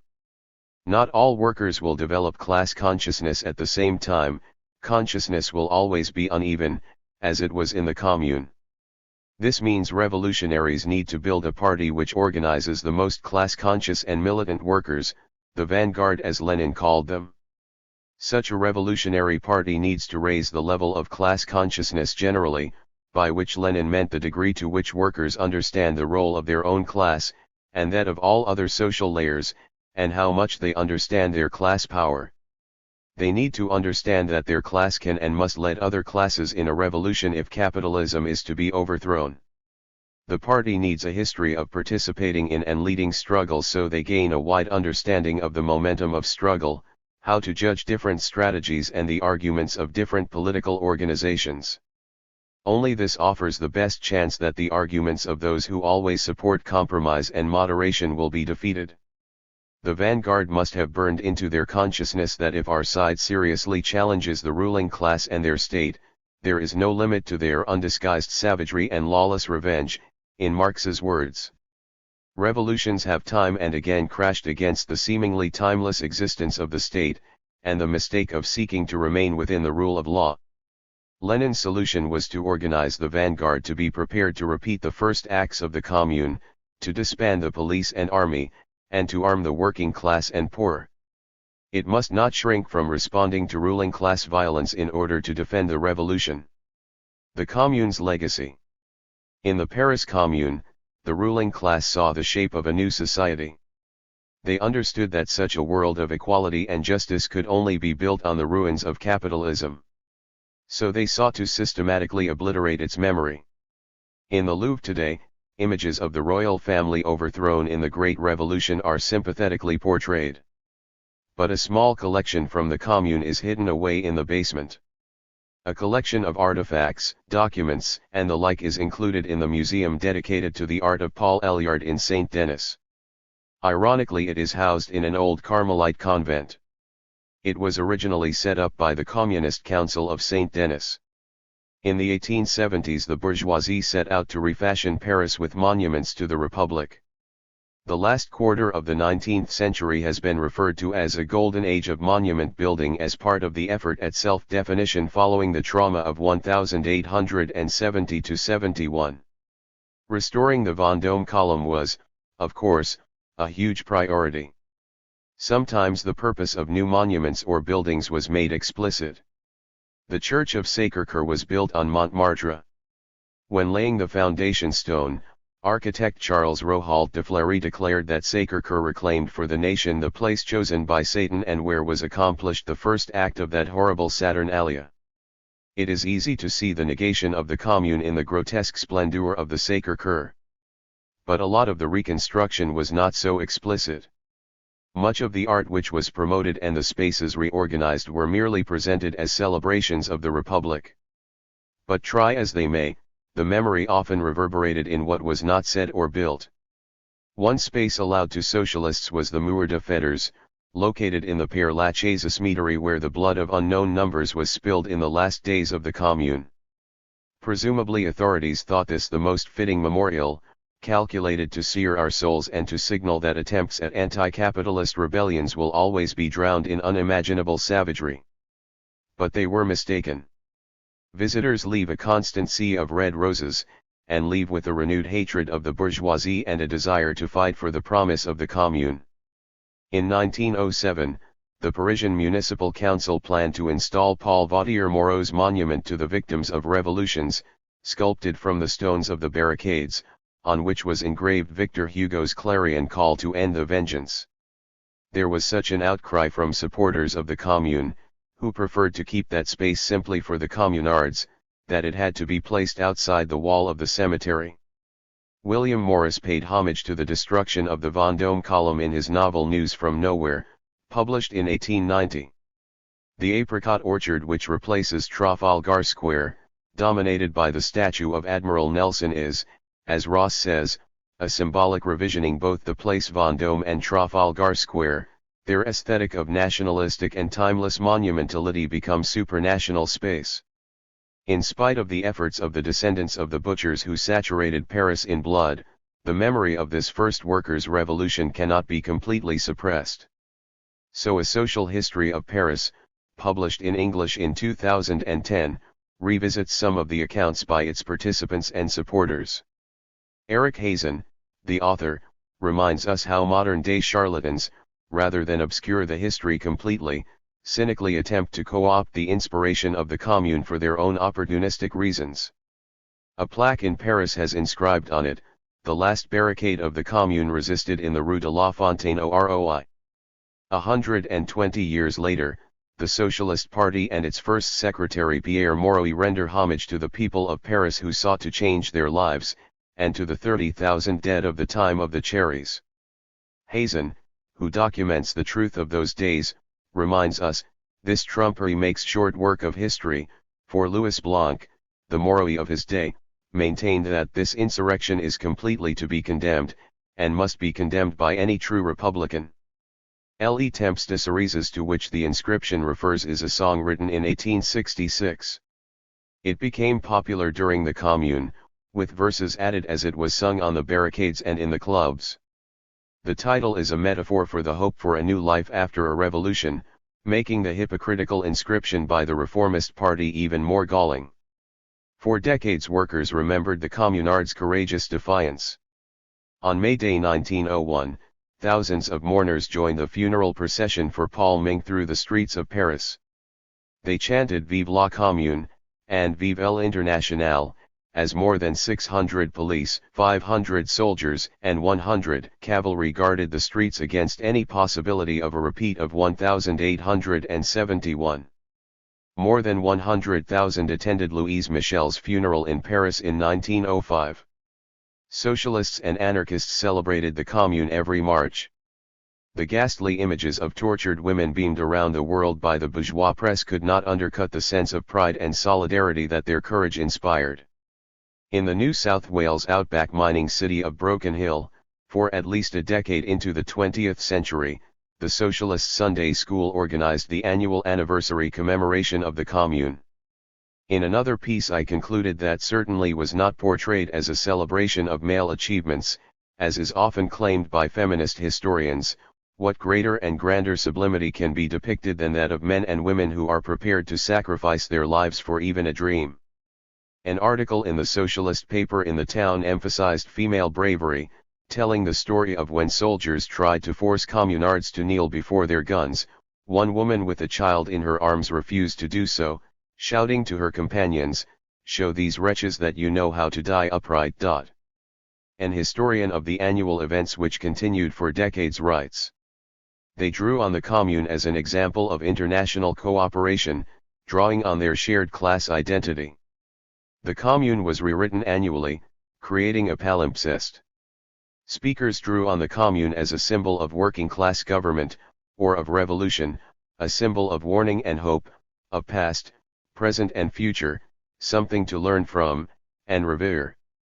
In spite of so many efforts to obscure its history, the Commune is still invoked as a reference point for the idea of revolution, or challenges to authority to this very day. As I write, a post by BuzzFeed, "Stormings of History Ranked from Best to Worst," appeared in response to the invasion of the Capitol by far-right Trump supporters. The Commune is their second-best example, second only to the October Revolution. Even the prestigious Lancet in the year of the 150th anniversary pays homage to the Commune with an article about Mary Putnam Jacobi. The conclusion is a tribute to the power of the Commune to inspire hope for a better world, the origins of her philosophy, a philosophy that provides the seed for an American Renaissance today, lay in the blood spilt on the streets of Paris 150 years ago. Conclusion. We began with the image of the Sphinx conjured by Marx to convey how the Commune terrified the bourgeoisie and their hangers-on. We leave it as the world descends into ever more horrifying chaos which creates catastrophes one after the other. The World Bank warns governments around the globe to avoid making premature cuts to measures taken to prevent the economy from completely collapsing. This advice is not driven by humanitarian concern for those who would suffer from the cuts, but by fear of revolt. The Sphinx haunts them still. The Paris Commune reminds us of what Walter Benjamin said, that the fine and spiritual aspects of life we hunger for can only be won by the struggle for the rough, material things which make them possible. And that they are present as confidence, as courage, as humor, as cunning, as steadfastness in this struggle. That is why the Paris Commune still commands our attention, and is worthy of serious study. And why it still has the power to inspire our confidence in the working class to create a communal luxury for humanity to this day. Notes. The International included this grouping, but also Proudhonists, who dominated the French section, Blanquists, and others. Many revolutionary women escaped the stifling pressure from their families by entering a white marriage in which the men expected no sexual relationship. Quoted in Gluckstein 2006, p. 49. Lissaguret uses oriflamme for scarlet banner which, in its literary meaning, denotes a principle or ideal that serves as a rallying point in a struggle. The notorious penal colony in French Guiana. For my assessment of Lenin, see Bloodworth 2013. 9. An Ode to Emancipation. Interview with Olivier Besancenot. Olivier Besancenot and Michael Lowy published. Marx of Paris, 1871, Le Chair Bleu de Génie. The English version, Marx in Paris 1871, is scheduled for publication by Haymarket in March 2022. Julien Salingui for El Anti-Capitalist talked to Olivier Besancenot about the book. For this book, you have chosen a rather original format, since it is a political fiction, recounting a visit by Marx to Paris during the Commune. Why did you make this choice? It followed a discussion with Michael, and I think it was Michael who came up with the idea first, with the goal of doing something a little out of step with what has already been done and which will be repeated on the occasion of the 150th anniversary of the Commune. Basically, it was a question of finding something striking, original, to illustrate Marx's thinking on the Paris Commune. We therefore imagined this clandestine, improbable journey of Marx, led by his daughter Jenny, within the Commune itself, with meetings with some of its leading figures, in order to bring out Marx's political thinking on the Commune. It is actually remarkable to see how his ideas emerged in the heat of the action. A pertinent immediate analysis, but also a political, strategic, global questioning. This is one of Marx's great strengths, to be able to understand that from the unfolding of events themselves can be born a process of emancipation that has not necessarily been imagined on paper, in think tanks, or even in the offices of the International. Marx's writings on this famous force of emancipation that was finally found when he speaks of the Commune, were extremely advanced in relation to a whole range of sectors of the workers' movement, the revolutionary movement, with intonations that are even sometimes more libertarian than those of some libertarians. A reflection on emancipation, on confrontation with the state apparatus, on the need to build forms of political, democratic sovereignty. Exactly. To put it in a very synthetic way, what did the Commune change for Marx? I would say that it was the idea that it is not enough for the state apparatus to change hands, from a social class point of view, in order to change the nature of the state. It is an oppressive system, a boa constrictor, to use Marx's phrase, which stifles civil society and democracy. And that therefore it must be extinguished, that we should go towards the extinction of the state, and that one of the possible avenues for this extinction was shown by the policies of the Commune in action, revocability of elected officials, a cap on the remuneration of elected officials and magistrates, etc. All these concrete policies that call into question the heart of the bureaucracy that is the state apparatus. And with the commune there was a beginning of extinction, which could not really be fully illustrated because of the duration of the commune, but was a glimpse of the future all the same. Marx immediately understood that and immediately analyzed it. And this would have an impact on Marx's thinking, on the debates and the culture of the workers' movement in general. Marx followed all the debates, what was happening in the world, the social and political situations, and while he had not imagined that the insurrection would come from Paris, he delved into the analysis of the commune, immediately, although he had been a little caught off guard and was at the time immersed in reflection on the analysis of the capitalist system and its crises. And his strength was to produce analyses as events unfolded, to grasp their scope.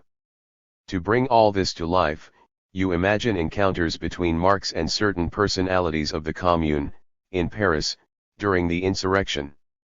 Looking at them we notice a significant presence of women, Louise Michel, Elizabeth Dmitrieff, Nathalie Lemel, but also of course Jenny Marx who accompanies her father.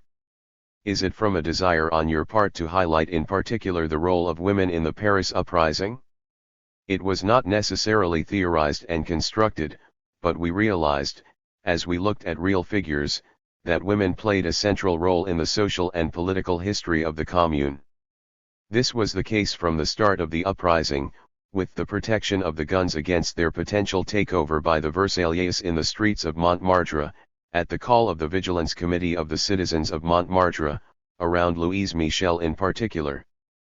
But it was also the role and the place taken by women, against the zeitgeist of the time, because machismo was present, even within the International and in the various revolutionary clubs. A revolutionary event like the Commune, but this applies to all revolutionary events, is the outpouring of phenomena that have been simmering in society for months and months, or even longer. This was the case in Paris, with in particular a multitude of revolutionary clubs in which women became more and more involved. We can also think of the siege of Paris by the Prussians, during which Nathalie Lemel was, with the cooperative La Menagerie and the restaurant La Marmite at the center of popular solidarity and mutual aid, coming to the aid of almost 10,000 Parisians who were dying of hunger. So the Women's Union, which was formed in the eye of the storm of the Commune, was the product of all this previous work, and when Elizabeth Dmitrieff arrived and participated in the founding of the Women's Union, much of the activity was already underway, entrenched. It is true that when we think of the women of the Commune, it is the figure of Louise Michel who comes most often to mind, sometimes, often even, forgetting Elizabeth Dmitrieff. This is not the case in your book, where she occupies an important place, commensurate with her role during the Commune. It is true that she is less well known than Louise Michel, and that she remains a name that evokes something, but we do not really know what. However, her name, beyond the feminist struggle, the struggle for women's rights in the heart of the Commune, with the Women's Union, is also associated with self-management. Elizabeth Dmitrieff and her actions represent one of the first examples of self-management on this scale. Dmitrieff influenced the Commune as much as she was the product of it. She was a young Russian immigrant who became completely caught up in the story of Chernyshevsky's novel What Is to Be Done? A novel whose heroine emancipates herself from her own milieu, made up of arranged marriages, and draws inspiration from the traditional forms of pooling of goods and production that existed in some localities of the Russian peasantry, known as obchkina, and transposes it to workers' cooperatives. Reading this novel inflamed Elizabeth Dmitrieff. She emancipated herself from her milieu, politicized herself, especially alongside political refugees in Switzerland where she met Marxists, then went to London and met Marx, discussed with him. Kristen Ross talks about all this in Communal Luxury, the political imaginary of the Paris Commune. And when she arrived Marx appreciated her and took her into consideration, to the point of sending her as his emissary to Paris during the Commune, so that she could be his eyes and ears. After a few days she found herself at the head of the Women's Union, alongside Nathalie Lemel and others, and her first project, which she discussed with Leo Frankel, was to form self-managed workers' cooperatives, where the workers would pay themselves, to make for example fabrics for sandbags for the ramparts or uniforms for the National Guard. So Dmitriev also represented an experience that was unfortunately also aborted because of the short duration of the commune. How did you choose the different characters Marx encounters in your book? Did you try to fix criteria to give an overview, or did these characters impose themselves? We didn't make a cast list, we did it instinctively, I think. As we do each time we write together, Michael and I shared out the chapters, and then the names imposed themselves, added together. The question we asked ourselves, because it is the limit of the genre, was the risk of redoing a history of the commune a little too much from above, with names that we already knew. But what guided us were Marx's writings on the commune, so we were obliged to follow the thread of the political relations that Marx had, often remotely, at the time, and thus to have him discuss with these personalities. So to sum up, a book on the commune, on Marx's thought, but also a book that is meant to say things about current events. The commune is an ode to emancipation which speaks through time, and a good reminder when we face all the wrongs of bureaucracy. It is also a way of resourcing ourselves in internationalism. Because yes, the commune was born from a popular uprising against the siege, the advance of Bismarck's troops, and the will to win the war. But among the great figures of the commune, as well as among the anonymous communards, there were thousands and thousands of exiles, often political, but also economic, Prussian, Italian, Polish, Russian. The commune was an internationalist act.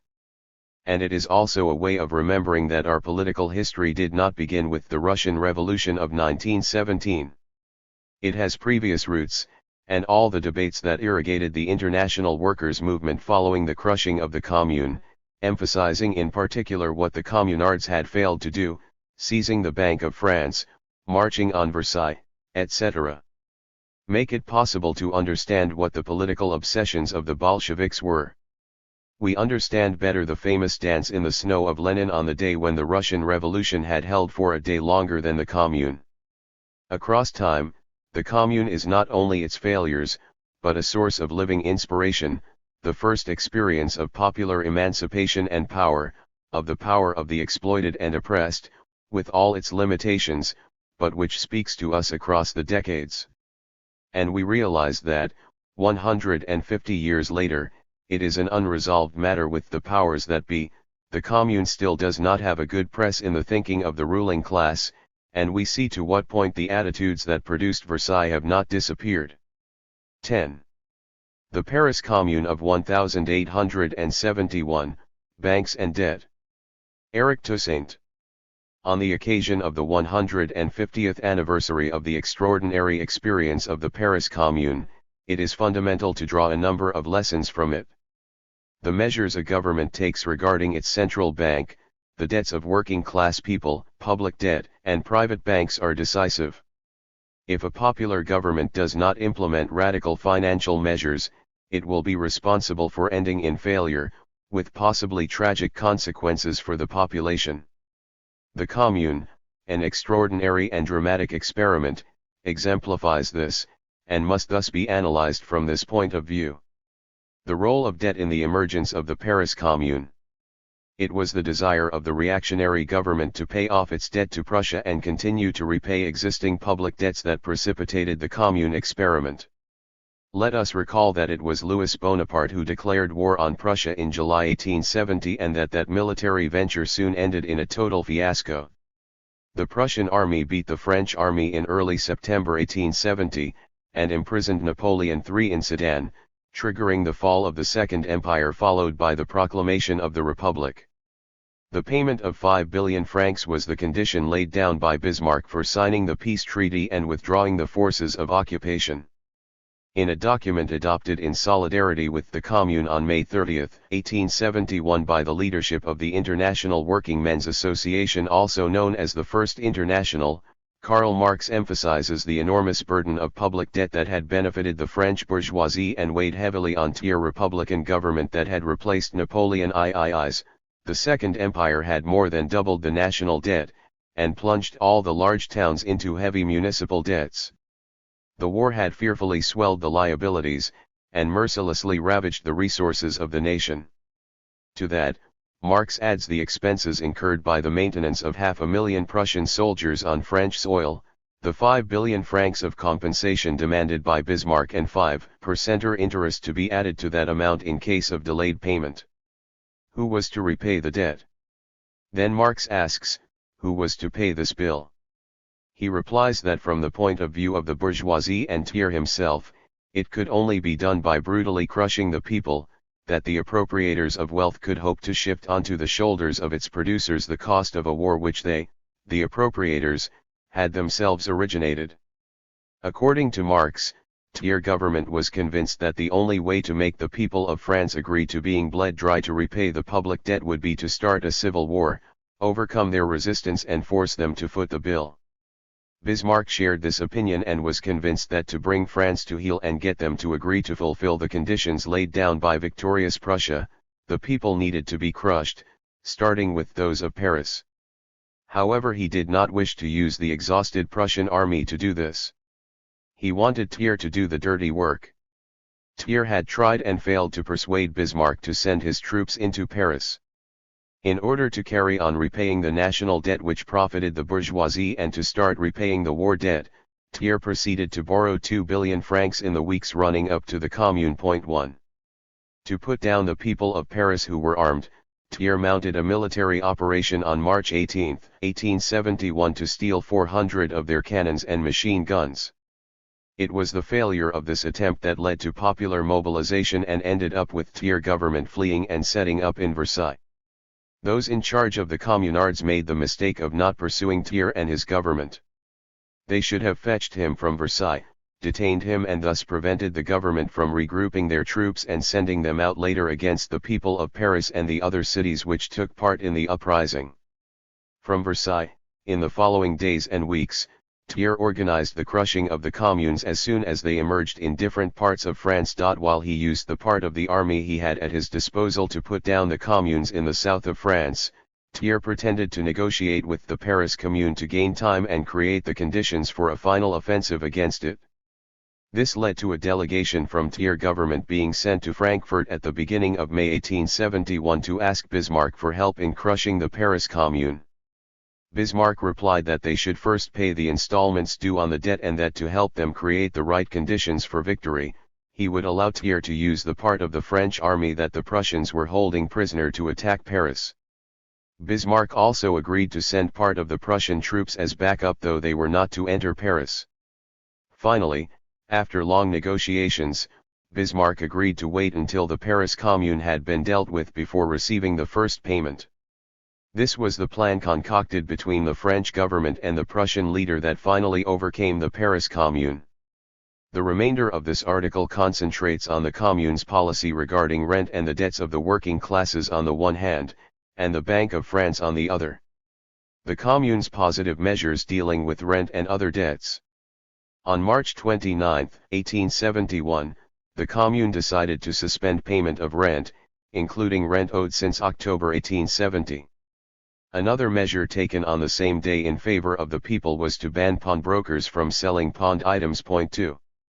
Pawn shops were private bodies that made their profit from secure loans using personal property as collateral. 3. Should a person who had deposited an item in exchange for a loan not repay their debt, the pawnbroker was entitled to sell the pawned object. Over 1 million objects accumulated in the pawn shops. After a particularly harsh winter, poor households had pawned 80,000 blankets in order to borrow money to buy food.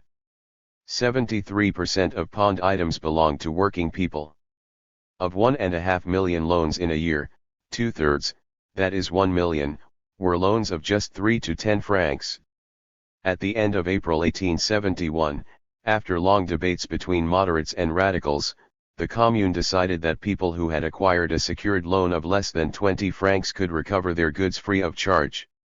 The most radical of the elected representatives, like Jean-Baptiste Clement, author of famous songs including Les Temps de Cerises and La Semaine Sanglante, considered that the Commune should have done more quickly, in dealing with pawn shops and in many other aspects of the living conditions of the working classes. Point 4. Among those advocating a very moderate approach regarding working class and middle class debt was Charles Bisley, the oldest member of the 1871 Commune, a disciple and close friend of Proudhon. Bisley systematically stood up in defense of finance and creditors. He will be mentioned further on in the section devoted to the Commune's policy regarding the Bank of France. However, mention should be made of the Commune's decisions on April 25 to requisition empty housing for the victims of bombing by the troops of Versailles, then on April 28 to forbid employers from levying fines and making deductions from wages. Point 5. The Paris Commune made a fatal error in not taking control of the Bank of France. The headquarters of the Bank of France, its principal reserves and its governing body were situated in Paris Commune territory. The leadership of the Paris Commune made the grave error of not taking it over, which would have been absolutely justified. In his Histoire de la Commune de 1871 published in 1876, Prosper Olivier Lissagaray, a militant intellectual who participated in the Communards street fighting, criticized the Commune's leaders who were mesmerized in front of the haute bourgeoisie's cash box, i.e. the Bank of France, when they had it in their hands.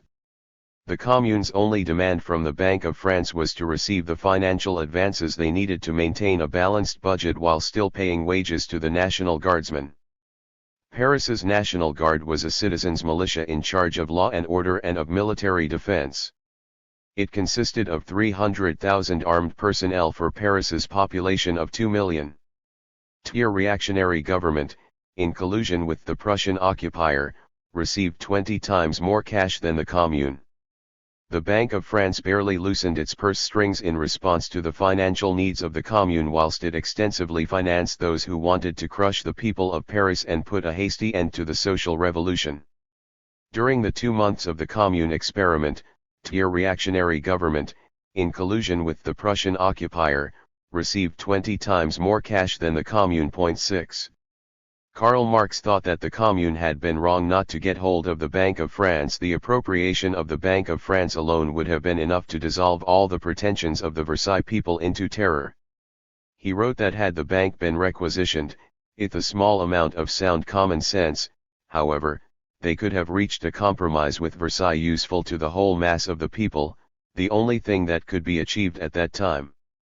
In Lissagaray's words, the Commune could not see the real hostages it could have taken, the Bank of France, the real estate register, the state bank handling official deposits or CDC, etc.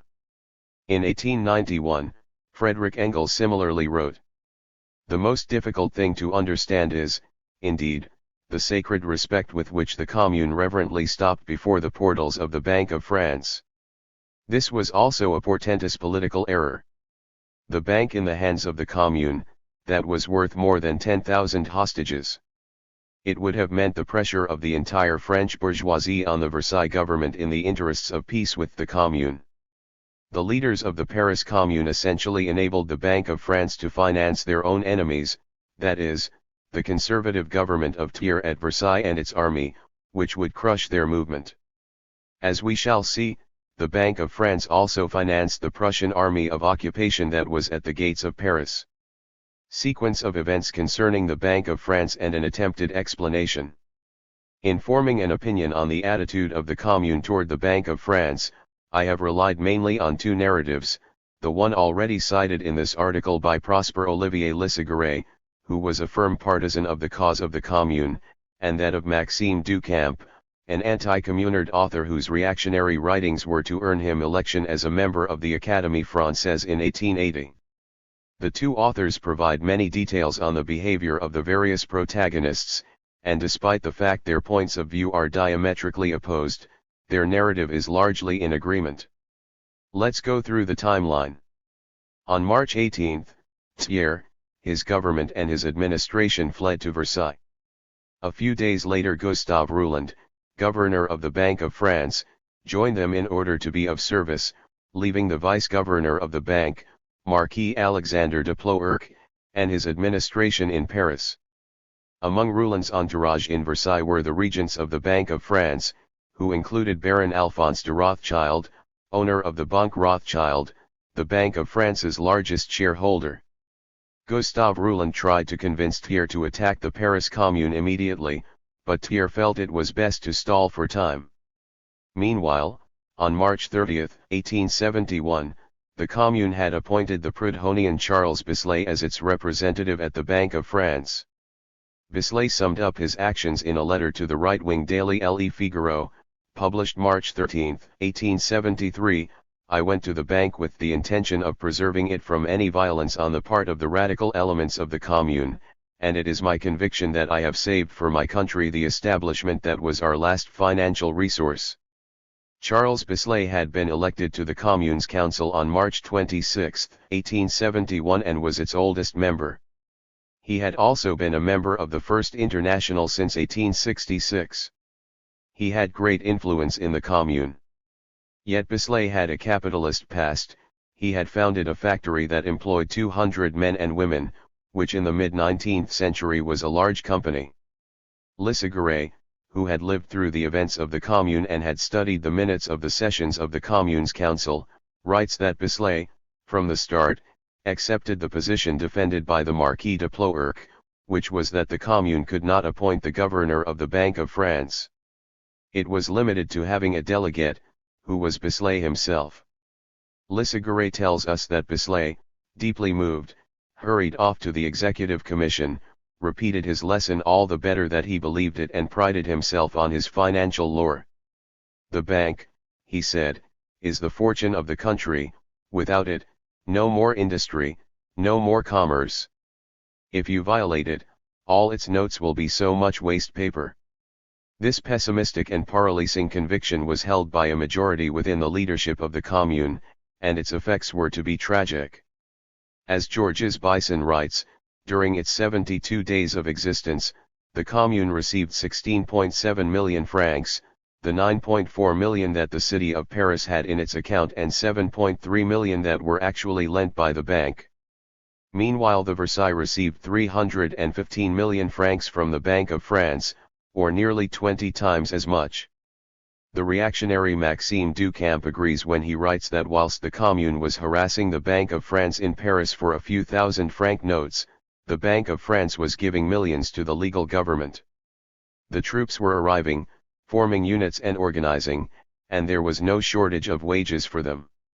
The troops Ducamp is referring to are the ones raised by Thiers, with Bismarck's aid, to destroy the people of Paris. As Ducamp adds, when Thiers needed money, he informed Rouland, who sent a telegraphic dispatch, and the money arrived. The Commune had an urgent need of funds to aid the population and to strengthen its defense against imminent attack, but its representatives Bislay and Jurdy settled for a pittance. And yet in the vaults of the bank's head office in Paris there were bank notes, coins, bullion and financial securities worth approximately 3 billion francs. Right until the end, the Commune allowed the executives of the Bank of France to have their own, heavily armed militia. The Marquis de Ploerc had several hundred persons under his command who had at their disposal inside the bank an arsenal made up of hundreds of rifles and ammunition to withstand a siege. Had the Commune actually wished to do so it could have disarmed this militia without firing a shot. But Bislay was totally opposed to the idea. Maxime Ducamp also writes that the bank's governor, Rouland, had sent the following message to the bank's employees: please give precise instructions for banknotes to be made available to the Germans, and also some cash for paying their troops. The Bank of France handed money over to the Prussian occupiers to help them destroy the Commune. Ducamp explains that the Marquis de Ploerc told Jurdy, the second delegate of the Commune to the bank, a bold-faced lie. Ducamp reconstitutes a dialogue between them based on first-hand reports. You think us rich, said M. de Ploerc, but we are not. You know very well that when the German troops were marching on Paris, we sent all our holdings away, they have not returned. I am not fooling you, the transfers are easy to track and you will be convinced that the majority of our fortune is in the provinces. God. Monsieur le Marquis, Jurdy answered, I know that very well, but if you advance me the money, the bank will be protecting itself and helping me to save it, which would be impossible without it. Within the Commune, Supporters of Auguste Blanqui, including Raoul Rigaud, were increasingly unhappy with the policy adopted by Bislay, assisted by Gerty and supported by the majority, and on May 12, 1871 they decided to act and attempted to move on the Bank of France with 2 companies of the National Guard. But Bislay successfully stepped in extremis to protect the bank and prevent the seizure. Maxime Ducamp concludes, in this matter old Bislay was really beyond reproach. This abortive attempt by the Blanqui camp had been conceived as a sort of coup and was not part of a coherent vision aimed at enabling the commune to use the Bank of France to organize its defense and finance a development plan. Of course the bank would have had to be taken over militarily, but it had to be done for a purpose, and the Blanquists did not know exactly what that purpose was. They did not propose in the Commune's Council that the Bank of France be taken over and used in the service of a plan for resistance and development. They limited their efforts to attempting to take the bank by surprise, which did not work since the Blanqui faction did not have arguments for overcoming Bislay's opposition. And so the initiative turned into a fiasco. Note that taking over the Bank of France militarily does not mean using artillery, machine guns, and rifles. What it does mean is making the decision, at the level of the leadership of the commune, to take over control of the bank and remove its governor and vice-governor, bring in a sufficient number of battalions of the National Guard to surround the bank and demand that its armed occupants lay down their weapons. The imbalance between the forces and the certainty of the bank's occupants that they would lose the battle if they resisted would have been enough to ensure their docility. They would have had no hope of reinforcements, at least until the start of the Bloody Week on May 21. The Commune should have taken control of the Bank of France during the first days of its existence. The Commune had every intention of issuing its own currency, and did have currency issued at the Paris Mint, the Hôtel de Monnaie on the Quai Conti, but it lacked the gold and silver ingots that were stored at the Bank of France. And there again the bank's officials were able to count on Bislay's aid in seeing to it that only minuscule quantities of precious metals were released to be struck into coins. Maxime Ducamp explains that the officials of the Bank of France were so afraid that the radical elements of the Commune would win out over Bislay that they moved everything they could into the cellars of the bank in Paris and packed the only stairway leading down there with sand. The operation took place on May 20 and took some 15 hours. Once all the ingots, coinage, notes, securities and ledgers had been moved into 2 rooms below ground protected by 12 locks, the spiral stairway leading to the rooms was packed with sand and a slab was laid over it. The officials of the Bank of France were so afraid of the Commune that they moved all the currency and securities underground and packed the stairway in sand. The following day, the Bloody Week began, and ended in the defeat of the people of Paris on May 28, 1871. After the Commune was crushed, Bislay was one of the only communard leaders who was not executed, sentenced in absentia, imprisoned or exiled. The Commune's murderers allowed him to go to Switzerland to settle the inheritance of one of his sisters who had died in August 1870, and on December 9, 1872 charges against him were dismissed by the 17th War Council. Towards the end of his life in Switzerland he also served as executor of Proudhon's will. The Commune's attitude toward the Bank of France can be explained by the limitations inherent in the strategy of its majority factions, that is, advocates of Proudhon and of Blanqui.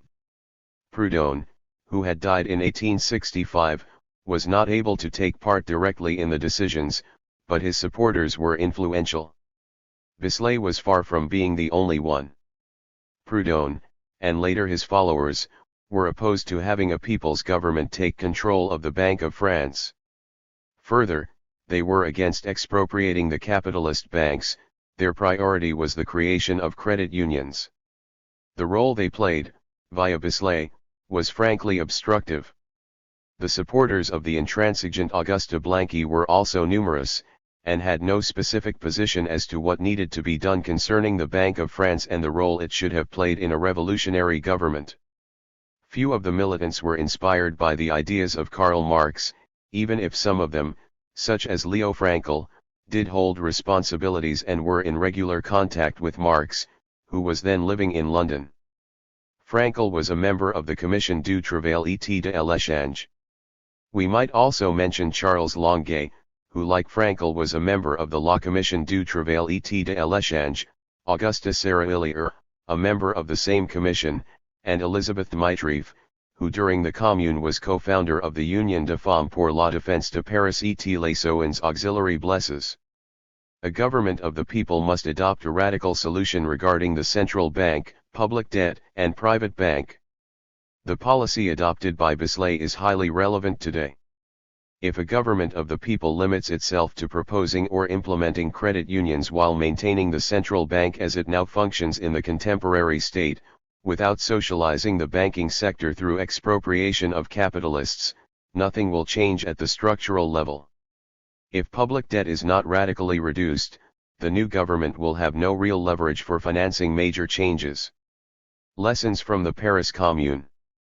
Marx and Engels drew several lessons from the Commune. The need to destroy the capitalist state headed the list. Democratic operation of the government and popular representation with revocability of all delegates was another. A refusal to take a sacrosanct attitude toward finance is a third. A popular government must take control of the central bank and change the nature of property relations in the entire financial sector, which implies expropriating the capitalists. A fourth lesson is closely related to the third, the need to cancel public debt. As a matter of fact, a few years after the Commune, Marx, who participated in writing the program of the Parti ouvrier in France, spoke of the need for suppression of the public debt. 7. The resolute action taken by Soviet Russia and the Cuban Revolution regarding the central bank, banks, and debt. The Bolsheviks in Russia and the Cuban revolutionaries had learned these lessons and took the necessary measures in 1917 to 1918, in the case of the decrees adopted by the Soviets, and in 1959 to 1960 in the case of the Cuban Revolution. The government of the Bolsheviks, allied with the left socialist revolutionaries with the support of the workers, peasants, and soldiers' councils, took control of the central bank, issued their own currency, expropriated the bankers, cancelled the peasants' debts and repudiated all debt contracted by the Tsarist regime. 8. The revolutionary Cubans took control of the central bank, placed Che Guevara at its head, issued their own currency and cancelled public debt. As regards the right to housing, they went much farther than the Commune, and also decreed that tenants should be allowed to continue occupying their living quarters without paying rent. 9. The Bolsheviks also implemented a solution to the problem of housing and related indebtedness. The lessons of the Paris Commune have been largely forgotten. If a government of the people limits itself to proposing or implementing credit unions while maintaining the central bank as it now functions in the contemporary state, without socializing the banking sector through expropriation of capitalists, nothing will change at the structural level. In a broader sense, the lessons of the Paris Commune have been largely forgotten. First, social democracy, after its betrayal of internationalism at the start of the First World War, became an instrument of capitalist and imperialist domination. Then, dictatorial bureaucratic and Stalinist regimes, with the restoration of capitalism, perpetuated brutal forms of coercion and exploitation.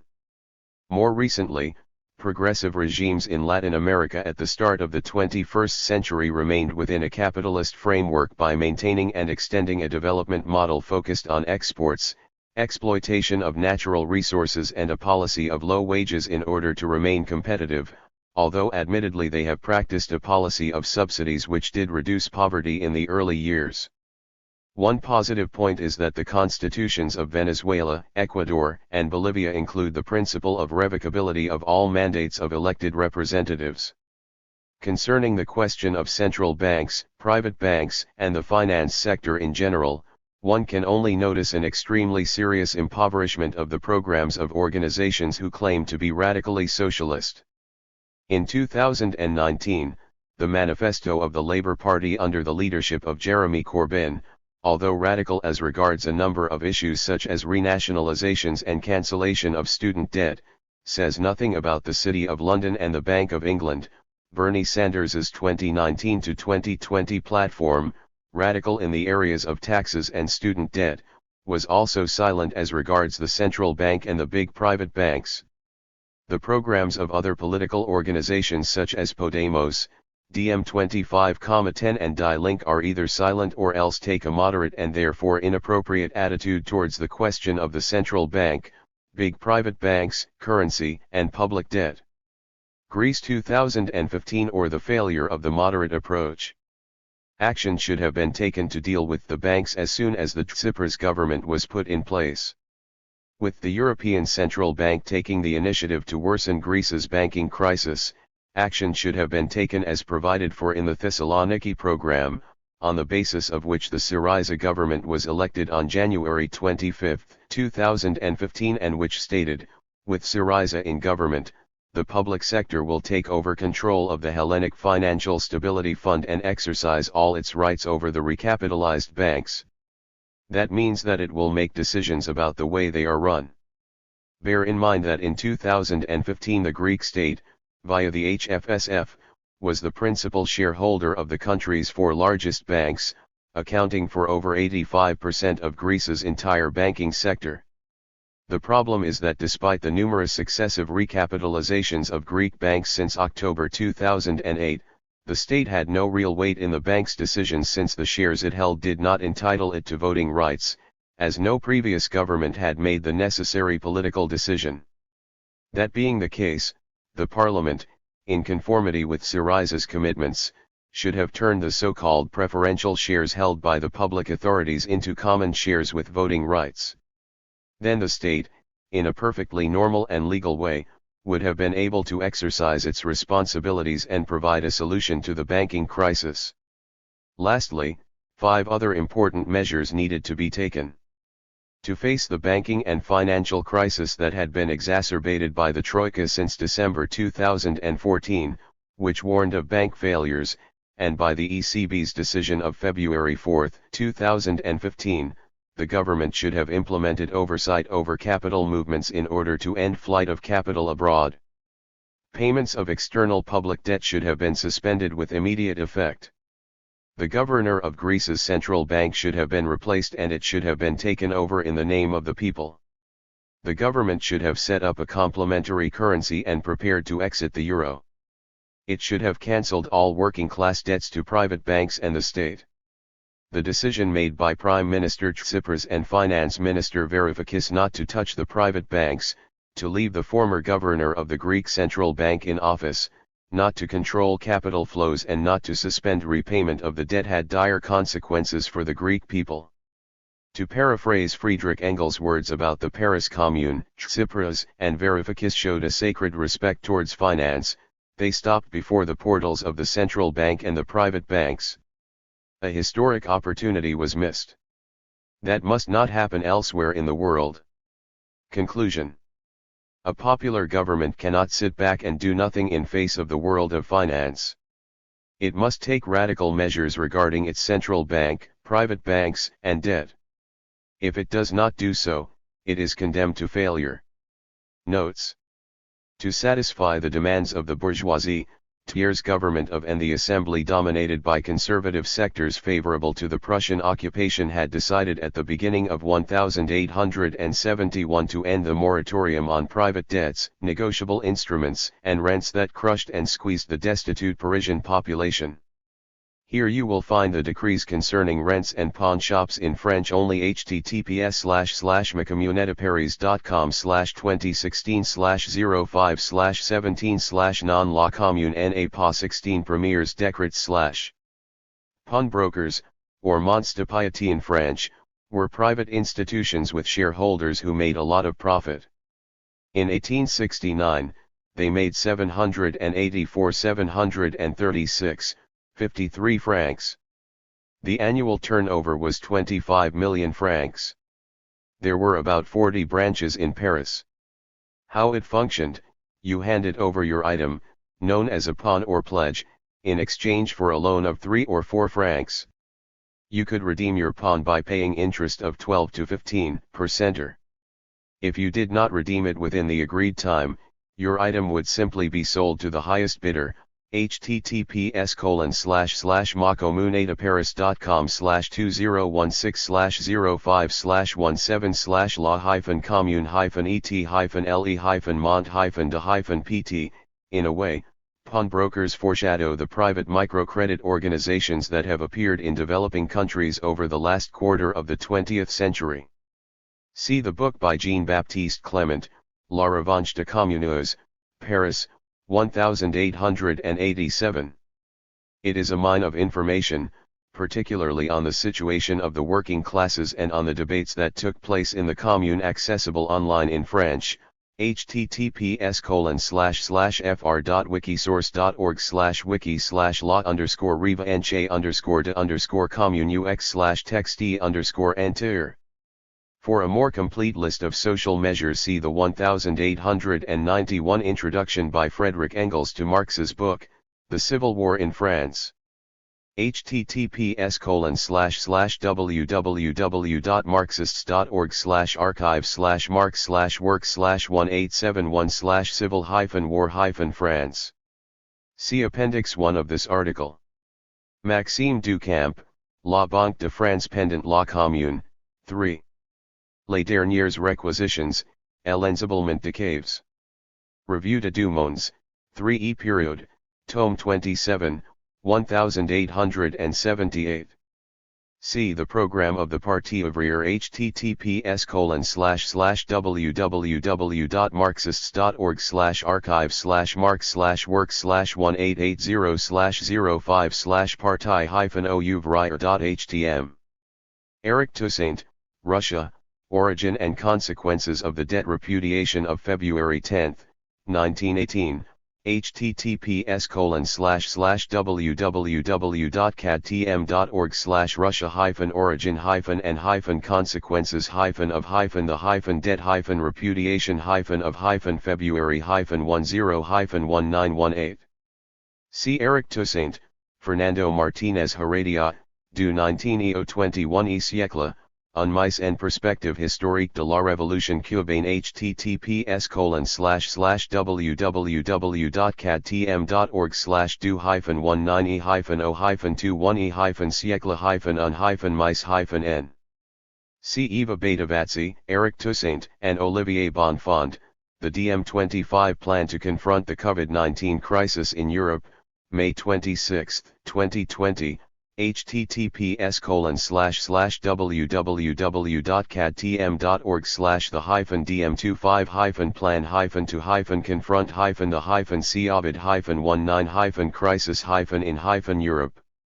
Appendix 1. Frederick Engels' summary of the various measures taken by the Commune. Thiers, the new head of government, was compelled to realize that the supremacy of the propertied classes, large landowners and capitalists, was in constant danger so long as the workers of Paris had arms in their hands. His first action was to attempt to disarm them. On March 18, he sent troops of the line with orders to rob the National Guard of the artillery belonging to it, which had been constructed during the siege of Paris and had been paid for by public subscription. The attempt failed, Paris mobilized as one man in defense of the guns, and war between Paris and the French government sitting at Versailles was declared. On March 26 the Paris Commune was elected, and on March 28 it was proclaimed.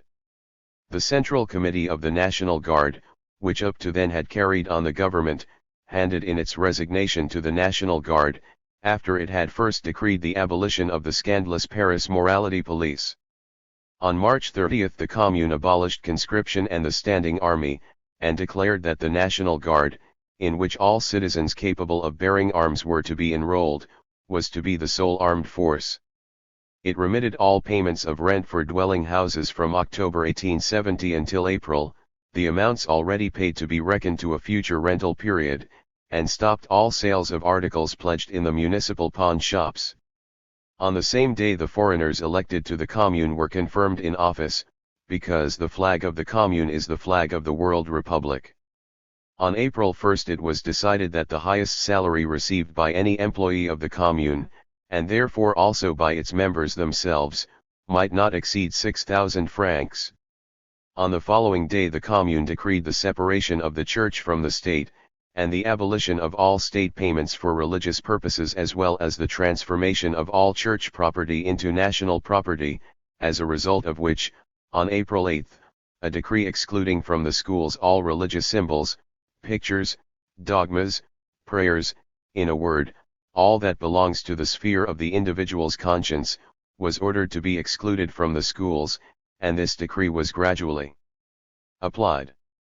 On April 5, in reply to the shooting, day after day, of the Commune's fighters captured by the Versailles troops, a decree was issued for imprisonment of hostages, but it was never carried into effect.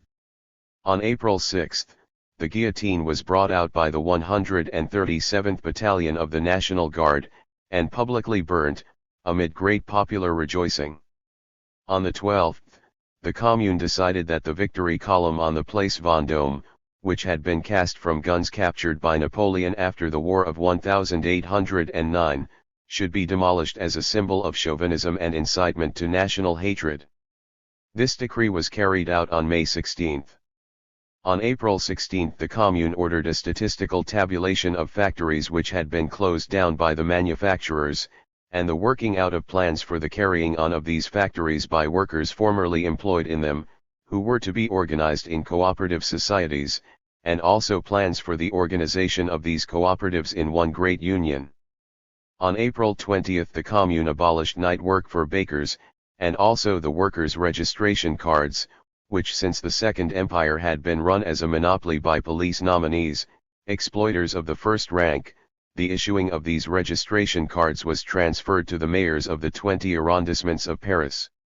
On April 30, the Commune ordered the closing of the pawn shops, on the ground that they were a private exploitation of labor, and were in contradiction with the right of the workers to their instruments of labor and to credit.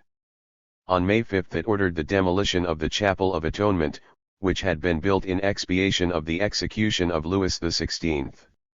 Appendix 2. Prosper Olivier Lissagaray on the Commune and the Bank of France. In allowing the Versailles army to march off, the Central Committee had committed a heavy fault. That of the Council was incomparably more damaging. All serious rebels have commenced by seizing upon the sinews of the enemy, the treasury. The Council of the Commune was the only revolutionary government that refused to do so. While abolishing the budget of public worship, which was at Versailles, they bent their knees to the budget of the bourgeoisie, which was at their mercy. Then followed a scene of high comedy, if one could laugh at negligence that has caused so much bloodshed. Since the March 19 the governors of the bank lived like men condemned to death, every day expecting the execution of the treasure. Of removing it to Versailles they could not dream. It would have required 60 or 80 vans and an army corps. On March 23, its governor, Rouland, could no longer stand it, and fled. The deputy governor, Leplat, replaced him. From his first interview with the delegates of the Hôtel de Ville he had seen through their timidity, given battle, then seemed to soften, yielded little by little, and doled out his money franc by franc. The bank, which Versailles believed almost empty, contained, coin, 77 million, 1 bank notes, 166 million, bills discounted, 899 million, securities for advances made, 120 million, bullion, 11 million, jewels in deposit, 7 million, public effects and other titles in deposit, 900 million, that is, 2,180 million francs, 800 million in banknotes only required the signature of the cashier, a signature easily made. The Commune had then 3 billion in its hands, of which over a billion was realized, enough to buy all the generals and functionaries of Versailles, as hostages, 90,000 depositors of titles, and the 2 billion in circulation whose guarantee lay in the coffers in the Rue de la Vrelière. On March 29 old Bislay presented himself before the tabernacle. Leplat had mustered his 430 clerks, armed with muskets without cartridges. Bislay, led through the lines of these warriors, humbly prayed the governor to be so kind as to supply the pay of the National Guard. Leplat answered superciliously, spoke of defending himself. But, said Bislay, if, to prevent the effusion of blood, the commune appointed a governor. A governor? Never, said Leplat, who understood his man, but a delegate. If you were that delegate we might come to an understanding. And, acting pathetic, come, Embisslay, help me to save this. This is the fortune of your country, this is the fortune of France. Bislay, deeply moved, hurried off to the Executive Commission, repeated his lesson all the better that he believed it and prided himself on his financial lore. The bank, he said, is the fortune of the country, without it, no more industry, no more commerce. If you violate it, all its notes will be so much waste paper. This trash circulated in the Hôtel de Ville, and the Proudhonists of the council, forgetting that their master put the suppression of the bank at the head of his revolutionary program, backed old Bislay. At Versailles itself, the capitalist stronghold had no more inveterate defenders than those of the Hôtel de Ville. If someone had at least proposed, let us at least occupy the bank, but the Executive Commission had not the nerve to do this, and contented itself with commissioning Bislay. Leplat received the good man with open arms, installed him in the nearest office, even persuading him to sleep at the bank, made him his hostage, and once more breathed freely. Thus from the first week the assembly of the Hôtel de Ville showed itself weak towards the authors of the sortie, weak towards the Central Committee, weak towards the bank, trifling in its decrees, in the choice of its delegate to the War Office, without a military plan, without a program, without general views, and indulging in desultory discussions. The radicals who had remained in the council saw whither it was drifting, and, not inclined to play the martyrs, they sent in their resignations. Events. A timeline of the Civil War in France. 1870. January 10, about 100,000 people demonstrate against Bonaparte's Second Empire after the death of Victor Noir, a Republican journalist killed by the Emperor's cousin, Pierre Bonaparte. May 8, a national plebiscite votes confidence in the Empire with about 84% of votes in favor. On the eve of the plebiscite, members of the Paris Federation of the International Working Men's Association were arrested on a charge of conspiring against Napoleon III. This pretext was further used by the government to launch a campaign of persecution of the members of the International throughout France. July 19, after a diplomatic struggle over the Prussian attempt for the Spanish throne, Louis Bonaparte declares war on Prussia. July 23, Marx completes what will become known as his first address. July 26, the first address is approved and internationally distributed by the General Council of the International Working Men's Association. 4 to 6 August, Crown Prince Frederick, commanding one of the three Prussian armies invading France, defeats French Marshal MacMahon at Worth and Weissenberg, pushes him out of Alsace, surrounds Strasbourg, and drives on towards Nancy. The other two Prussian armies isolate Marshal Bazaines' forces in Metz.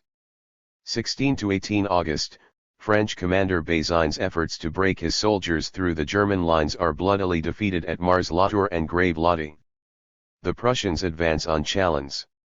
September 1, Battle of Sedan. MacMahon and Bonaparte, attempting to relieve Bazaines at Metz and finding the road closed, enters battle and is defeated at Sedan. September 2, Emperor Napoleon III and Marshal MacMahon capitulate at Sedan with over 83,000 soldiers. September 4, in response to the news of Sedan, Parisian workers invade the Palais Bourbon and force the Legislative Assembly to proclaim the fall of the Empire. By evening, the Third Republic is proclaimed at the Hôtel de Ville in Paris. The Provisional Government of National Defense is established to continue the war effort to remove Germany from France. September 5, a series of meetings and demonstrations begin in London and other big cities, at which resolutions and petitions were passed demanding that the British government immediately recognize the French Republic.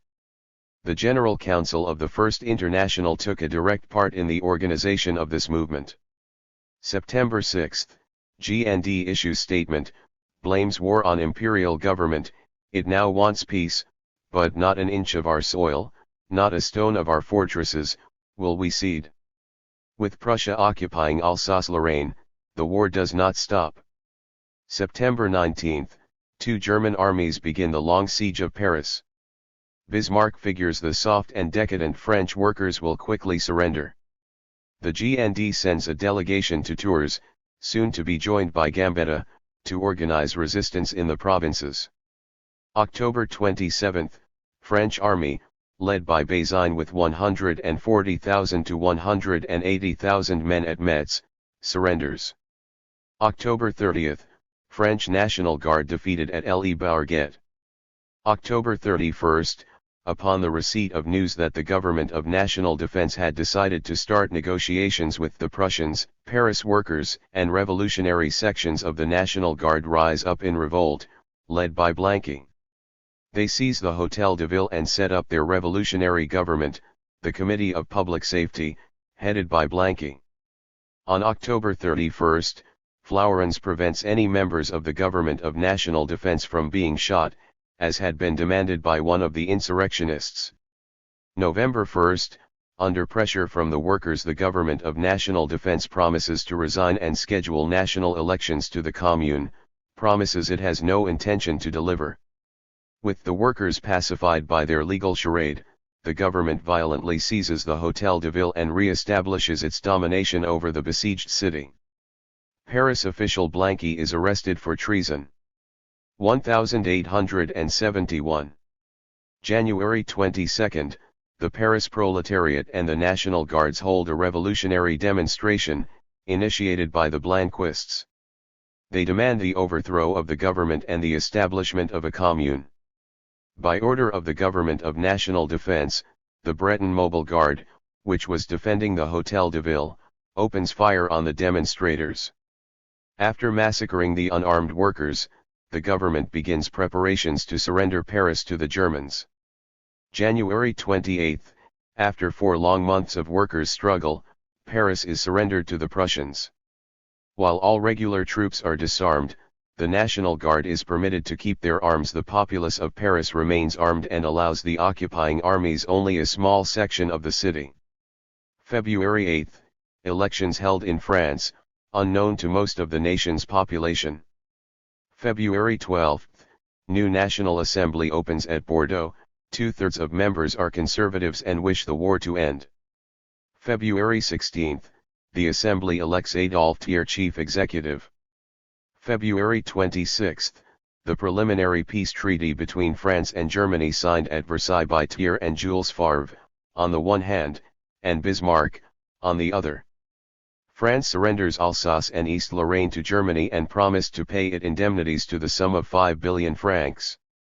The final peace treaty was signed in Frankfurt on Main on May 10, 1871. 1–3 March, after months of struggle and suffering, Paris workers react angrily to the entry of German troops in the city, and the ceaseless capitulation of the government. The National Guard defects and organizes a central committee. March 10, the National Assembly passes a law on the deferred payment of overdue bills.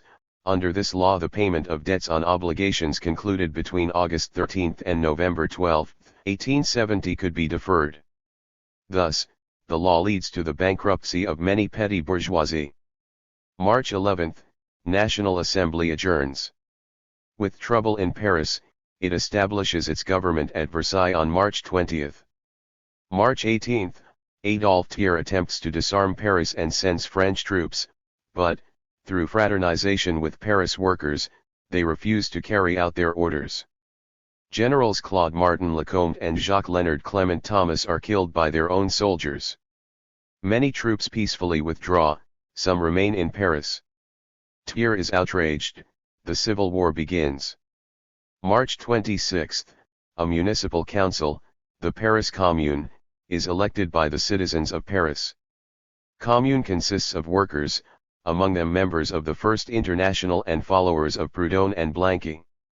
March 28, the Central Committee of the National Guard, which up to then had carried on the government, resigns after it first decrees the permanent abolition of the morality police. March 30, the Commune abolishes conscription and the Standing Army, the National Guard, in which all citizens capable of bearing arms were to be enrolled, was to be the sole armed force. The commune remits all payments of rent for dwelling houses from October 1870 until April 1871. On the same day the foreigners elected to the commune were confirmed in office, because the flag of the commune is the flag of the World Republic. April 1st, the commune declares that the highest salary received by any member of the commune does not exceed 6,000 francs. April 2nd, in order to suppress the Paris Commune, THIRD appeals to Bismarck for permission to supplement the Versailles army with French prisoners of war, most of whom had been serving in the armies that surrendered at Sedan and Metz. In return for the 5 billion francs indemnity payment, Bismarck agrees. The French army begins siege of Paris. Paris is continually bombarded and, moreover, by the very people who had stigmatized as a sacrilege the bombardment of the same city by the Prussians. The Commune decrees the separation of the Church from the state, and the abolition of all state payments for religious purposes as well as the transformation of all church property into national property. Religion is declared a purely private matter. April 5th. Decree on hostages adopted by the Commune in an attempt to prevent communards from being shot by the French government. Under this decree, all persons found guilty of being in contact with the French government were declared hostages. This was never carried out. April 6th, the guillotine was brought out by the 137th Battalion of the National Guard, and publicly burned, amid great popular rejoicing. April 7th, the French army captures the Seine crossing at Neuilly, on the western front of Paris. Reacting to French government policy of shooting captured communards, Commune issues an eye for an eye policy statement, threatening retaliation. The bluff is quickly called, Paris workers execute no one. April 8th, a decree excluding from the schools all religious symbols, pictures, dogmas, prayers, in a word, all that belongs to the sphere of the individual's conscience, is ordered to be excluded from the schools. The decree is gradually applied. April 11th, in an attack on southern Paris the French army is repulsed with heavy losses by General Eudes. April 12th, the Commune decides that the Victory Column on the Place Vendôme, which had been cast from guns captured by Napoleon after the War of 1809, should be demolished as a symbol of chauvinism and incitement to national hatred. This decree was carried out on May 16. April 16, Commune announces the postponement of all debt obligations for 3 years and abolition of interest on them.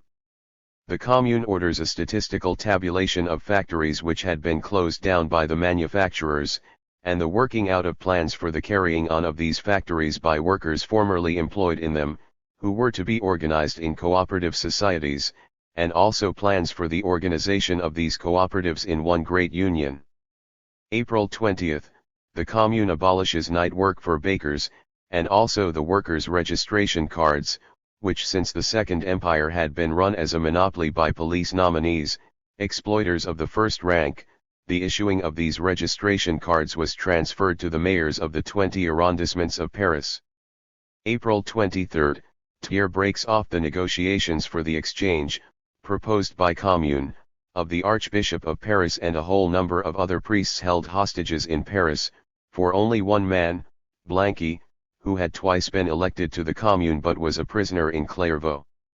April 27, in sight of the impending municipal elections of April 30, THIRD enacted one of his great conciliation scenes. He exclaimed from the tribune of the Assembly, "There exists no conspiracy against the Republic but that of Paris, which compels us to shed French blood. I repeat it again and again."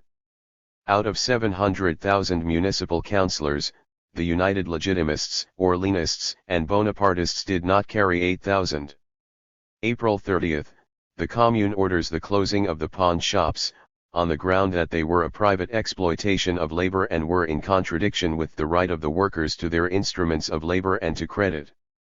May 5, the Commune ordered the demolition of the Chapel of Atonement, which had been built in expiation of the execution of Louis XVI. May 9, Fort Issy, which is completely reduced to ruins by gunfire and constant French bombardment, is captured by the French army. May 10, the peace treaty concluded in February now signed, known as Treaty of Frankfurt. May 16, the Vendôme column is pulled down.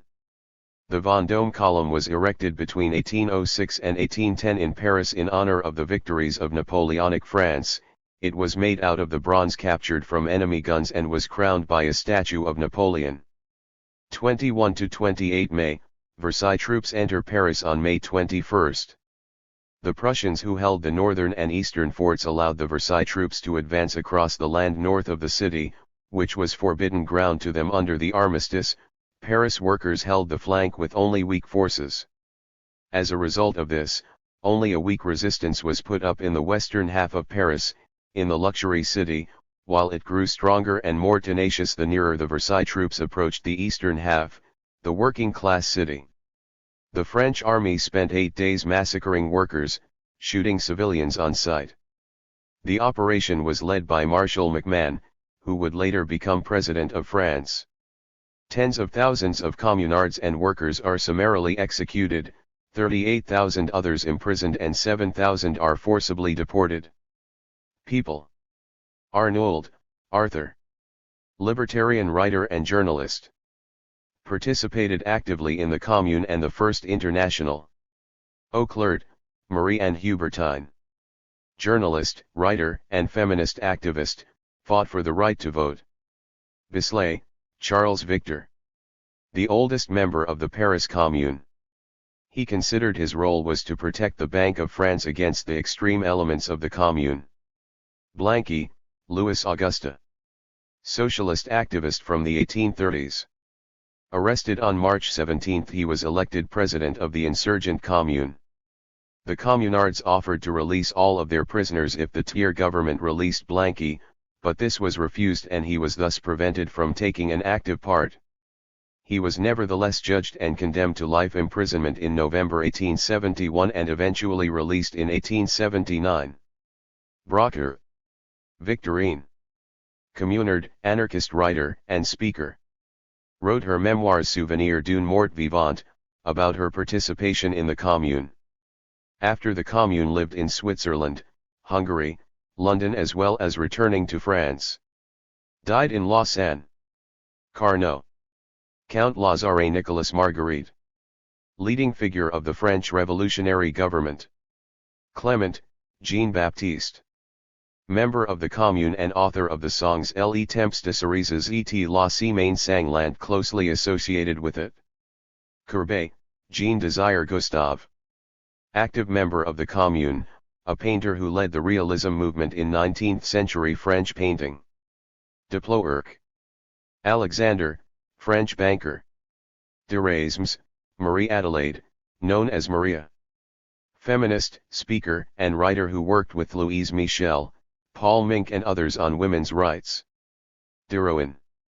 Jean. Socialist feminist active in the 1848 revolutions. Lived in exile in London from 1852, where she continued to be politically active. Dmitriev Elizabeth, November 1, 1850, Russia, 1910 or 1918 Russia. Feminist and revolutionary, a co-founder of the Women's Union in the Paris Commune. Member of the First International. Dombrowski, Jaroslaw 1836–23 May 1871. Polish soldier, condemned to forced labor in Siberia for insurrectional activities in Poland, escaped and made his way to Paris. Member of the First International. Named General of the Commune, mortally wounded on the barricades. Dreyfus, Alfred. Army captain of Jewish origin who was accused of handing secrets to the Germans. This created a political scandal known as the Dreyfus Affair. It strongly divided public opinion with strong accusations of anti-Semitism. Dreyfus was finally exonerated and reinstated in the army. Durand. Marguerite. Actress, journalist, and leading suffragette. Ducamp, Maxime. French writer and photographer, member of the Académie Française. Wrote a hostile history of the Commune Les Convulsions de Paris. Ex-Coffon, Beatrix. Republican activist, and an ambulance nurse during the Commune. She was known as La Républicaine. Flourens, Gustave, one of the most active leaders of the insurrection, was captured, disarmed and killed on April 3. Frankel, Leo, leading member of the Commune of Hungarian and Jewish origin. Gambetta, Leon, lawyer and politician. A Republican, he was opposed to the Commune. Geste, Jules, socialist journalist and politician.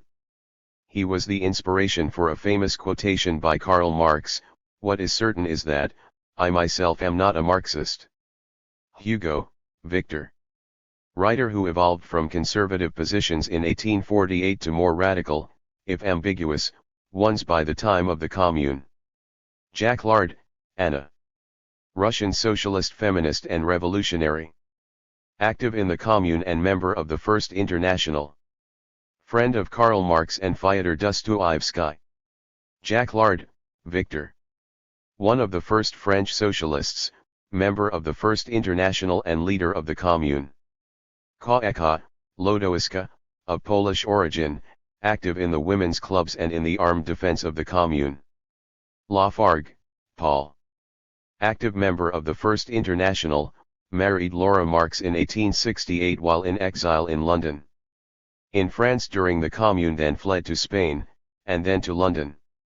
Returned to France in 1882, was elected as a socialist to Parliament in 1891. Died in a suicide pact with Laura. Lefrancaeus, Gustave Adolphe, revolutionary anarchist, member of First International, and president of the Paris Commune. Lemel, Natalie, militant anarchist and feminist and leading activist and fighter of the Commune. She was deported to Nouvelle-Calédonie with Louise Michel. Leo, André, novelist, journalist, and early feminist activist. She played a leading role in the Commune.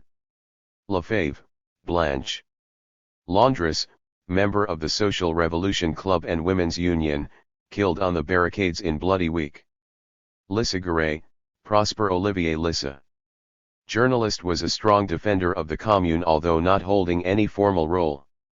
In exile afterwards he lived with the Marx family and became engaged to Eleanor, who translated his History of the Paris Commune of 1871. Longuet, Charles Felix César, in exile in London after the Commune, married Jenny Marx. Malin, Benoit, journalist and writer, one of the founders of the First International, elected member of the Paris Commune. Marx, Jenny, second daughter of Karl Marx, married Charles Longuet while he was in exile after the Commune. Followed him to France in 1881 but died in 1882, 2 months before her father. Michel, Louise, probably the best-known woman of the Commune, and was a teacher. Was transported to New Caledonia and on return to France emerged as an important French anarchist and went on speaking tours across Europe. Her use of a black flag at a demonstration in Paris in March 1883 is also the earliest known use of the anarchist black flag. Michelet, Jules, anti-clericalist and Republican, wrote a major history of the French Revolution. Mink, Paul, was of Polish origins. A socialist and feminist journalist, she participated actively in the creation of women's clubs during the Commune. Absent from Paris at the defeat of Commune, she stayed in exile in Switzerland until the 1880 amnesty. Noir, Victor, journalist. After he was shot and killed by Prince Pierre Bonaparte, a cousin of the Emperor Napoleon III, he became a symbol of opposition to the imperial regime. Potier, Eugene Edin, elected member of the Commune, poet and songwriter, author of the Internationale. Took refuge near London after the defeat of the Commune. From 1874 to 1880 he was in the USA, he then returned to France. Proudhon, Pierre Joseph, described himself as an anarchist and socialist, influential in the French socialist movement. His best-known assertion is "property is theft." However, he is and was particularly known and criticized for his misogynistic positions. A woman's choice was to be courtesan or housekeeper; to a woman, a man is a father, a chief, a master, above all, a master. Reclus, Elia. Director of the Bibliothèque Nationale under the Commune. He was a Freemason. Reclus, Noemi. Schoolteacher, feminist, communard. After the Commune lived in Switzerland with her husband Elie Reclus. Rigaud, Raoul. Student, journalist, delegate to the Curate General and prosecutor of the Commune. Shot dead near the Pantheon during the fighting. Rouland, Gustave. Lawyer and politician. He was governor of the Bank of France during the Commune. Roland, Pauline. Feminist and socialist activist. One of the founders of the Socialist Teachers Association, wrote histories of France, England, Scotland, and Ireland for children. Saint Simon, Henrietta. Political and economic theorist, precursor of socialism. Schmidt, Marie. Attached to the 101st Battalion with her husband Charles Leon Gaspard to manage the canteen. Fought during Bloody Week, she was arrested and deported to New Caledonia. Thiers, Adolphe, September 3, 1877.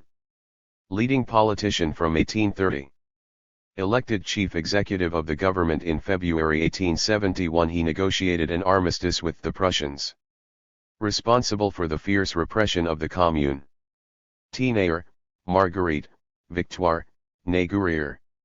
Writer and schoolteacher, she was a school inspector during the Commune.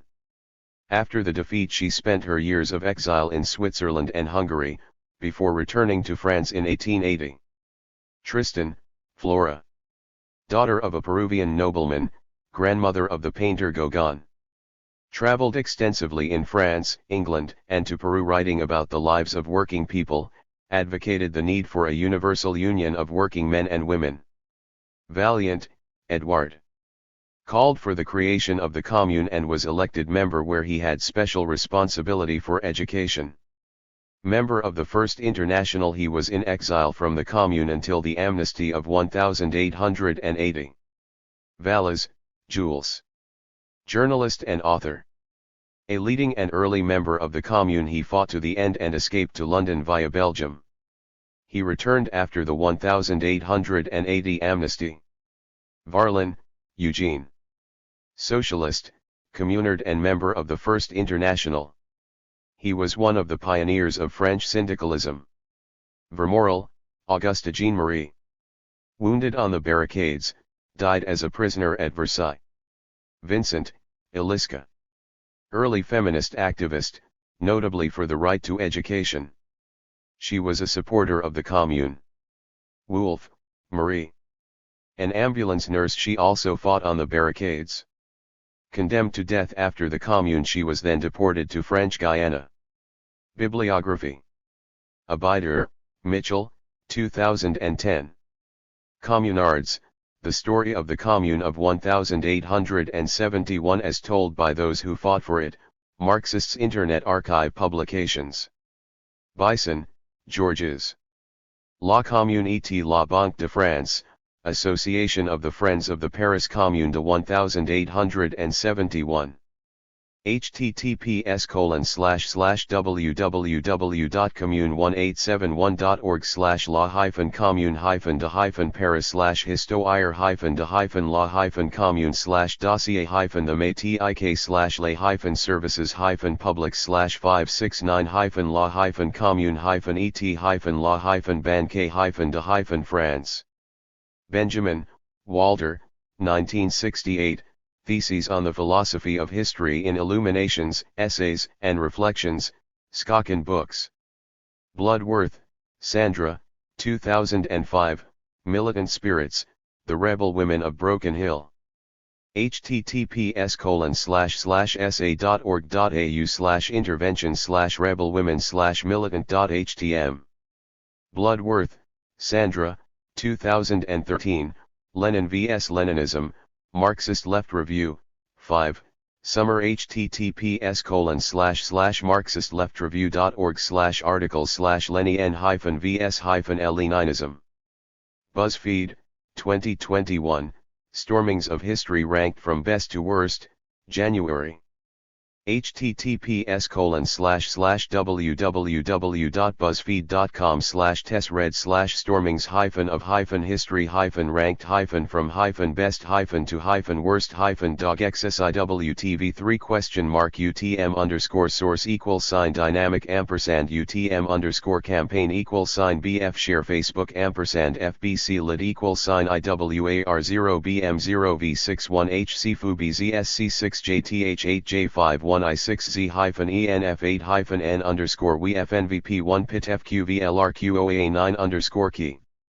Cox, Judy, 2021, Genderquake, Socialist Women and the Paris Commune, International Socialism, 169, January 5. http://isj.org.uk/genderquake-paris-commune. Ducamp, Maxime, 2015. La Banque de France sous la Commune. FB Editions. Edwards, Stuart, 1973. The Communards of Paris, 1871, Thames and Hudson. Eichner, Caroline J., 2004. Surmounting the Barricades, Women in the Paris Commune, Indiana University Press. Eschelbacher, Andrew, 2009, Environment of Memory, Paris and Post-Commune Angst, 19th Century Art World, 8, Autumn. https://www.19hc-artworldwide.org/autumn09/environment-of-memory. Gluckstein, Donnie, 2006. The Paris Commune. A Revolution in Democracy, Bookmarks. Gluckstein, Donnie, 2008, Deciphering the Internationale, the Eugene Potier Code, International Socialism 120, https://isj.org.uk/decipy-the-international-the-Eugene-Potier-code. Gluckstein, Donnie, 2011. The Paris Commune, Haymarket Books. Godino, Dominique, 1988. Cito Jens Tricodiuses, Alinea. Gullickson, Gael, 1996. Unruly Women of Paris, Images of the Commune, Cornell University Press. Hazen, Eric, 2011. The Invention of Paris. A History in Footsteps, translator David Fernbach, Verso. Holmes, Rachel, 2014. Eleanor Marx, A Life, Bloomsbury. Horton, Richard, 2021, The Paris Commune and the Birth of American Medicine, The Lancet, 397, January 16. https://www.thelancet.com/journal/lansd/article/PIIS0140-673600086-6 Jones, Kathleen, and François Verges, 1991, Auxiliary Cito Jens, Women, Politics, and the Paris Commune of 1871, History of European Ideas, Volume 13, Issue 6. Jones, Kathleen, and François Verges, 1991, Women of the Paris Commune, Women's Studies International Forum, Volume 14, Number 5. Kavlakis, Stathis, 2021 Introductory Essay in Sur la Commune de Paris Textes de Karl Marx et Friedrich Engels, Editions Sociales. English translation of Kavlakis, https://www.verobooks.com/blog/503-9-on-the-Paris-Commune-part-1. Landrigan, Aloysius Judas, 2017. Remembering the Commune, Texts and Celebrations in Britain and the United States, Ma Thesis, University of Melbourne.